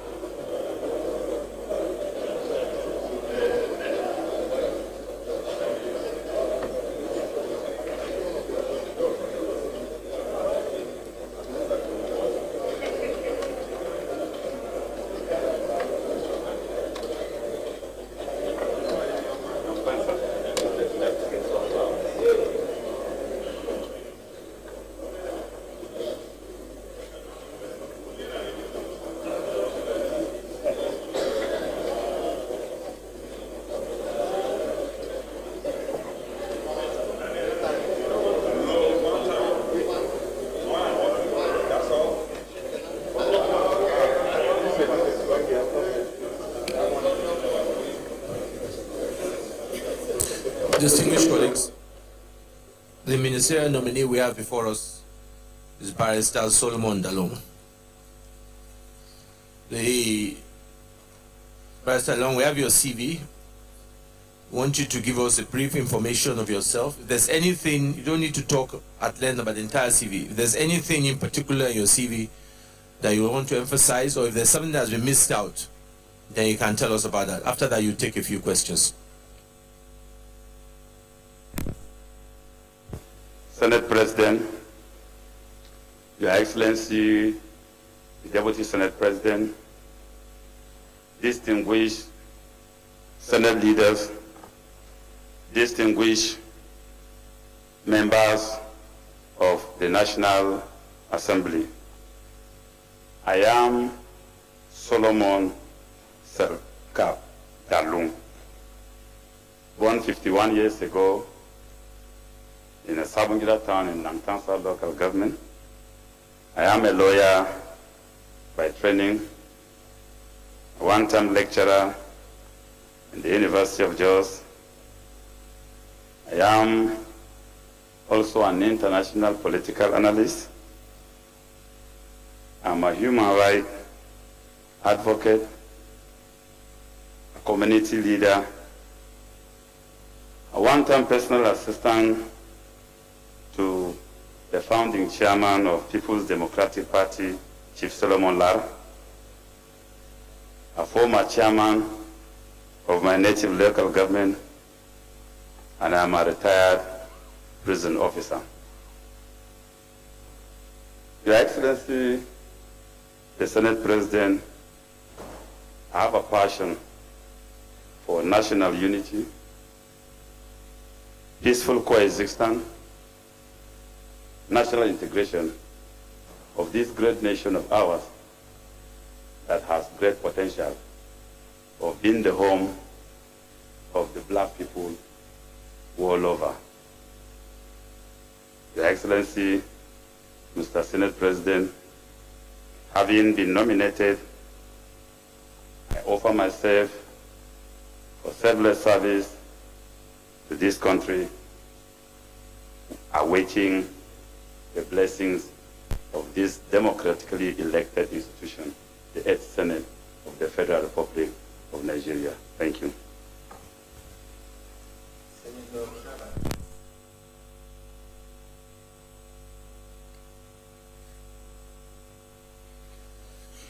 Thank you, Mr. President. Thank you, colleagues. Barrister Solomon Dalong, you are a human rights advocate, a community leader,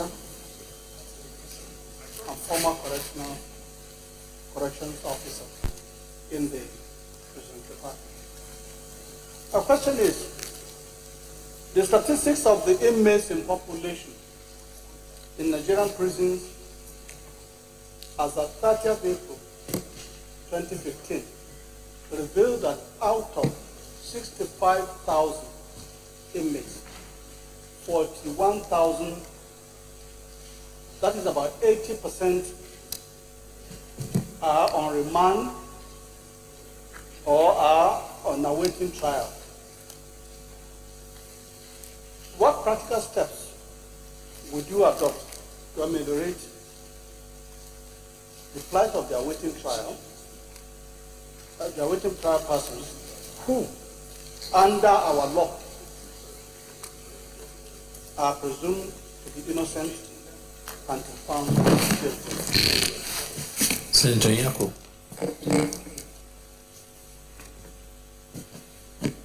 Your Excellency, the Senate President, thank you for the opportunity. Our nominee, good afternoon and welcome to the Senate. I'm really delighted to see you here. Nominee Solomon Dalong. I have followed you over time and I have an idea of who you are. I think by the grace of God, if this Senate should clear you, you'll be a very useful addition to the cabinet. Now, let me bring you to certain issues. I'm not sure what. Please, I want you to remain the conscience of this administration. You fought extremely hard during the period of transition, and we fought very hard to bring about a party, to bring about a leader who we believe will give Nigerians change. Nigerians are ready for this change.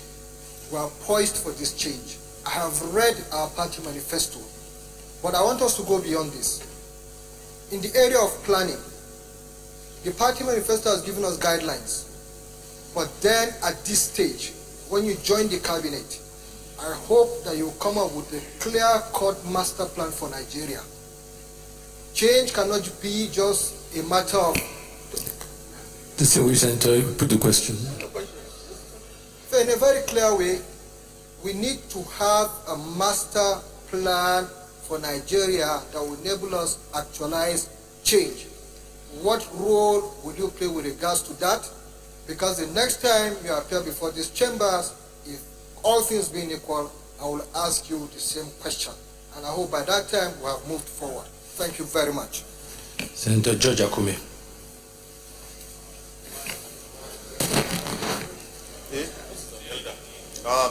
Mr. Chairman, you don't query the chairman. Mr. Chairman, distinguished colleagues. Remember that, Senator George Akume. Well, Mr. Chairman, distinguished colleagues, Senator George Akume, Benue Northwest. Mr. Nominee, I congratulate you. Mr. Chairman, all of you know, we come from the North Central Zone. And in 2002, at Huru, the presidency organized a retreat on ethno-religious crisis in the zone. Taraba was included, and Bauchi. Far-reaching conclusions were reached, and implementations were carried out. Unfortunately, it looks like we're back to square one. Mr. Chairman, I just want to restrict myself to 3 states,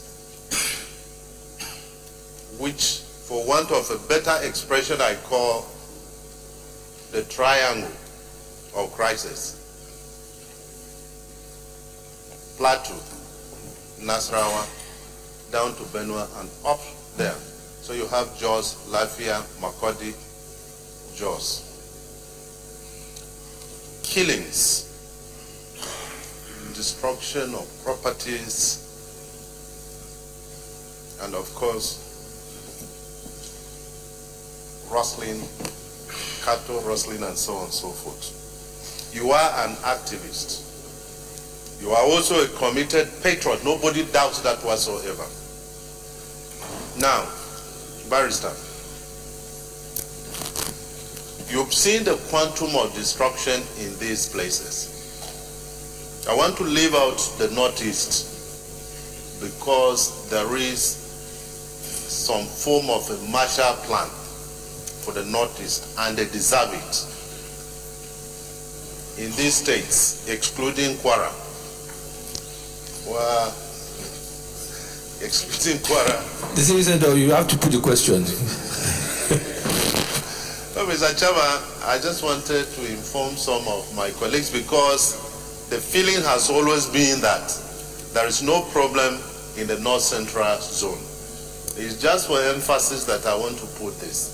Northeast, we also embrace Taraba because I know what they have also gone through, so they are all there. Mr. Nominee, what measures would you suggest to the government to ensure this crisis cease, given the fact that those of us from this area, from time immemorial, can place this on record that we never had any problems whatsoever with the cattle rearers and the farmers. I knew the Fulanis when I was very small, they would come, my father would give them a place. And we do support, this is my little suggestion, a small Marshall Plan for these 3 states. Thank you very much. Senator Hope Uzodima.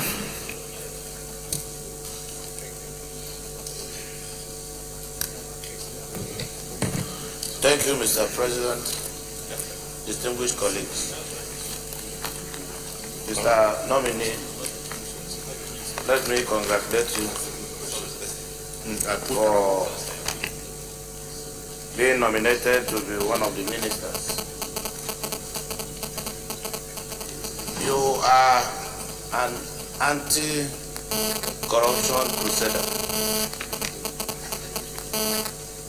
What is your perception of corruption in public service?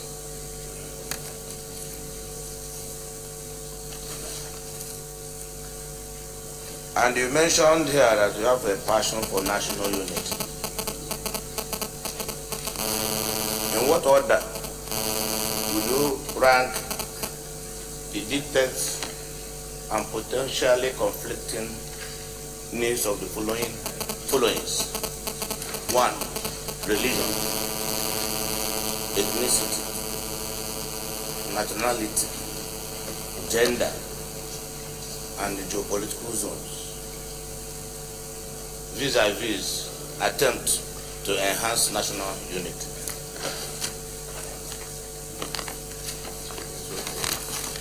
If you are confirmed as a minister,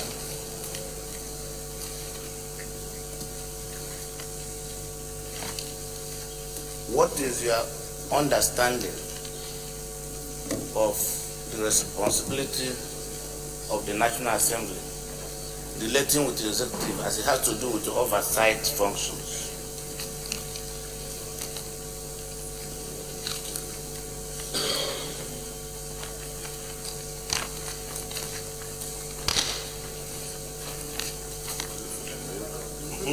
And given your competencies, which you've just mentioned, is there any particular ministry you would prefer to deploy these competencies to? And if you don't have anyone in mind, what would be your program? I mean, you are assigned to a ministry. What would be your program that you would deploy that will have immediate impact on the citizenry vis-a-vis Nigerians? Thank you, Mr. President. Senator Samayam. Finally. Thank you, Mr. Senate President, distinguished colleagues. My name is Senator Samuel. I represent Imo East, Imo State. Mr. Nominee, I have just 2 questions, very simple ones. 1. If you are cleared by this Senate as a minister, and you agree with me that this present administration is thinking about cutting costs in governance, would you think that it is right and appropriate to emerge the anti-graft agencies in Nigeria? Okay, we can leave it with you. 2. This Senate, you are undergoing screening of this Senate today. And after this screening, the Senate will bring it up as a resolution of this Senate. If you happen to find yourself at the Federal Executive Council, and probably you are given the portfolio as Minister for Justice, how would you treat the resolution of this Senate when it comes to it? Knowing fully well that it's not a law, but a resolution which is persuasive, how would you treat this resolution of the Senate when it comes to the Federal Executive Council? And again, finally, you know that local government system is the 3rd tier of government and is the only government very close to the rural dwellers. Do you think that it's right for all the states in Nigeria, or some of the states in Nigeria today, to stay for 4 good years as a Democrat without a democratically elected local government system? Thank you. Barrister Dalong, you can take those questions.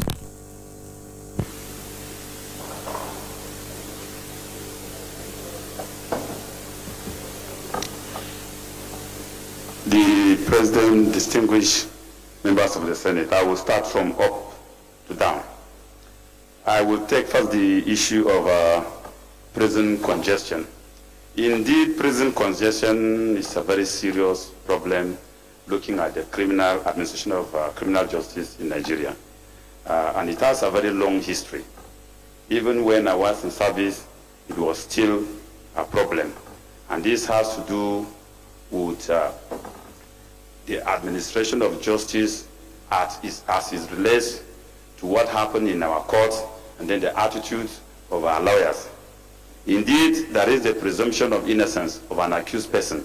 But if you look at the manner with which most accused persons are detained, sometimes they are detained in prison over the time with which, if convicted, they would have served. Now, which way out?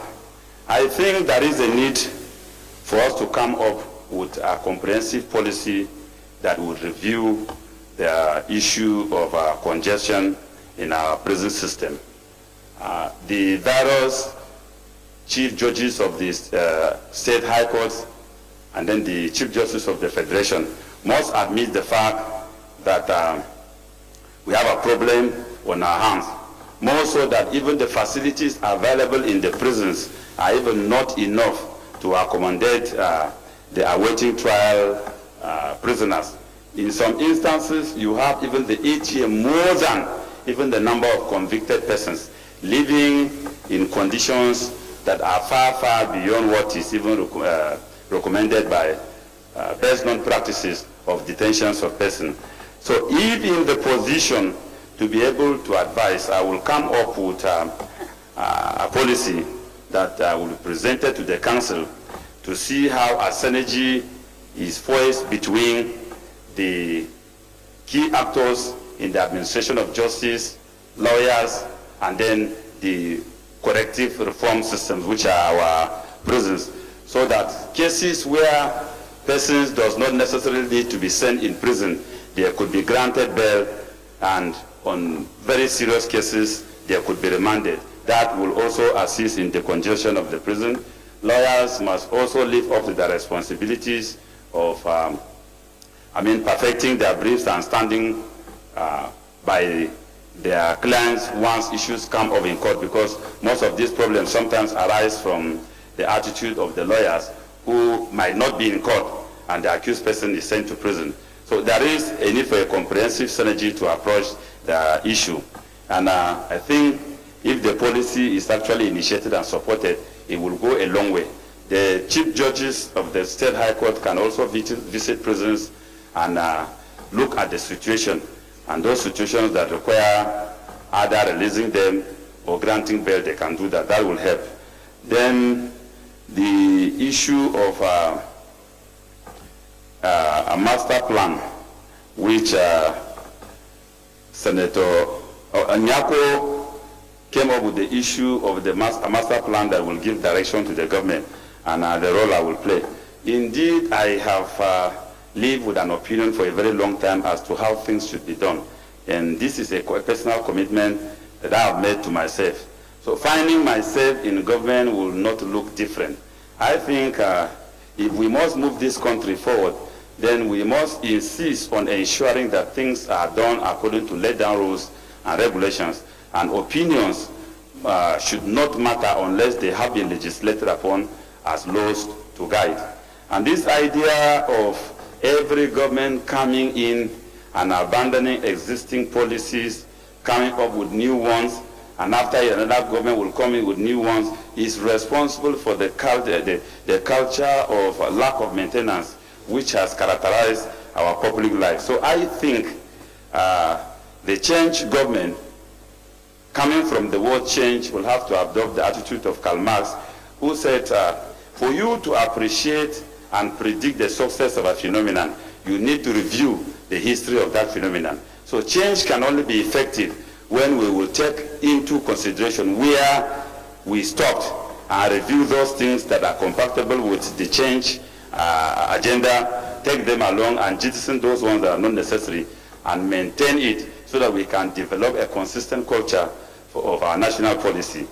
Then the question of distinguished Senator Akume as to the religious crisis in the North Central, the triangle of crisis, cattle rustling, and then the need for whether the triangle states should be covered with a Marshall Plan. I think, to be very fair to addressing the security challenges that has enveloped the Northeast, we must look at the history of this crisis. They started somewhere within Plateau and then Benue, Kaduna, before relocating and then being domesticated as it were today in the Northeast. So if we are coming up with a master plan to address the problem, and not going to look at or coming up with a master plan that would address where it started, then certainly we are going to do what the Hausa man refers to as plaiting a very fine hair, but with a lice-infected head, and the problem will not be over. So I'm of the strong conviction that this triangular crisis state should be covered by a Marshall Plan, because the fundamental root causes of these things has to do with unemployment, has to do with poverty. And if you have a master plan in the Northeast, and poverty has not been tackled in those areas that kick-started crisis, then certainly they will remain as failing grounds, and this crisis will continue. So, the Senate President, my candid opinion is that we should look at having, including these states in a master plan so that we can address the problem of the crisis once and for all. Cattle rustling, to my mind, is an issue that we have not given due attention. Cattle rustling is not limited only to Nigeria. And the misconception we have of cattle rustling is that it is an issue between the Fulani herdsmen and the farmers. I think I seek to differ. It is a conflict that has to deal with pastoralism. And when you take the concept pastoralism, it has to do with a mobile community that owns livestock. And these are not only limited to the Fulanis. So if you take it Fulani versus the farmers, then you are missing the point. Cattle rustling is a crime that has international connection. In Kenya, cattle rustlers had something similar to the drug barons obtainable in Latin America. They move with sophisticated arms in search of where they could get animals and snatch. And so, if it is not given the due attention in Nigeria, we may find ourselves in the final analysis thinking the problem is local, but we will now have to move out of the insurgency to now contend with cattle rustling, which has some international connection. So I think the impunity associated with cattle rustling in most states should be tackled headlong. All those who have been arrested should be properly investigated so that we can understand the dynamics involved in this issue. I take up the issue of what is my perception of corruption. Corruption is a generic term, very, very wide, and seems to have defied all generally acceptable definition. What I can, in my opinion, think is corrupt might not be the same perception with another person. But I think the guiding principles will have to be the legal order now that define acts that are corrupt. And for us to find a definition of corruption, we must look at the existing legal order. What does the laws refer to as corruption? What are those acts that are referred to as corruption? Otherwise, we will smuggle morality into law. And if morality is smuggled into law, then it is a very dangerous trend.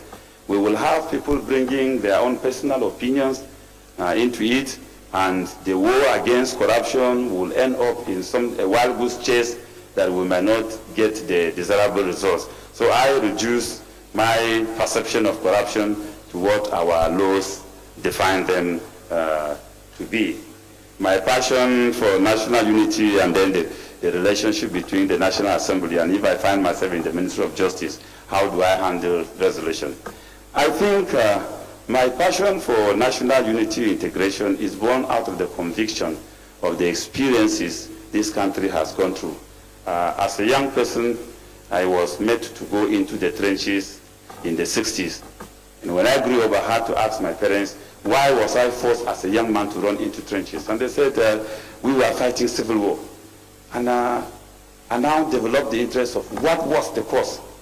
Why should we fight ourselves? And why should we undergo what we went through? And I read so much about the experiences of this country, and I've developed interest in that. And my conclusion is that we are yet to build a nation. We are yet to build a nation where we have common interests and we may have our differences. We are not the only diverse nation in the world. Greater countries of the world are made up of diversity. differences in religion, differences in tribe, but there must be common national interest. So my interest as a person is to try to reduce the gap, to encourage, to promote, so that all these differences are narrowed down.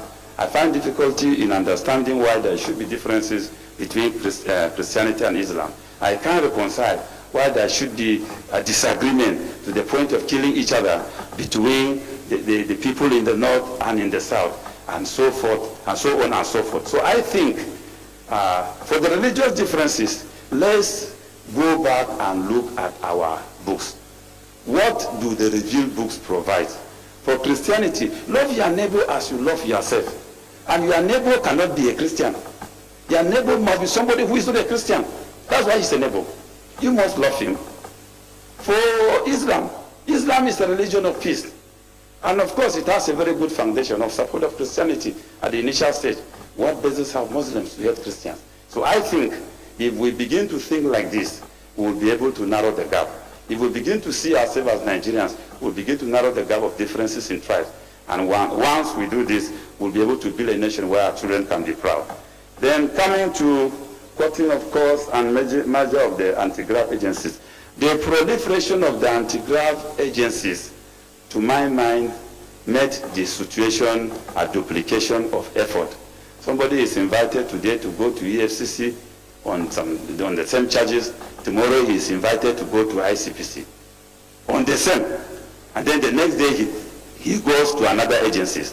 I think a code of conduct and all. So I think the distinguished Senate of the Federal Republic of Nigeria has to look back. I mean, all these legislations have to be reviewed and brought into conformity with what we intend to achieve.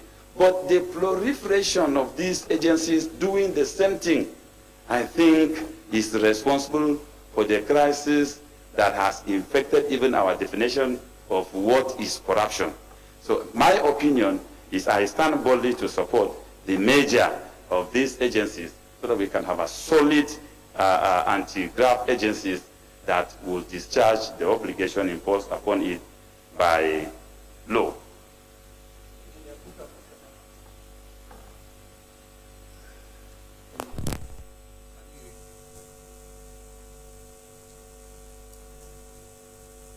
Thank you, Mr. President, for giving me this opportunity to ask my brother, Mr. Dalong. I congratulate you for being a nominee and before this Senate.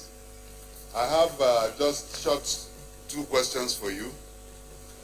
Number 1 is, will you subscribe to, based on your experience in the prison service, what would you say that is Nigerian prisons a correctional prisons or a prison just to shut up or lock up the criminals? And will you subscribe to correctional prisons in Nigeria? Number 2, you have a publication called Celebration of Banana Republic. Can you expatiate what you mean by Banana Republic? Thank you. Senator Gilbert Energy. Thank you, Mr. President. My name is Senator Gilbert Energy, representing Enugu East. My distinguished colleagues, Mr. Nominee, it has been said repeatedly that there is need to diversify the economy of this nation by focusing on the alternative source of growth and job creation, like adding values to agriculture and developing manufacturing sector. My question is this: as a minister nominee, what new ideas would you bring on board for fast-tracking this diversification of the economy. Thank you. Senator Sonny Uguchu.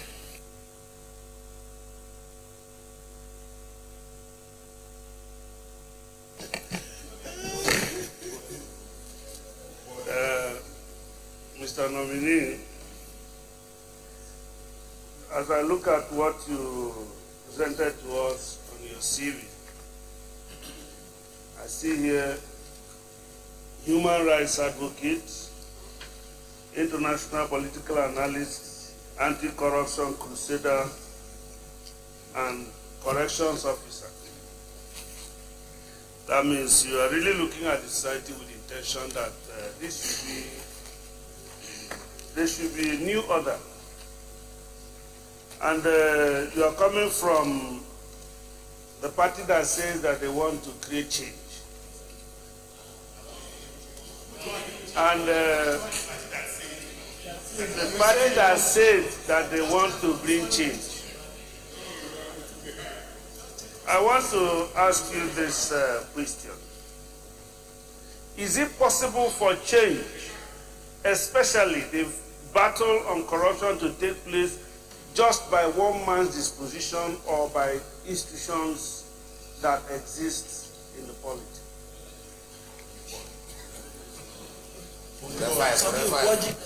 Vice Dalong can take those questions. Thank you, Your Excellency, the Senate President. Well, diversification of the economy, the question from the single senator from Enugu North. What new ideas? In Enugu East, sorry. Well, I think the over-dependency on oil had indeed made Nigerians lazy people. It has produced people thinking that since we have an established source with which we can get anything we want, and so there is no need for new ideas. This is reflected in the way our local government system and state government handle the issue of IGR. Going by the IGR of most states, you will discover that minus the federal allocation, the state will follow. This now poses the challenge that we have to look outside. And looking outside is to look at other alternative means of developing our economy. The agricultural sector is standing there with a lot of potentials for job creation and creation of national wealth. You have the solid minerals, which has not been, have been neglected for some time, and the solid mineral sector was responsible even for laying the solid foundation of the Nigerian state. I'm from Plateau and from Jos. Of course, most of the lands in Jos have been devastated as a result of tin mining, meaning that solid mineral was at one time a foreign reserve earner for this country. These have been neglected. So I think we have to go back to our drawing board and look at these other sectors that could provide alternative wealth creation for this country, and then we have to encourage the generation of internally generated revenue by the states and the local government. Sadly, when I was the chairman of my local government, the IGR was too poor. I inherited a local government where we collected only 40,000 naira in a month. And 49,000 naira cannot even pay, cannot fuel the traveling expenses of the chairman. And so we had to develop some ways of facilitating how this can be done. So I think if we look into these two areas and other areas, we will be able to make progress. Then back to the issue of whether the correctional the single senator Senate asked whether our prison systems are correctional or punitive. I will not deny the fact that the system as they are today are punitive. They are punitive because a man is detained. I know of a person who was detained over 5 years in prison for an offense that he could have been sentenced for 6 months. That is punitive. It's punitive indeed.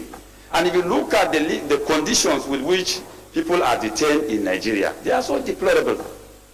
So they look very punitive. So the prison system as they stand today are more or less punitive. The condition of service of even the prison officers are nothing to write home about.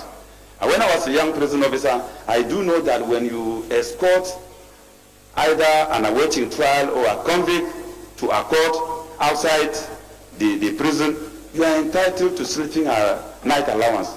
These things does not exist. The leave grants are even not there. The prison cells themselves, if you go there, they are nothing to write home about compared to what is obtainable in other places. So the Senate President, I think, we borrowed the system of the prison system from Britain.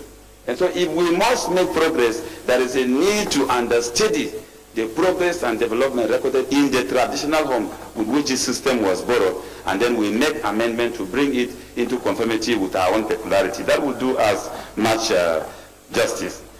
I will come back to take the last question that there's a new order of change, but there is also a one-man riot gang approach to the issue of war against corruption.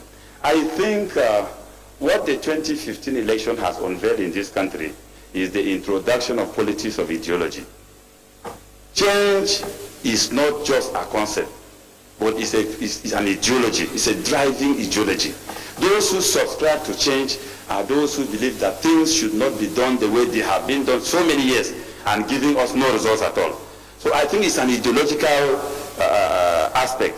Then corruption cannot be reduced to opinion. Corruption must be defined by an act of the National Assembly, which is a non-law. My opinion cannot be seen to be an issue of corruption. And I give good example here. There are some people that believe that as an honorable person, you should not smoke cigarette. That is his opinion.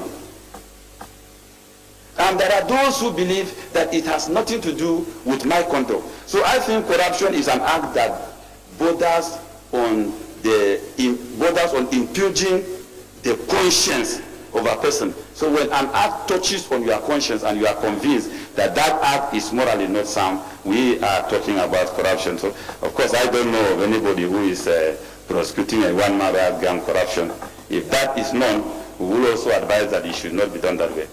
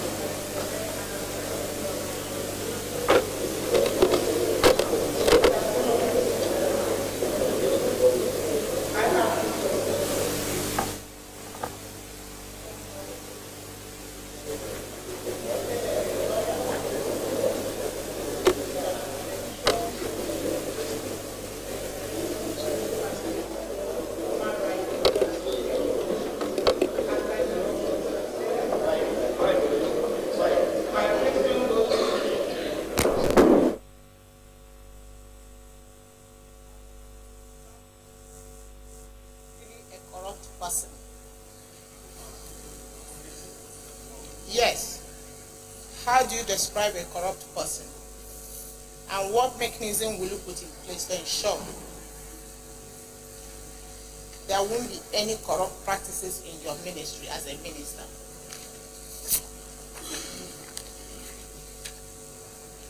Assuming you are appointed as the Minister for Environment, or as a minister, because you have master's degree in law, or as a minister for justice,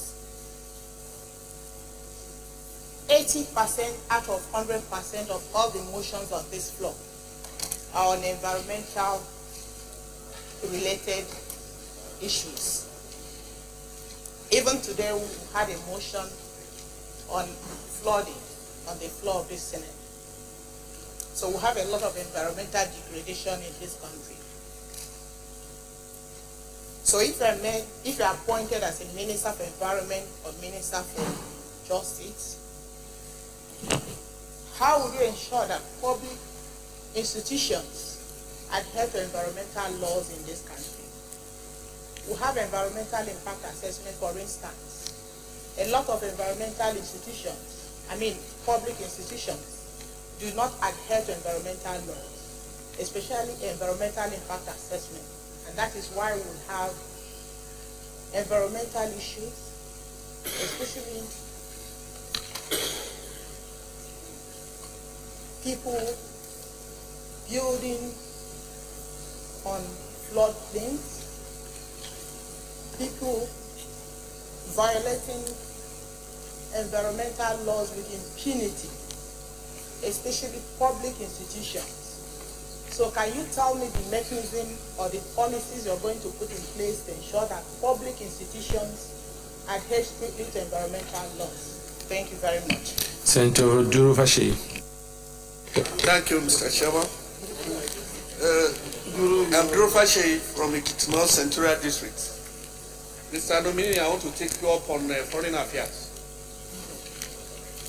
One is in updated daily with disturbance accounts of human treatment being meted to Nigerians, which sometimes results in death in other countries, particularly fellow African countries, many of whom have benefited immensely from our benevolence in times.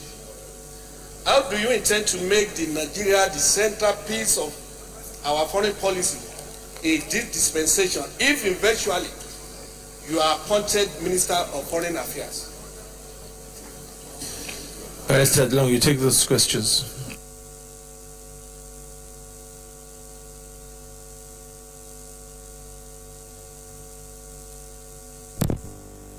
The first question has to do with which ministry will I refer to? I think I am nominated by the President of the Federal Republic of Nigeria, and the power to assign portfolios also reside with the President. So whatever I would prefer in my mind goes to nothing. It is where he finally decides to assign to me that is important. So that is what I will say on that. Then what is the legal regime required to regulate the social media? Well, the social media has been a new innovation, and there seems to be no, for now, legislation regulating the social media, whether from our municipal laws to international convention. But it is a very serious aspect of our laws that we need to consider, because it has taken the center stage of either circulating information that are not correct, yes, circulating information that are not correct, smearing integrity of people. It has made it very easy for somebody to even annex your previous picture with an event, and your image is damaged, and there is no room for you to defend it. Once you are thrown in there, you are left between you and your God. So I think I agree with you that there is a need for us to look at this aspect and see how we can regulate it.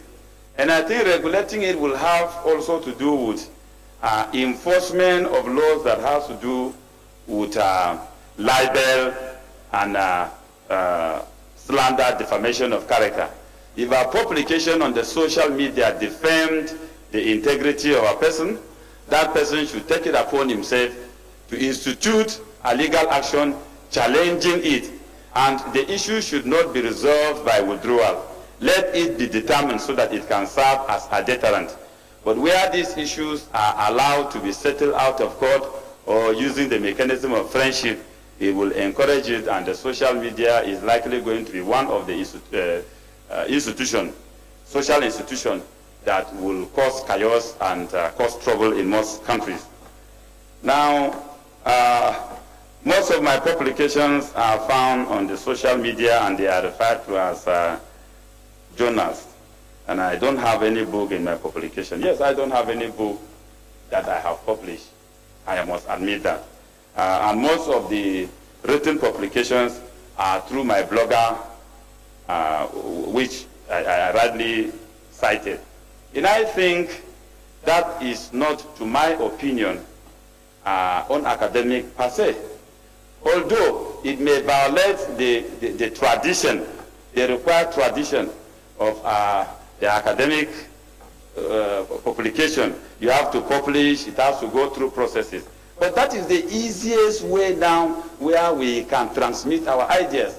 And I have ideas in my mind that are very, very instrumental to addressing issues with which can be of help to the person I refer to. So I have used it as one of the methods to circulate my publication. But I think I have taken the hint properly. At the right time, I will try to reduce some of them into publication for the benefit of people coming behind. Then, who is really a corrupt person? That's a 1 million question that is crying for an answer. There is nobody that can be able to define who is a corrupt person except that person defined by law to be corrupt. 80% environmental issues and the inability of public institutions to comply with environmental law. Well, I think this has to do with the attitude of impunity that has bedeviled our law enforcement in this country. You know, impunity had taken a center stage where it is seen as maybe the norm itself. Laws relating to environmental issues must be enforced. And as an Attorney General, if I finally make that destination, I will ensure that all the laws relating to these issues are enforced. They must be enforced completely so that impunity has to be flushed out.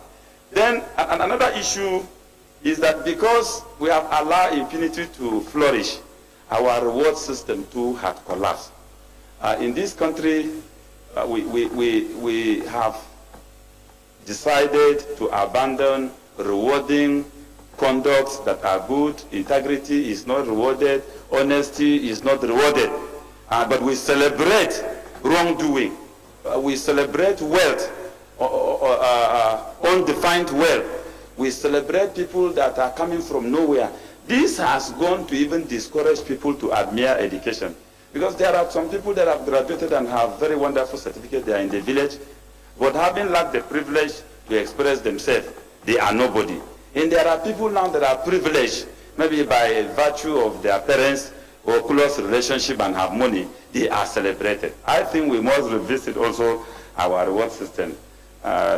Your Excellency, the Senate President, in this line, I think that national honors should also go to those who participate even in the subsistence economy of this country. There are very great farmers in this country that have made contribution in this country. We should identify them and reward them with national honor. We should also look at people whose conduct. I know a person who found 3 million naira and took it to the police station. Such persons should be rewarded. It is only by so doing that we will build a solid foundation for integrity.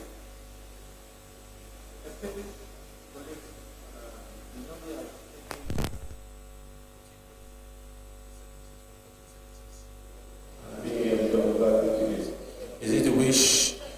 saying that the nominee takes his leave now.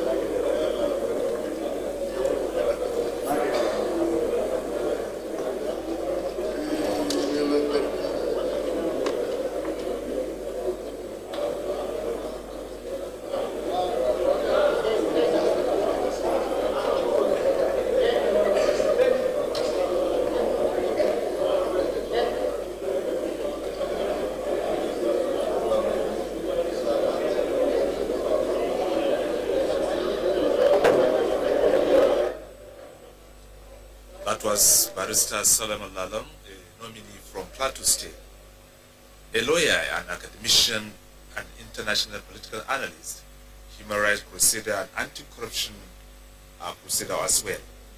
He's also a community leader and corrections officer. He once served in the Nigerian prison service.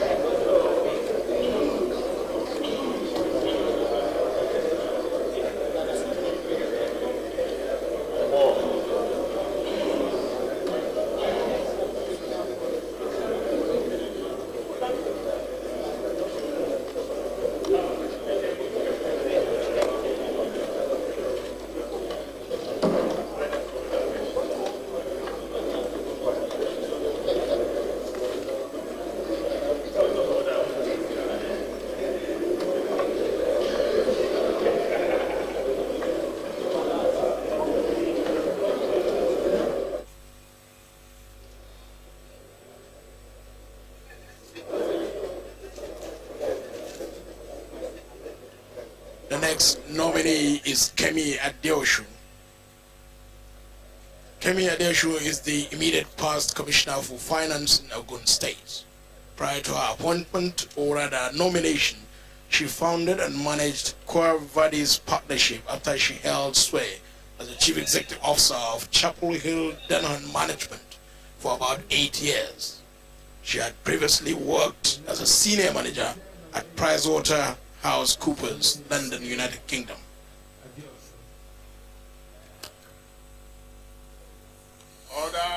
Mr. Adeosun, you're welcome. We've all received your CV. But we just want you to give us a brief introduction of yourself. You don't need to talk at length about what's already in your CV, but if there are areas you want to highlight, or if there are parts that have been missed out, you can talk about that. After you've spoken, then we'll get you to answer a few questions. Your Excellency, the President of the Senate, Your Excellency, the Deputy President of the Senate, distinguished principal officers of the Senate, distinguished senators. My name is Kemi Adeosun, and I'm the ministerial nominee from Ogun State. I'd like to just briefly say how honored I am to be here in this hallowed chamber today. Just last week, I was renominated to serve as the Commissioner for Finance in Ogun State. And for me, that was a great honor, having been the first woman to have occupied that position. To then find myself nominated by His Excellency the President as a ministerial candidate is an unbelievable honor and privilege. And for this, I'll be eternally grateful both to His Excellency the President and the nation. As I stated earlier, I'm from Ogun State, both by birth and also by marriage. I am a chartered accountant by profession. I have an undergraduate degree in economics and a postgraduate qualification in public finance. I have 26 years of experience in the private sector and in the public sector, both in the UK and also in Nigeria. And so I understand what it means to run a business. I understand what it means to meet salary and try and make a profit, but I also appreciate the critical role of the public sector. What I believe is that we need innovative, creative solutions and practical solutions to solve our challenges and to support our policies. And this is why I believe I can add value. I believe in this country completely. Despite the challenges in our economy, the GDP slowing down, the oil price falling, rising unemployment, we do have significant resources, we have talent, we have energy. And I want to promise you that if confirmed today, I will apply everything I have to ensure that I'm part of restoring this country to where it should be. I believe that Nigeria has everything it takes to be a top 20 global economy, and I would like to contribute my part or my quota to that effort. Thank you very much.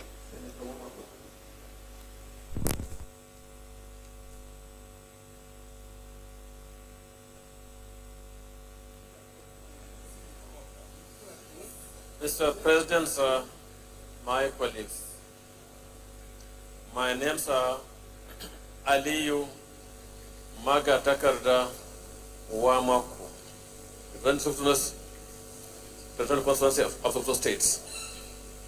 Mr. Nominee, I have two simple questions for you. One, your attainment in Ogun State focused on IGR. How do you think effective strategy for IGR collection can be deployed in your new assignment in the ministry you may find yourself? Two, as someone who grew up outside Nigeria, you could be classed as diaspora. What role do you see this community playing in the new Nigeria? Thank you. Senator Hassan Mohammed.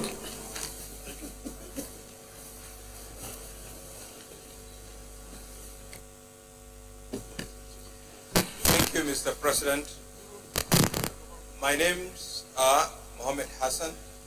I represent Yobe South. My question to you, Madam, is on the economy. A few weeks ago, at the end of the meeting of the Monetary Policy Committee of the CBN governor came out to say that we were heading for an economic recession in 2016. Now, he said unless some proactive steps are taken, we will be there. So in your view, what do you suggest are those proactive steps? Secondly, what are those symptoms that you consider us getting to this recession? That's that. Secondly, the policy on Treasury single account. You know, so far, the sum of 689 billion has been withdrawn from the banking system. That has led to serious liquidity pressure in the system. In your view, what would you suggest that, you know, knowing fully well that public funds are a major source of finance, major source of funds in the banking system. So what would you suggest, in your own view, that will help the liquidity position in the banking system? Thank you. Senator Malami.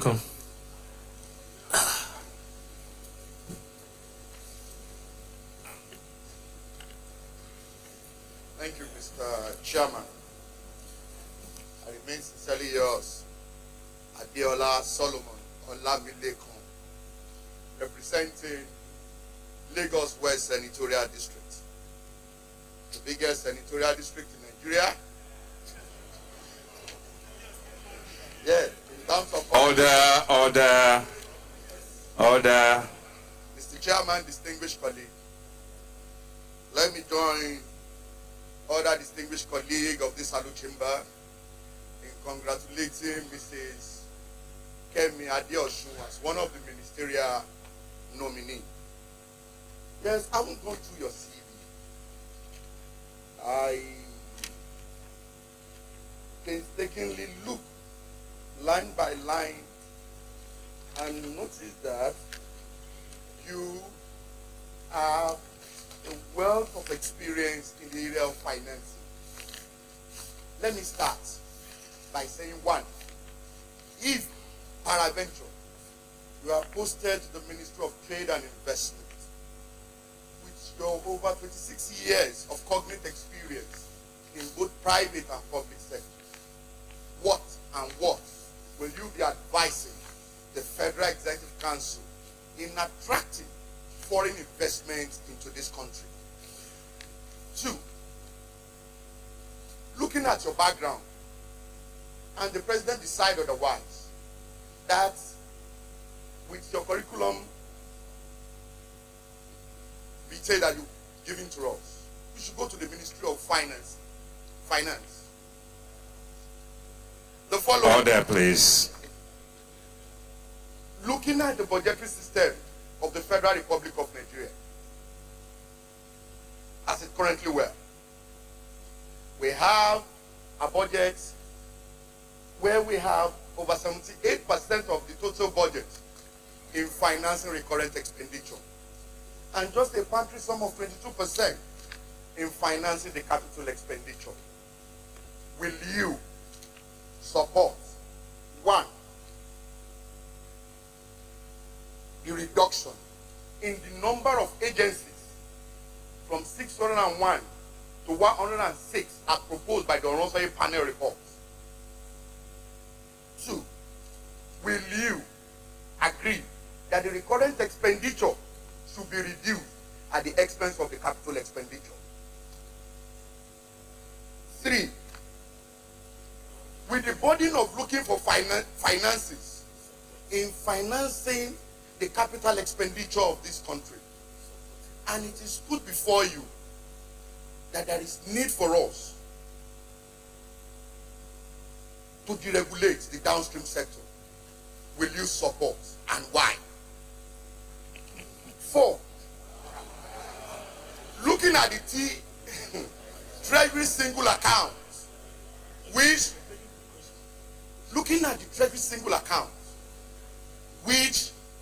in what has contained in your CV, that is something that you have already started implementing as a state.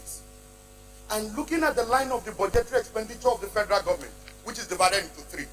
One, there are agencies of the government that are fully funded by the nation budget.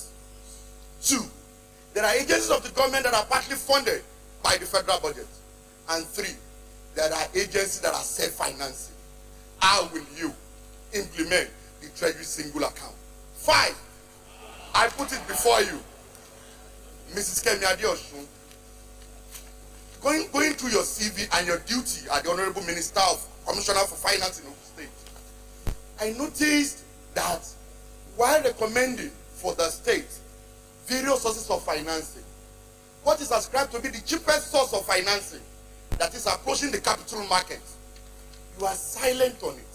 Your state have not taken advantage of this market. Is it that your position is that you don't support that state or the federal government should approach this market in financing their capital expenditure, knowing fully well that the interest element charge cannot be compared Put the question. with that of banks? Put the question. Yeah, these are my questions. I'm putting the question. The last question. Put the last question. The last question. Will you support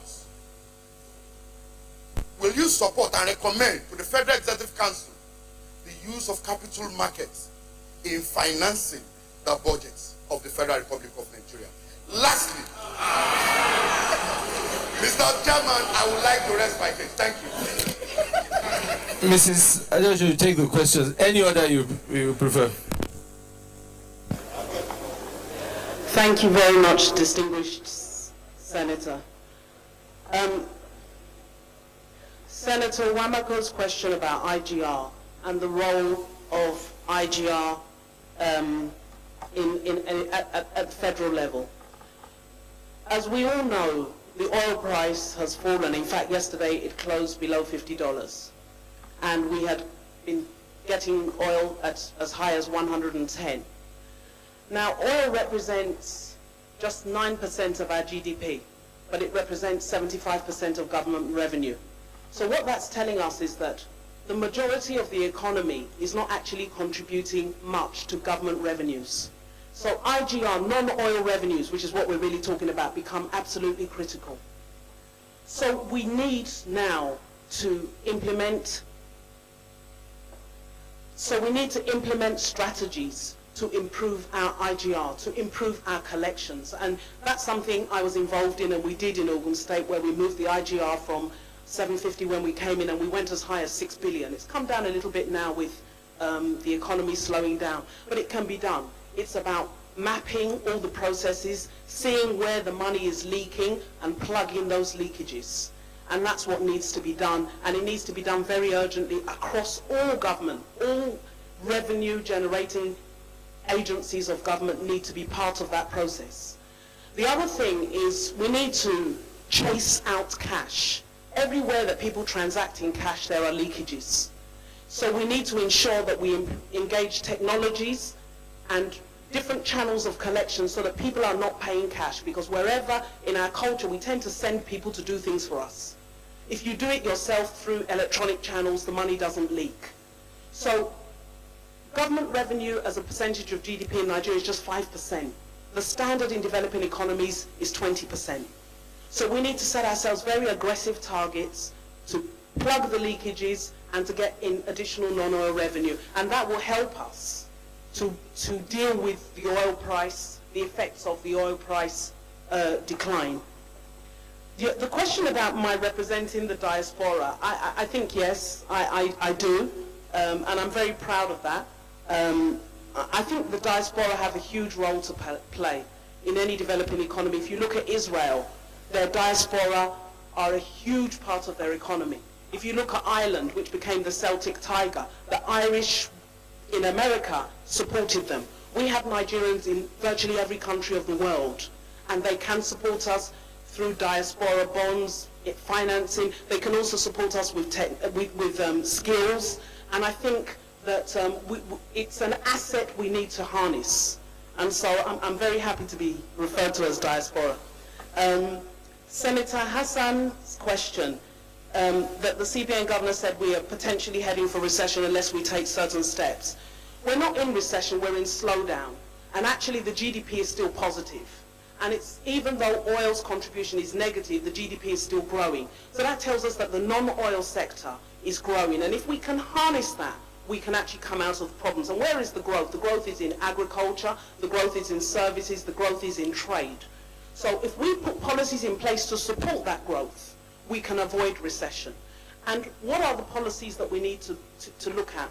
We need to consider most of the growth, and it must be inclusive growth, because we need to create jobs. That's a huge commitment that this administration has made, that it will be inclusive growth that creates jobs, that creates wealth. And the biggest creator must be the private sector. We cannot continue to grow the size of the public sector. It's got to be the private sector. So we need to look at what are the constraints, what are the things that are causing businesses not to grow. The biggest challenge, I believe, is our infrastructure. We need to invest heavily in infrastructure to generate business and to link areas of the nation that have advantage but can't turn it into money, can't monetize it. And that infrastructure is power. That infrastructure is rail. That infrastructure is road. For as long as it is cheaper to move a container of tomato paste from Amsterdam to Lagos than it is to move it from Kano to Lagos, we are not going to be competitive. We are not going to create jobs. And the constraints are around infrastructure. So we need to stimulate our economy by investing heavily in infrastructure, and that will get the growth, and that will hopefully help us to avoid recession. On the TSA, we actually introduced TSA in Ogun State in 2011. We had over 500 bank accounts, and we were borrowing. We would go to the banks for overdrafts. When we consolidated our accounts, firstly, we found over 2 billion naira. Some of it had been dormant for 10 years, 20 years. So the first thing we did, we recovered a lot of money, and I know that the federal government too has recovered a huge amount of money. The other thing that happens as a result of the TSA is that it reduces our borrowing costs, because suddenly, instead of borrowing, we became lenders. In fact, we were earning interest on the money, and I'm sure the federal government, I saw the Q1 2015 figures, it's positive. Rather than the government being a net borrower short term, it's now a net lender. Now, what is the effect of that on the economy? The effect on that on the economy is if government is not borrowing as much, interest rates should come down. And if interest rates are coming down, then businesses can borrow and be able to compete. So it's absolutely important. The TSA is an absolutely very important economic tool that we all need to support. Now, the question about the effect on the banks, I would say the banks are not in business to sit on government money. The banks are in business to go out and lend to the real sector. So when they're no longer having some cheap funds, the banks are very creative. They will get moving, they will go out, they will look at businesses that maybe before they would have rejected. They will look at them and now be ready to lend. So in the short term, there may be some discomfort arising from the TSA implementation, but long term, it's an absolutely critical tool. The other thing about the TSA is that it gives visibility of revenues. So we had a situation where some agencies have very creative ways of hiding money. You can't hide money with a TSA regime. Everything is seen. And then the question then is, what you want to spend, do you have approval for it? Rather than somebody just sitting down somewhere, no one saw his revenues, just spending, as the money is coming in, they're spending more and more. It's actually bad accounting, it's bad economics. So I'm a great fan of the TSA. Senator Lamilekon's question, what would I do in trade and investment to attract foreign investment? Foreign direct investment, and there are two types of foreign investment. Foreign investment in bonds, in shares, is very short term. If things are not good, they move their money. The foreign investment that we need is foreign direct investment, where they come in and open factories and create jobs for our people here in Nigeria. And what do we need to do to encourage that? It's the same thing I said before, it's infrastructure. If we get our infrastructure right, there are opportunities. And companies are coming in, but we need to accelerate that so that we can create jobs. Nigeria is a huge, huge consumer market. And most people are importing, sending their containers across, and we are buying. And what we're trying to say to the world now is, we don't want to buy. We want you to come and make it here so that our children are employed and they get the benefit of what we're spending. So we need to understand what are the limitations that are causing people not to invest. Recently, I think the World Bank produced a report and said that we were number 170 over 189 as the worst place to do business. Interestingly, when we got to Ogun State in 2011, Ogun was ranked 35 out of 36 as the worst state to do business.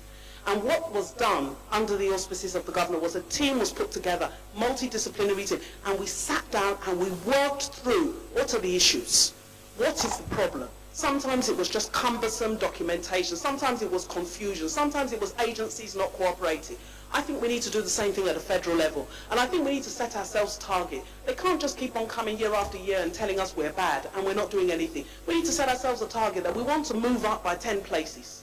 And let's hold ourselves accountable, because if we address all those limitations, the investment will come in. And sometimes it's confusion between the three layers of government. Federal is saying one thing, state saying another thing, local government saying another thing. We need to have joined up thinking, because we all need to focus on the economy. So I think there's never going to be a better time to push through some of those changes that are needed. In finance, I was asked about the budgetary system and whether I would support a reduction in recurrent or a reduction in the number of agencies. The truth is, we cannot continue to spend 78% of our money on recurrent. The easy way to look at it is recurrent is what we spend today. It's like breakfast, it's like dinner. Capital is what we're investing for tomorrow. So the balance has to be definitely skewed in favour of capital. Now, how do we do this? It's three things for me. One, we need to increase our revenues. The money actually has to be there in order for us to be able to spend it in the first place. Two, we have to introduce better cost efficiencies. How are we spending money? Is there value for money? Do we measure the effectiveness of what we spend? Or do we just give people a budget and let them get on with it? So we need to improve things like audits. We need to improve things like compliance that will ensure that the money that is spent judiciously. I think the third thing, and whether it's achieved by a reduction in the number of agencies or recurrent, is that we need to look for other sources of funding. We have to accept that government cannot fund everything. So we need to do partnerships. Public-private partnerships are going to be hugely important tools to deliver the infrastructure that we need. We need to recognize if we're waiting for government to do everything, we won't do anything. So we need to change our funding model for capital to achieve a better mix between recurrent and capital. I think I have.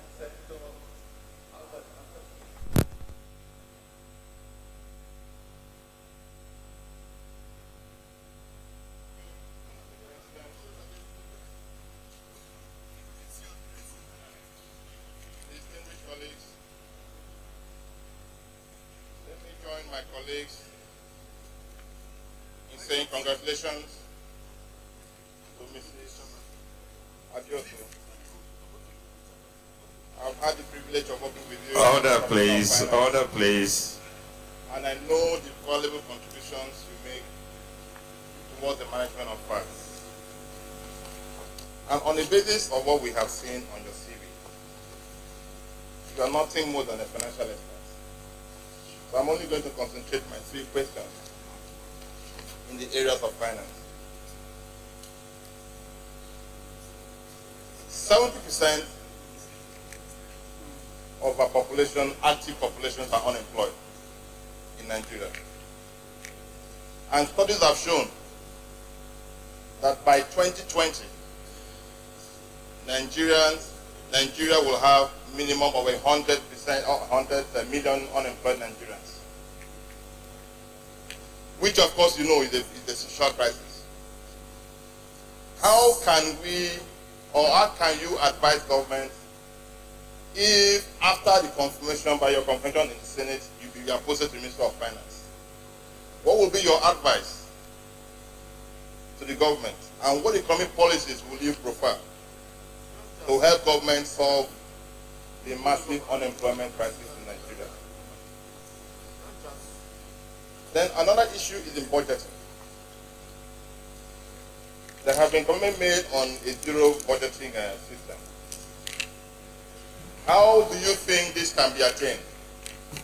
And how relevant is this for such a large and complex economy as Nigeria? Then on efficiency, you have said something about it. How will you advise this government through efficiency on cost reduction without necessarily compounding the unemployment crisis we have in Nigeria currently? So I thank you, and once again I complete. Thank you very much. Senator Ibrahim Umar Krufi. Thank you very much, Mr. President. My distinguished colleagues, my name is Umar Ibrahim Krufi, representing the Center for Hospitality. Sir, my question goes straight to nominee. My first question is reckless waivers, tax evasion and avoidance, unnecessary concession and remittance of revenue by revenue generating agencies constitute a major impediment to expedient flow of funds into the account. What strategy do you adapt to check the officials' malpractice in the title of these over there? Second, the deliberate failure of the Minister of Finance in provision of effective supervisory mechanism over subsidiary please. Identified as a natural setback responsible for some malpractice that constitute a very sabotage. Order. Distinguished Senator, I think you have to go a bit slowly. No, I can't hear you. I doubt the nominee can hear you too. So, Put the question. Slowly, put the question slowly. Yeah. Reckless waivers, tax evasion and avoidance of payment, unnecessary concession and non-remittance of revenue by revenue generating agencies constitute a major impediment to expedient flow of funds into the federation account. What? Eh? No. Distinguished colleagues, please let us carry on. Order, please. The distinguished senator has the floor. Order, yes. Please. Sir, I will slow down as slow as possible.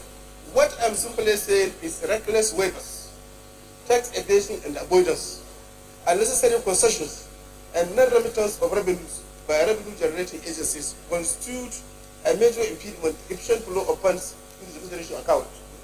My question is, what strategy do you adopt to take these official malpractices and retardant the Nigerian economy over the years? That is one.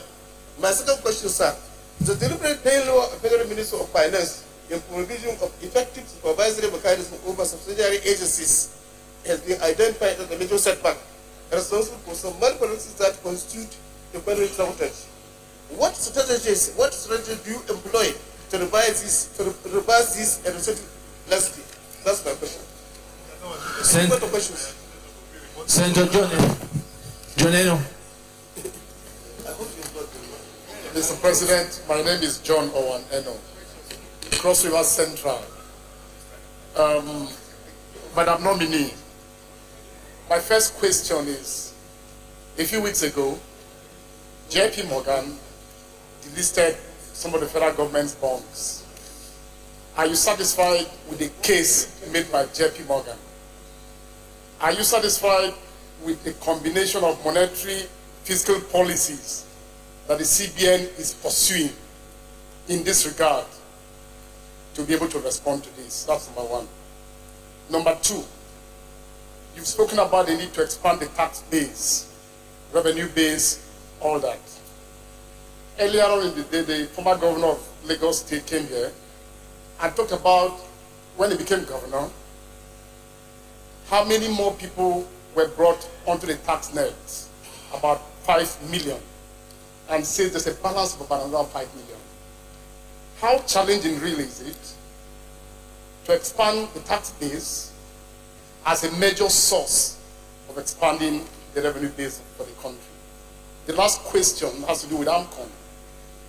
As a financial expert, I'm sure you saw through the process of the setting up of AMCON. A few days ago in the House of Reps, AMCON came under hammer in terms of how it's conducted, in terms of how its deep involvement in toxic assets and all that. What do you think is the problem of AMCON today as it is? And what would be your advice going forward? Thank you. Thank you very much, Mr. President. Chair, I'm Senator Abdullah Adamu, representing Nasarawa West Senatorial District.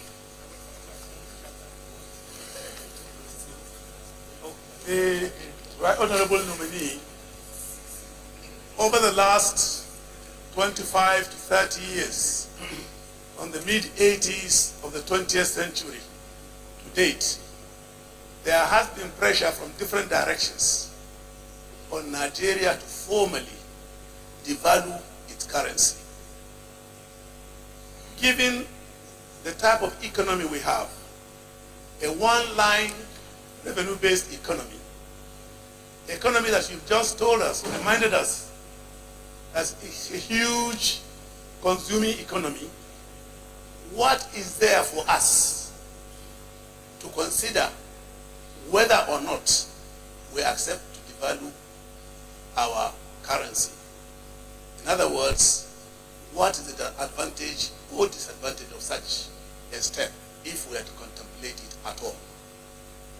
My second question, the financing regime of our economy is such that does not accommodate other potential areas or sectors of growing our economy, diversifying our economy, either than the oil and gas and those who are into trading in consumptive items into the country. Other areas that hold great potential like agriculture and solid minerals do not appear to enjoy any reception from our banking institutions. What, as a finance major, what is your attitude to this, and in what way would you address the issues if and when you are confirmed as a Minister of the Federal Republic of Nigeria? Thank you. You want to take this next question? Thank you, distinguished senators, for those questions. The question about unemployment, I think, is probably the most important question that we're all facing today. And the rate of our population growth, or the projections of our population growth, are such that we have to get a grip of the unemployment challenge, because otherwise there'll be very serious social consequences. In my own view, the best way to achieve this is by growing the economy. And understanding that there are two solutions to unemployment. One is a job, and the other is entrepreneurship. And we need to focus on both. I'll first of all speak about jobs. Jobs will be created when the economy grows, and all those things I discussed about growing infrastructure, improving the ease of doing business, will create jobs and opportunities for our people. But beyond that, there is entrepreneurship. I think one of the biggest assets we have in Nigeria is actually the entrepreneurial spirit of our people. Our people just see opportunities everywhere. We're resilient, we're hardy. I think that's something we need to capitalize on. I think that's something we need to support. In particular, women in entrepreneurship. In America, when they've done the analysis of their recovery has been at small business level, and it's been women driven. So we need to find ways to actually unlock that and support that so that the economy can grow. I think the challenges are going to be in funding. We need to bring down our interest rates. That's absolutely critical. Whether for entrepreneurship or job creation, the interest rates have to come down. They're far too high. At the moment, I believe people are borrowing north of 20%. In South Africa, it's about 9%. In Algeria, it's 8%. So unless you're in an illicit business, it's very difficult to make a profit and pay that kind of rate of interest. And the biggest driver of the interest rate is government borrowing. So we also, as government, need to look at our role in driving up the interest rate and see how we can help to bring down interest rates by looking at other sources of funding or other denominations of funding. You asked about zero-based budgeting and how relevant it was.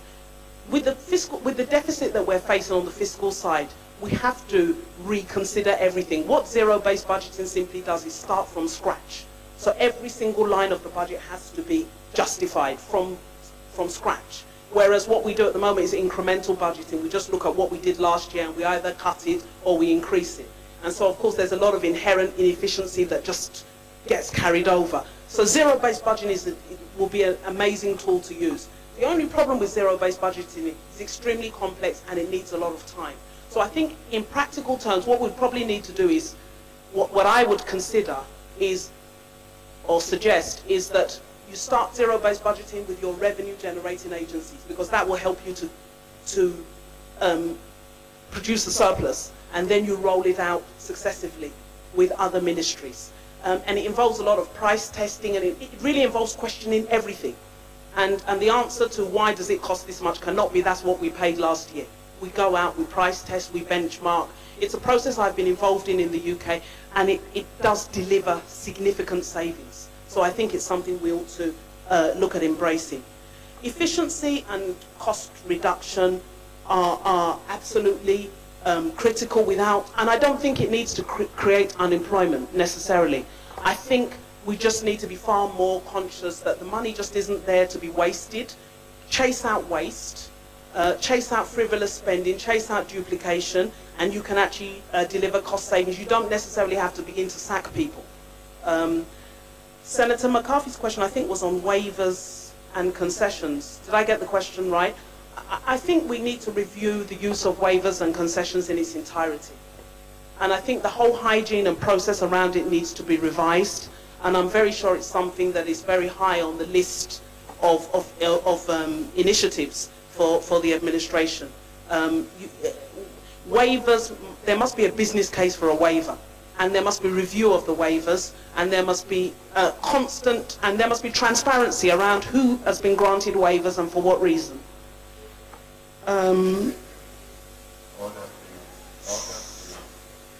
There were two questions on foreign exchange. I think, if you don't mind, I'll try and merge them together about the exchange rate.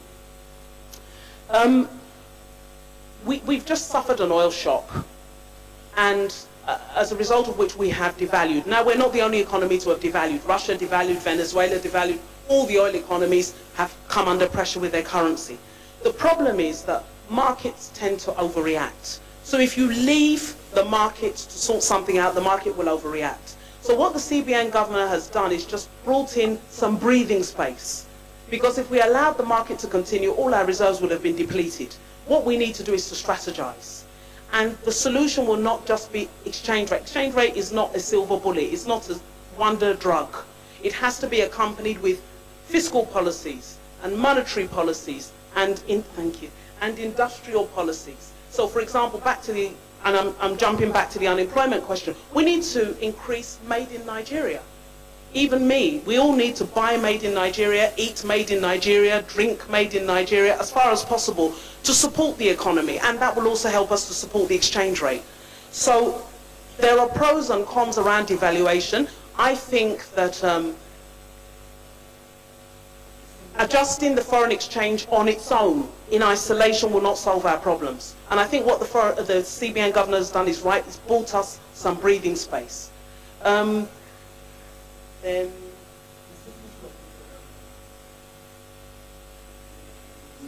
I'm done.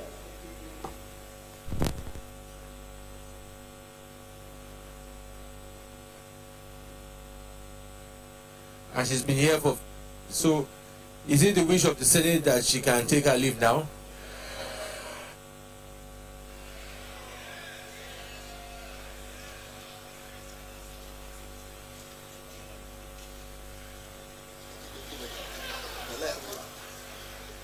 Kemi Adeosun is the immediate past Commissioner for Finance in Ogun State.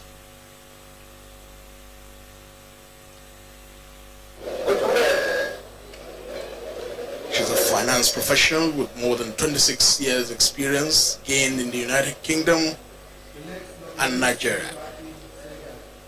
She has expressed her commitment to fight poverty in Ogun State, where she presided over the state's economy as a commissioner.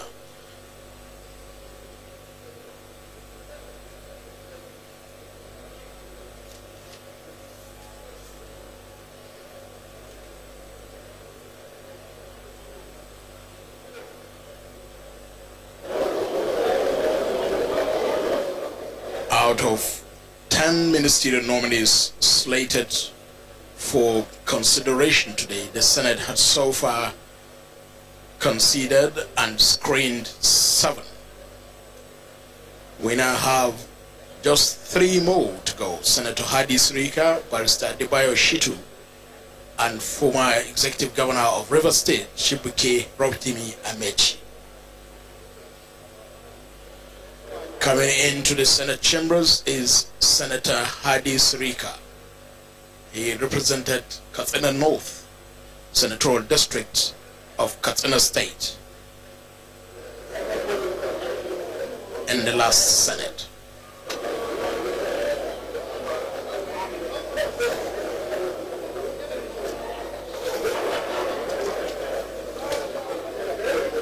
Hadi Sirika is a former pilot and aviation expert.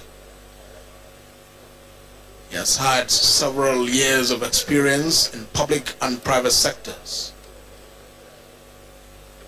He was a senator under the Congress for Progressive Change, which later metamorphosed into the APC. He was a member of the Senate Committee on Aviation in the 7th Senate and Vice Chairman, Millennium Development Goals Committee of the Senate. Distinguished colleagues, Senator Ngige, thank you for taking your seat. We have with us is Senator Hadi Sirika, who was a member of the 7th Senate Distinguished Senator, I welcome you to a familiar terrain here. You're welcome back. With your CV, and we want you to just give us a brief introduction of yourself. There's something in the CV that you want to emphasize, or there's something we've left out, or maybe for the purpose of those new senators in the 8th Senate, I might not have known much about you, just to say a few things.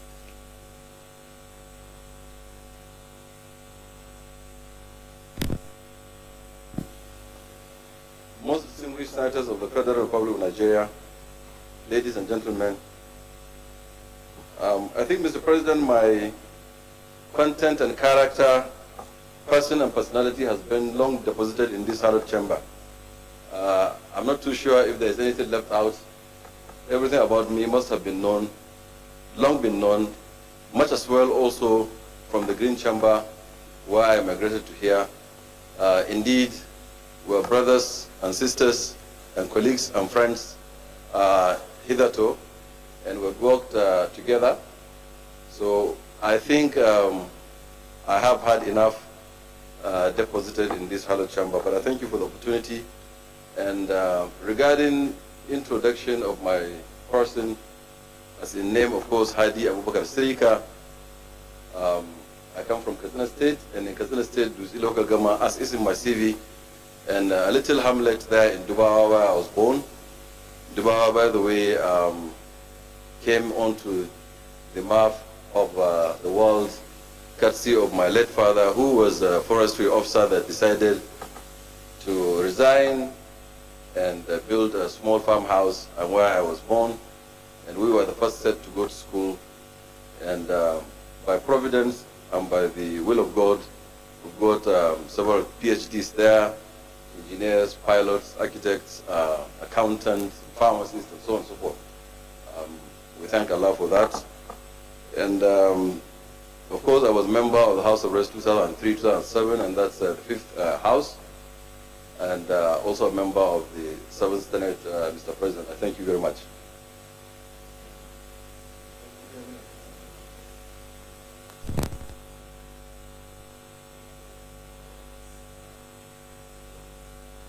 I've been a member of the House of Reps Senate, but also as a pilot, and we just want you, from your experience, tell us, really going forward, been a lot of debate on the issue of national carrier or no national carrier. Your opinion, what you think about that. And then secondly, a lot of concerns Nigerians about unemployment. And there are a lot of young pilots that have qualified, Nigerians that at the moment don't have any jobs. In your own view, what do you think? How will you guide the country in going forward? This is more of to take a bit of your wisdom, really. Thank you very much, Mr. President. Regarding the national carrier question, I'm one of those proponents of it that we ought to have our own national carrier, and for very good reasons, and noble ones for that matter. If you start from probably the list of them, which is having to have your flag being flown around the world, for that purpose, for that patriotic reason, you will have a national carrier. But more importantly, because when you look at the statistics, over 90% of the international market is being taken by international airlines that are coming from other countries, and most of them are either state-owned or partly state-owned. One reason. Second reason, Mr. President, is the fact that most of these bilateral agreements that we sign with nations that are into this aviation also becomes lopsided, because more or less Nigeria cannot take advantage of those because we do not have a national carrier and we have not designated anybody to do that job. And Nigerians often ask me, why is it that the ticket from London to Abuja is twice the ticket from Accra to London? And when we were in the House of Reps, I believe some of you who are members of that committee, we did invited British Airways, which had the monopoly at that time of going to London. And then, of course, they just bluntly told us that, well, because Nigerians can afford. If Nigerians can afford, is that the reason why it should be twice as much when the distance is farther to Accra? When the fuel is cheaper in Accra, in Nigeria at the time, and then we pay more or twice?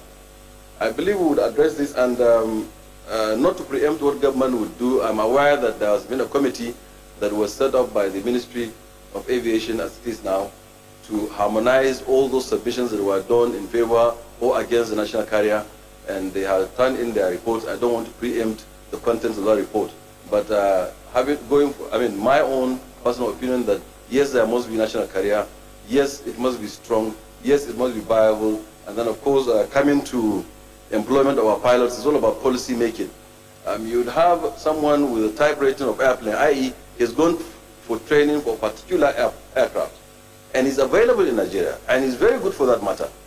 But his place is taken by somebody who is brought from another country, who is oftentimes is inferior. We've been to the schools together with these boys. We beat them. We take first positions there easily. And then they come here, they are treated with preference than our own indigenous pilots who are well-trained, well-seasoned, and who are much better. So also in engineering as well. So I think this must stop. We must look inwards. It's only where we don't have our own that we can now gradually and then maybe ask someone to come and take over that job. But I can't have a job space and I export it somewhere.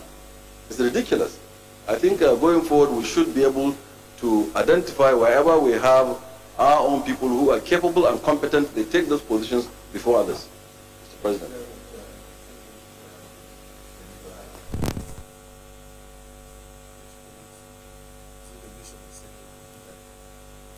Leave now. Seriously.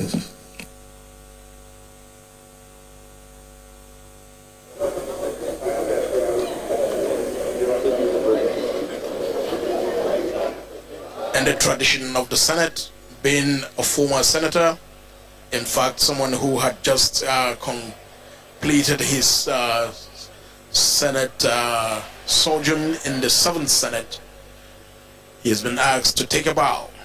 Senator Hadi Sirika was in the 7th Senate and was a member of the Senate Committee on Aviation and Vice Chairman, Senate Committee on Millennium Development Goals in the 7th Senate. He's a pilot and an aviation expert, and he has given his views and supported President Muhammadu Buhari's preference and indications towards having a national carrier for Nigeria. And he also spoke on the need for indigenous pilots to be given preference to foreign nationals. Senator Hadi Sirika, one of the ministerial nominees, and in fact a ministerial nominee from Katsina State. Leader of the Senate.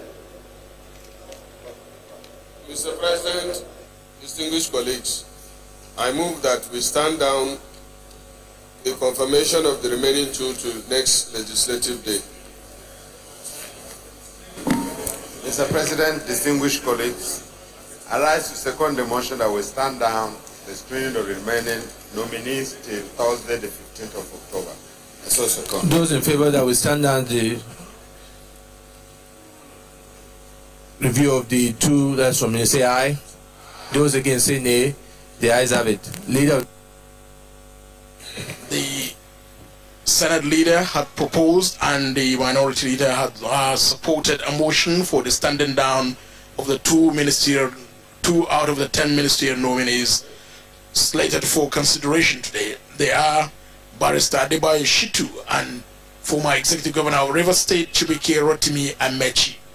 They will likely be considered at tomorrow's sitting, Thursday, the 15th of October, 2015. It is the wish of the Senate now to go ahead and approve the confirmation of the nomination of the ministers.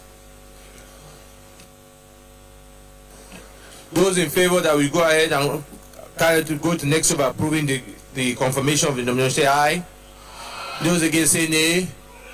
The ayes have it. Senate is going to be doing now is the confirmation process. In what we have witnessed from yesterday to today is the screening process. There is the screening process and there is the confirmation process.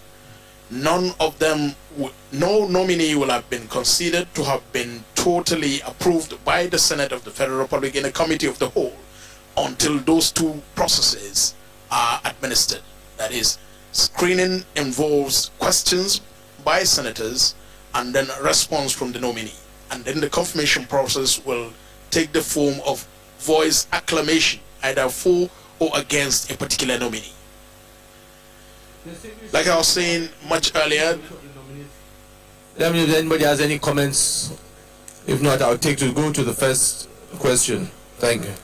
Will the Senate approve the nomination of Senator Udoma as a minister of the government of the Federal Republic of Nigeria? Those in favor say aye. Aye. Those against say nay. The ayes have it.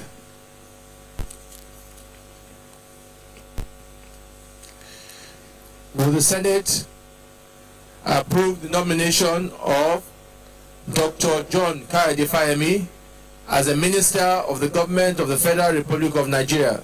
Those in favor say aye. Aye. Those against say nay. The ayes have it. Will the Senate approve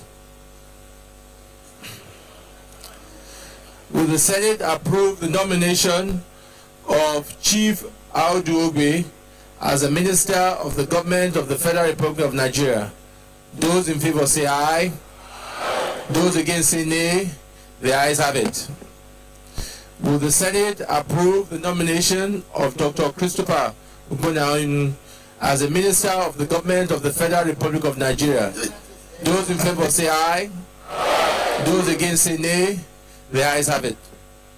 Will the Senate approve the nomination of Dr. Osage Yenare as a minister of the government of the Federal Republic of Nigeria? Those in favor say aye. Aye. Those against say nay. The ayes have it. Will the Senate approve the nomination of Lieutenant General Abdurrahman Dambaza as a minister of the government of the Federal Republic of Nigeria? Those in favor say aye. Aye. Those against say nay. The ayes have it. Will the Senate approve the nomination of Alhaji Lai Mohammed as a minister of the government of the Federal Republic of Nigeria? Those in favor say aye. Aye. Those against say nay. The ayes have it. Will the Senate approve the nomination of Amina Ibrahim Mohammed as a minister of the government of the Federal Republic of Nigeria? Those in favor say aye. Aye. Those against say nay. The ayes have it. Will the Senate approve the nomination of Engineer Suleiman Hussein Adamu as a minister of the government of the Federal Republic of Nigeria? Those in favor say aye. Aye. Those against say nay. The ayes have it. Will the Senate approve the nomination of Mr. Ibrahim Usman Jibril as a minister of the government of the Federal Republic of Nigeria? Those in favor say aye. Aye. Those against say nay. The ayes have it.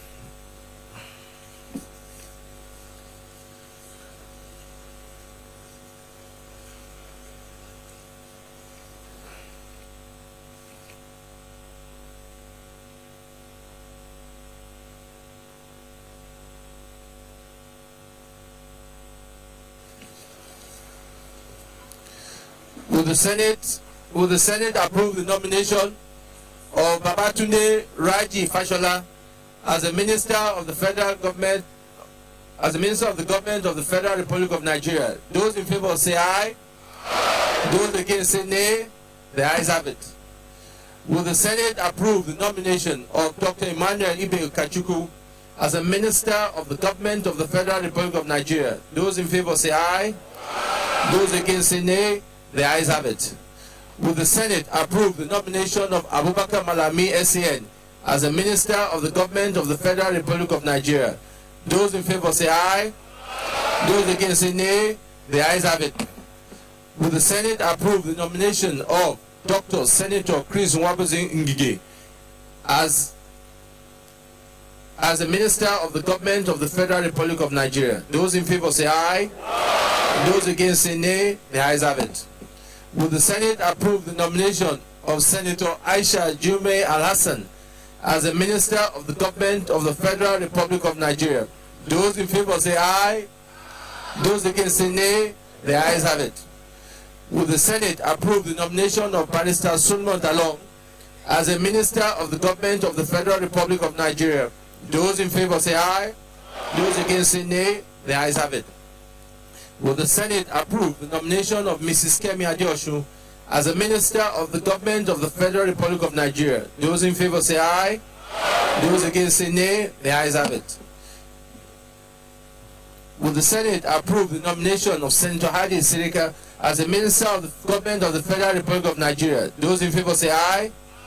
Those against say nay. The ayes have it.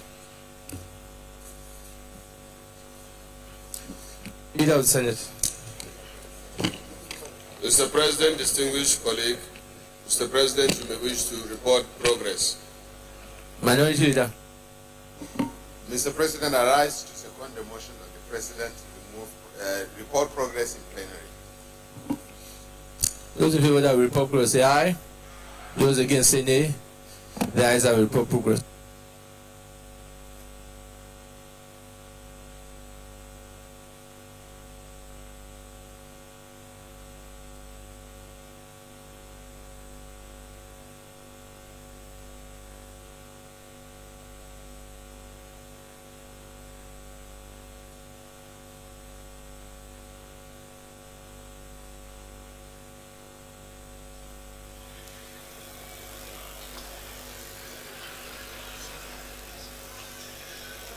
And the tradition of the legislature, and particularly the Senate, after the confirmation process in the Committee of the Whole, the chairman will now have to move to this next seat where he is seated now to report progress to the entire Senate at plenary. The Senate has now moved from the Committee of the Whole, where it can consider nominations, appointments, approvals, or confirmations, into plenary. The Senate President is now technically the Senate President, no more the chairman of the chamber when it is in the Committee of the Whole. Distinguished colleagues, the Senate in the Committee of the Whole considered the request of Mr. President CNC for the confirmation of nominees for appointment as ministers of the government of the Federal Republic of Nigeria. The nominees answered questions from distinguished senators on a number of topical issues. Thereafter, the committee approved the nominations of Senator Udoma, Dr. John Kaide Fayemi, Chief Aujogbe, Dr. Christopher Guna Onu, Dr. Osage Henry, Dr. Lieutenant General Abdurrahman Dambazao, Alhaji Lai Mohammed, Amina Ibrahim Mohammed, Engineer Suleiman Hussein Adamu, Mr. Ibrahim Usman Jibrin, Mr. Babatunde Raji Fashola, Dr. Emmanuel Ibe Kachikwu, Abubakar Malami SAN, Dr. Senator Chris Ngige, Senator Aisha Jummai Alhassan, Barrister Solomon Dalong, Mrs. Kemi Adeosun, Senator Hadi Sirika, as ministers of the government of the Federal Republic of Nigeria.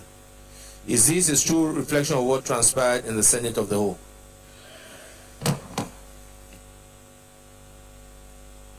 Confirmation.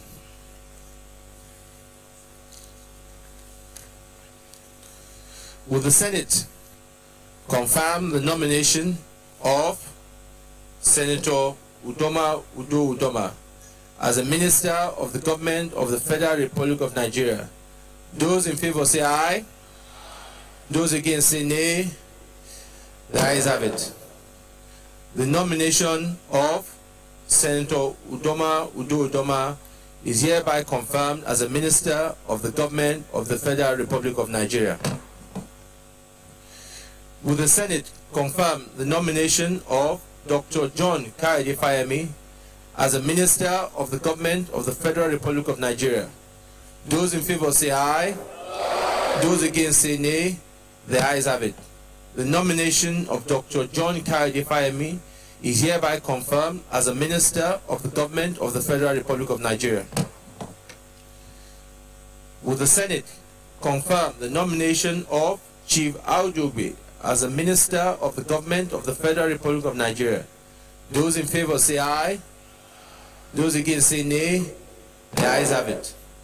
The nomination of Chief Aujogbe is hereby confirmed as a Minister of the Government of the Federal Republic of Nigeria. Will the Senate confirm the nomination of Dr. Christopher Ngwenya-Onu as a Minister of the Government of the Federal Republic of Nigeria? Those in favor say aye.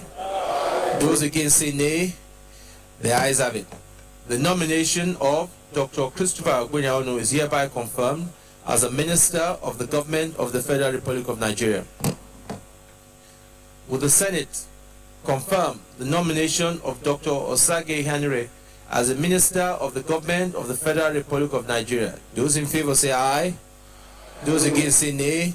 The ayes have it. The nomination of Dr. Osage Henry is hereby confirmed as a Minister of the Government of the Federal Republic of Nigeria. Will the Senate confirm the nomination of Lieutenant General Abdurrahman Dambazao as a Minister of the Government of the Federal Republic of Nigeria? Those in favor say aye. Those against say nay. The ayes have it.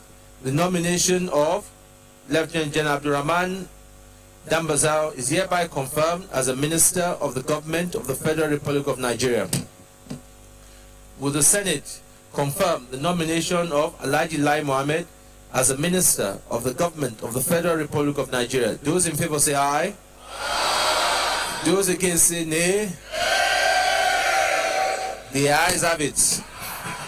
The nomination of Alhaji Lai Mohammed is hereby confirmed as a Minister of the Government of the Federal Republic of Nigeria. Will the Senate confirm? Order.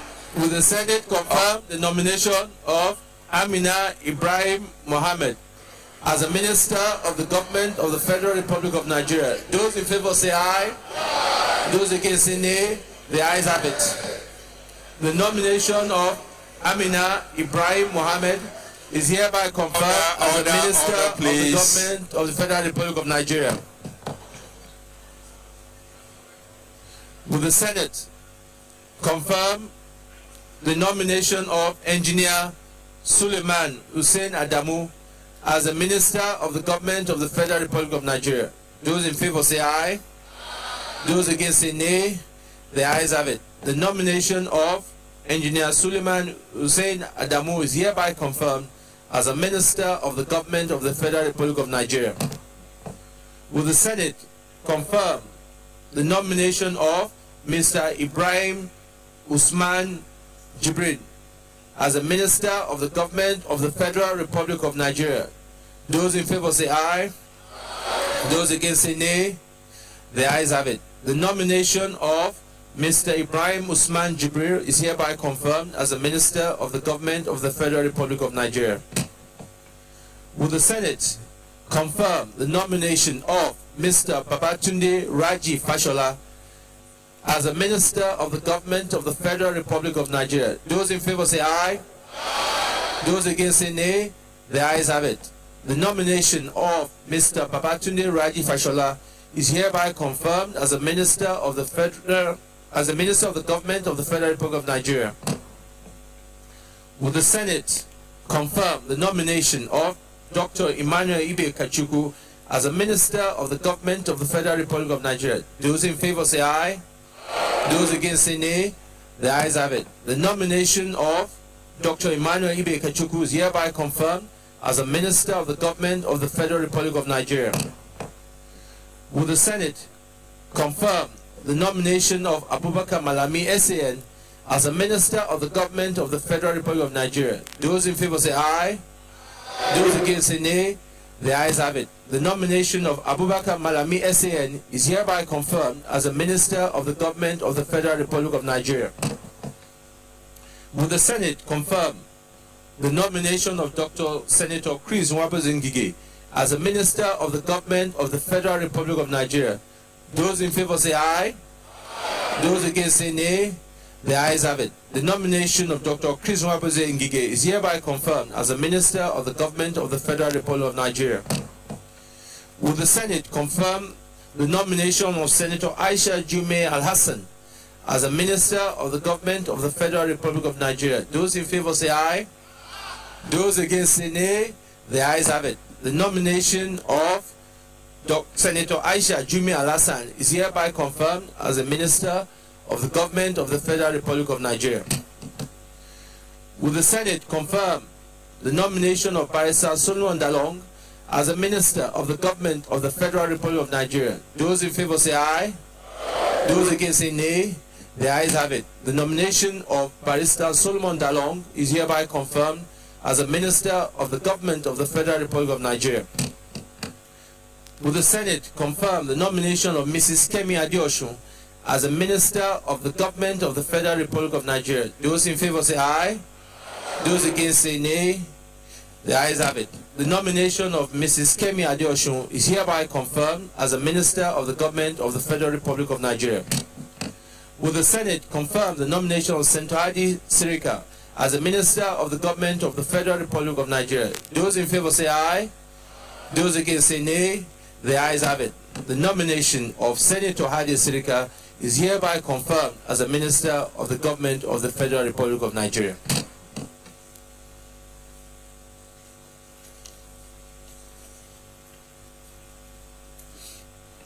Distinguished colleagues, that brings us to the end of the screening exercise. I want to thank and commend all the senators, not only for their good questions and contribution, and also the way we have carried out this exercise. And I'm sure that for the ministers as well, that they know that it is not going to be business as usual. The responsibilities and some of the commitments they've made in here, it's our responsibility to hold them to it, to ensure that the commitments they have made to be part of this change government and give their service and support to our president in moving Nigeria forward. Once again, I thank you, senior senators of this Senate. I think you have done a good job today and made us and the country, we're all proud of what has happened today. I thank you. On that note, we hereby adjourn till Thursday the 15th October 2015 at 10 a.m. prompt. The presiding officer there, Senate President Abubakar Bukola Saraki, closing Wednesday's plenary session and Senate at the Committee of the Whole, the session held specifically to confirm, approve, and screen the ministerial nominees of President Muhammadu Buhari. With the exception of two ministerial nominees, Barrister Adebayo Shitu and Chibike Rotimi Amechi, who were stepped down